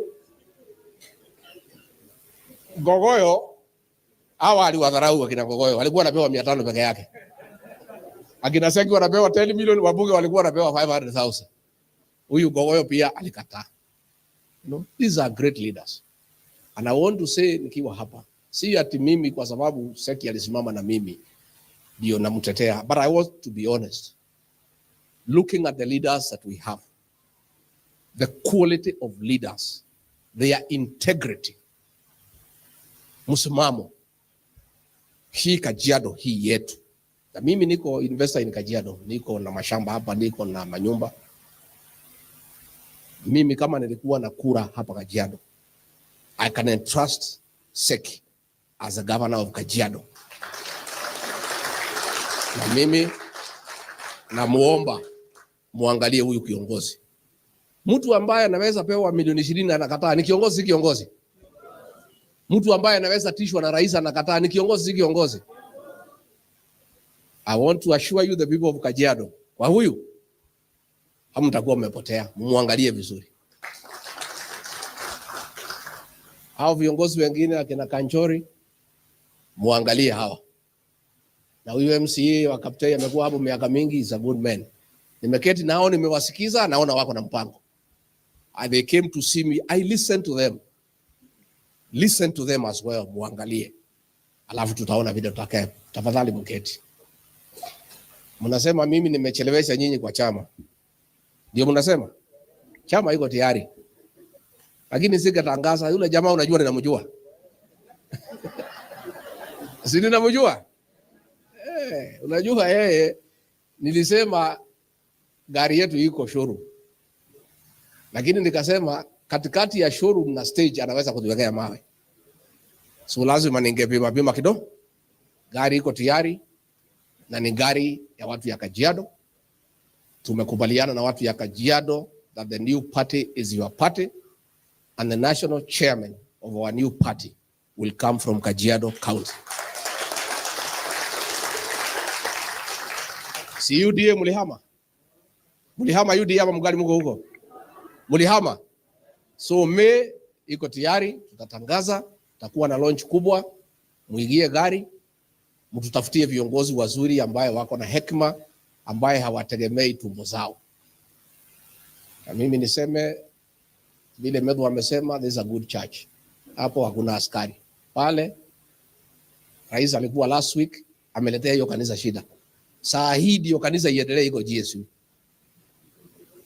Sasa wewe Canon ukimwalika hapa, ukuwe umefanya mpango na polisi hapa vile mtakuwa mkikaa baadaye. Na hiyo ndivyo Kenya sasa iko. Ameenda pale kanisani, amewachia kanisa tabu. Ati GSU wako pale na malori. Saa hii vijana wamekamatwa 38. Because wameenda pale. Sasa that is no longer like a church now. Na ni huyo tu amekuja. Hiyo kanisa ya Mwai ilikuwa inaendelea vizuri sana. Because sasa mambo imeharibika. Ukienda kanisani unawachia hiyo kanisa tabu. So wewe Canon, wewe panga, ongea na Seki, Seki hawezi msikiza. Sijui utatuma nani ya mwalike hapa, sasa wewe ndio vile unataka. Maybe Gavana Lenko anaweza mwalika. Ukimleta hapa the other weekend uanze kupanga vile utakaa na GSU. Sababu sasa mambo inaharibika. That is the way Kenya is. Na ndio namwambia msijali, Kenyans have decided it is that way. Itakuwa round 1. Tumalize hiyo maneno. Mchungaji mtuombee tupate kiongozi mzuri ambaye anamwabudu Mwenyezi Mungu, a leader who is God fearing, a leader who is truthful, a leader who cares for this country, a leader who have the interests of this country at heart, na kiongozi ambaye hatapiga biashara na nchi, kwa sababu hapo ndio tuko na shida. Hii nchi imekuwa ya biashara. Ni biashara pekee yake inafanyika. Kila kitu ni biashara. But don't worry, 2 years may look a long time. Sasa tuko March. Tunaenda December, tukitoka Christmas, tukifika 26, tunafunga magari loudspeakers. Tunateremka namna hii. Itaenda haraka sana, msijali. I know many people are telling me the election is too far. Si ndio mnasema? Msijali. It's a short time. Don't worry. Mambo itakuwa sawa na tutaketi vile tunatakikana tuketi.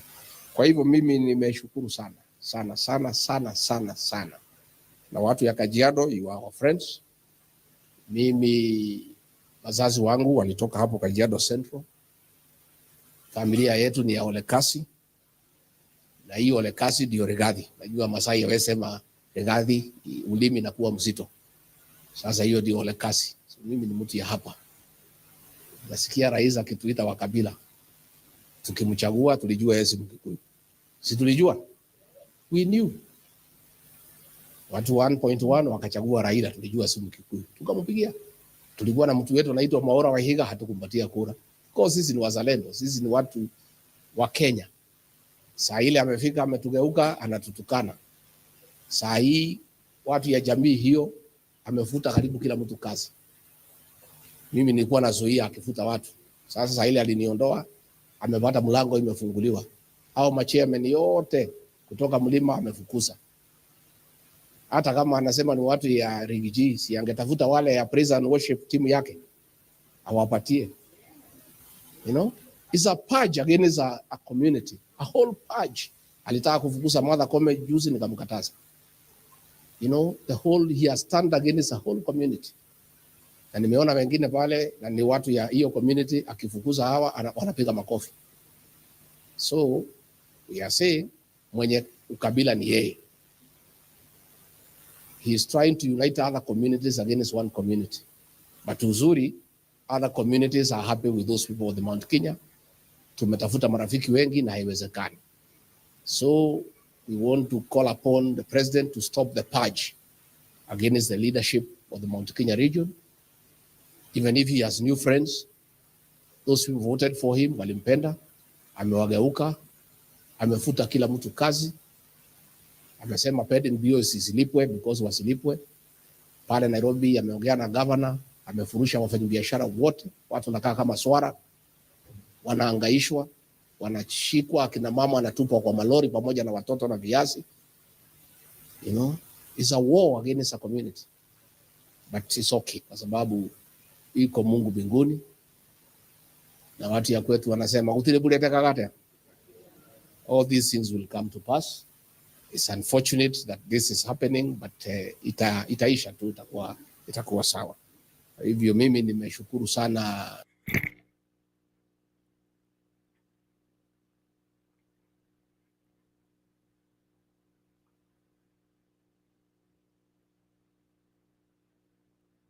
Haya.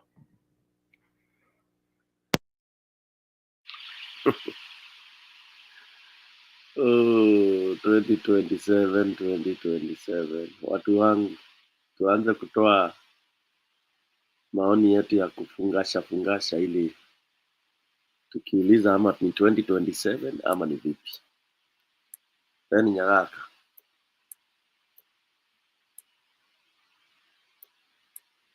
Okay, PK, nimeona hiyo clip.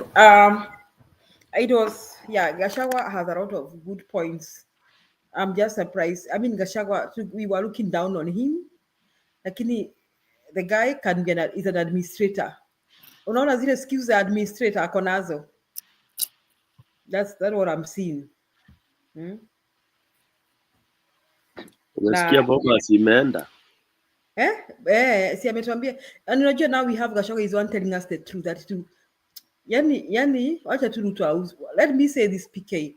Let people who want to buy things from Ruto buy, but to take them back from them and will not pay them. Sasa tutachukuaje when they are gone? We'll just refuse to take the title back as a government. Wende ukaitishe Ruto pesa yako. Wow. Ukamtafute. You go look for him whether he will be in hell or heaven. You know, even these affordable housing houses.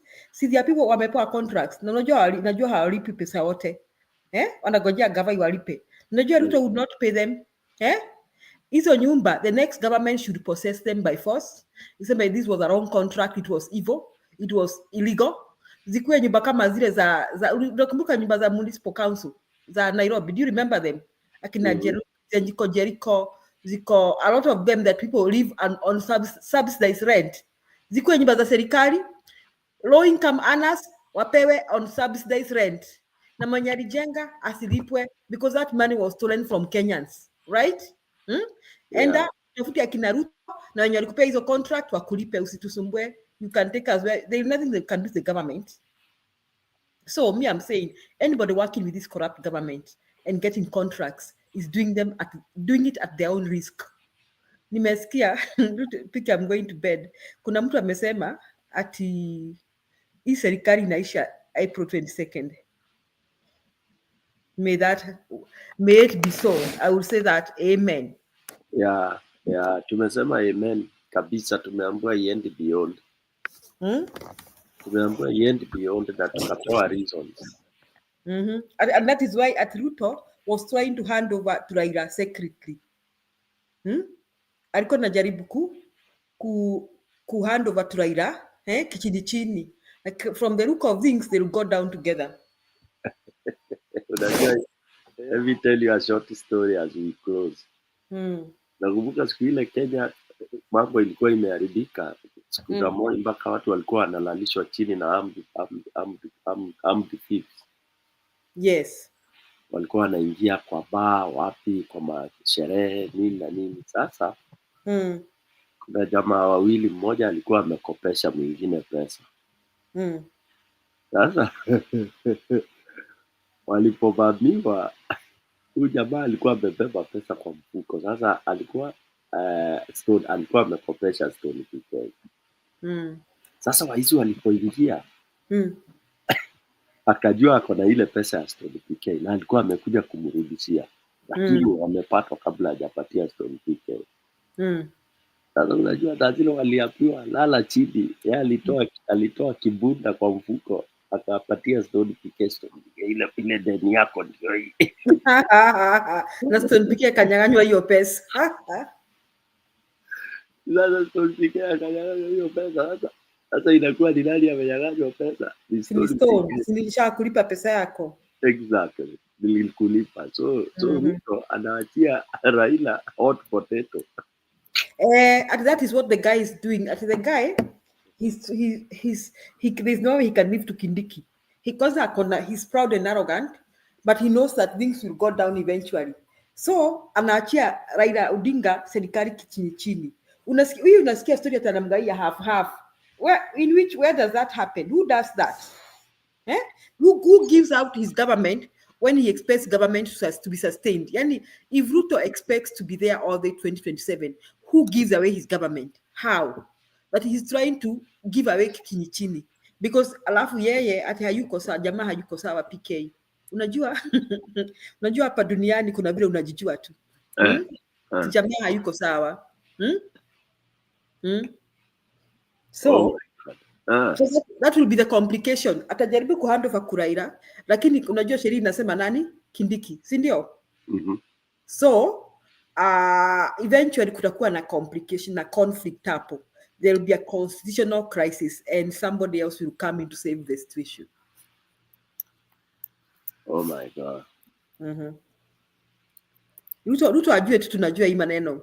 Kama ajui people are in his head. Kuna watu wameingia kuna watu wameingia akilini mwake. Oh my God. Kuna Kasongo ajue what goes around comes around. There is nothing that is done in darkness that doesn't come to light. Yeah, somebody who had said he can never ever work with Raila. With Raila. Oh my God. Anyway, so wananchi na akina Martha, the ball is on their court. Kama wanangoja 2027 shauri yao. Hakuna 2027 PK. Kitaumana hivi karibuni.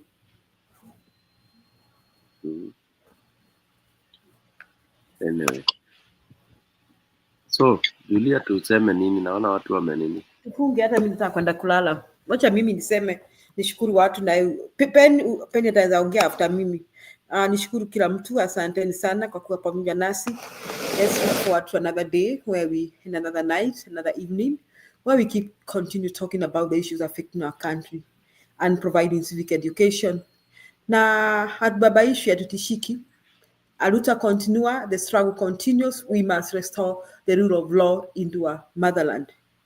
Asanteni. Pen. Hapo ni kweli Julia, nimekubali na yote umesema.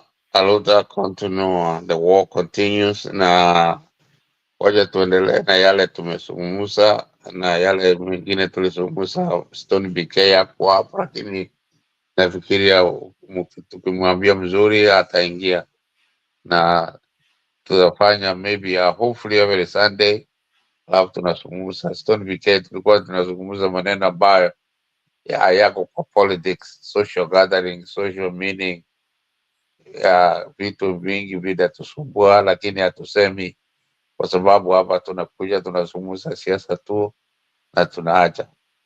Lakini waja niseme ya kwamba waja tuanze wiki mzuri, tuendelee mzuri, mbele iko poa. Huyu Kasongo, he looks like he's sick because he thinks that everything is right, lakini he's wearing a very strong face, lakini hawezi kwenda mahali very long time because vile nani wa Munyoro amesema it's only 2 years. In 2 years you don't see how it goes. It goes very quickly.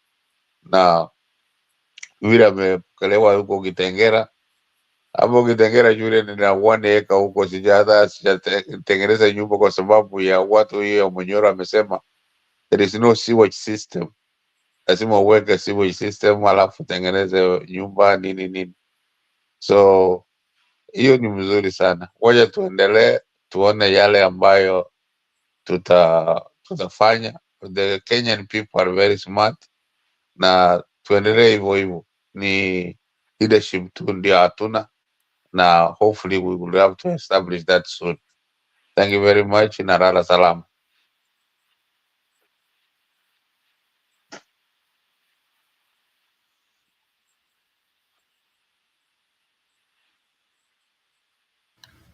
PK, ni wewe sasa. Funga kituo.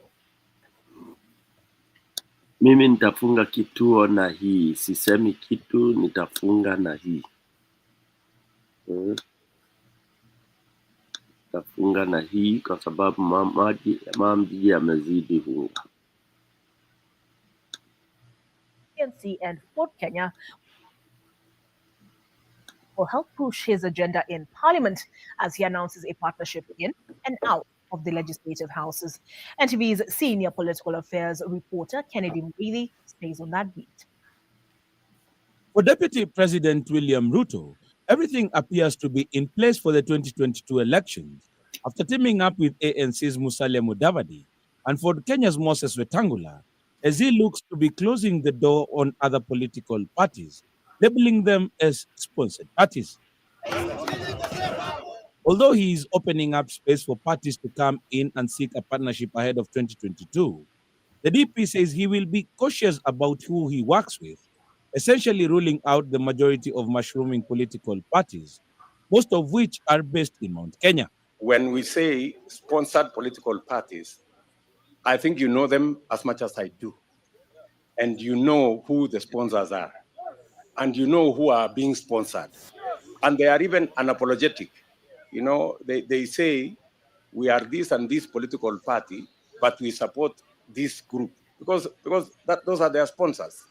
Several new parties, including Kilifi Governor Amason Kingi's Pamoja African Alliance and Eugene Wamala's Democratic Action Party of Kenya, have recently endorsed ODM leader Raila Odinga's candidacy.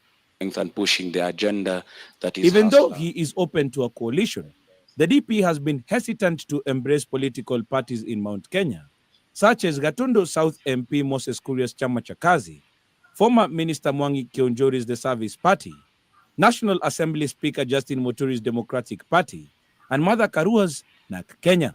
These are not parties that have been formed for purposes of winning any election.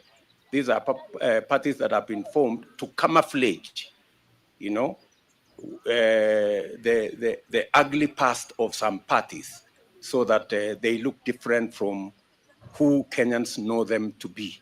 The DP stated that a technical committee was now working to tie up loose ends on a coalition deal between his UDA, Ford Kenya, and the ANC, which he claims will adhere to the provisions of the Political Parties Amendment Bill. The rest of the details of our relationship will be in subsequent documents. You know, any relationship between parties will be filed with the registrar of political parties at an appropriate moment. So you might have just to wait a bit for you to get those details, and they will be public. With the coming together of the three political parties, its leaders anticipate approximately 150 MPs.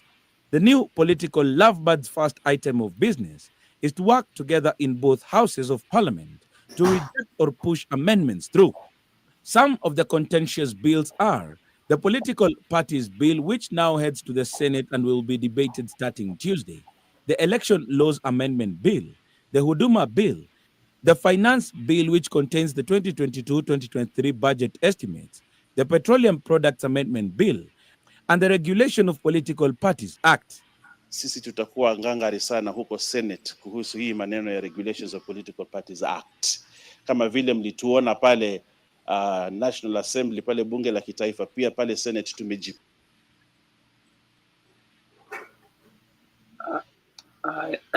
Haya, hapo sasa tumeona the path we have taken. With those many remarks, I wish to thank all of you. Na mjue nchi imechomeka. Asanteni sana.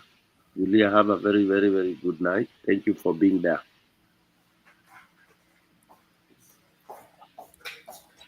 Alamsiki. Good night. Good night.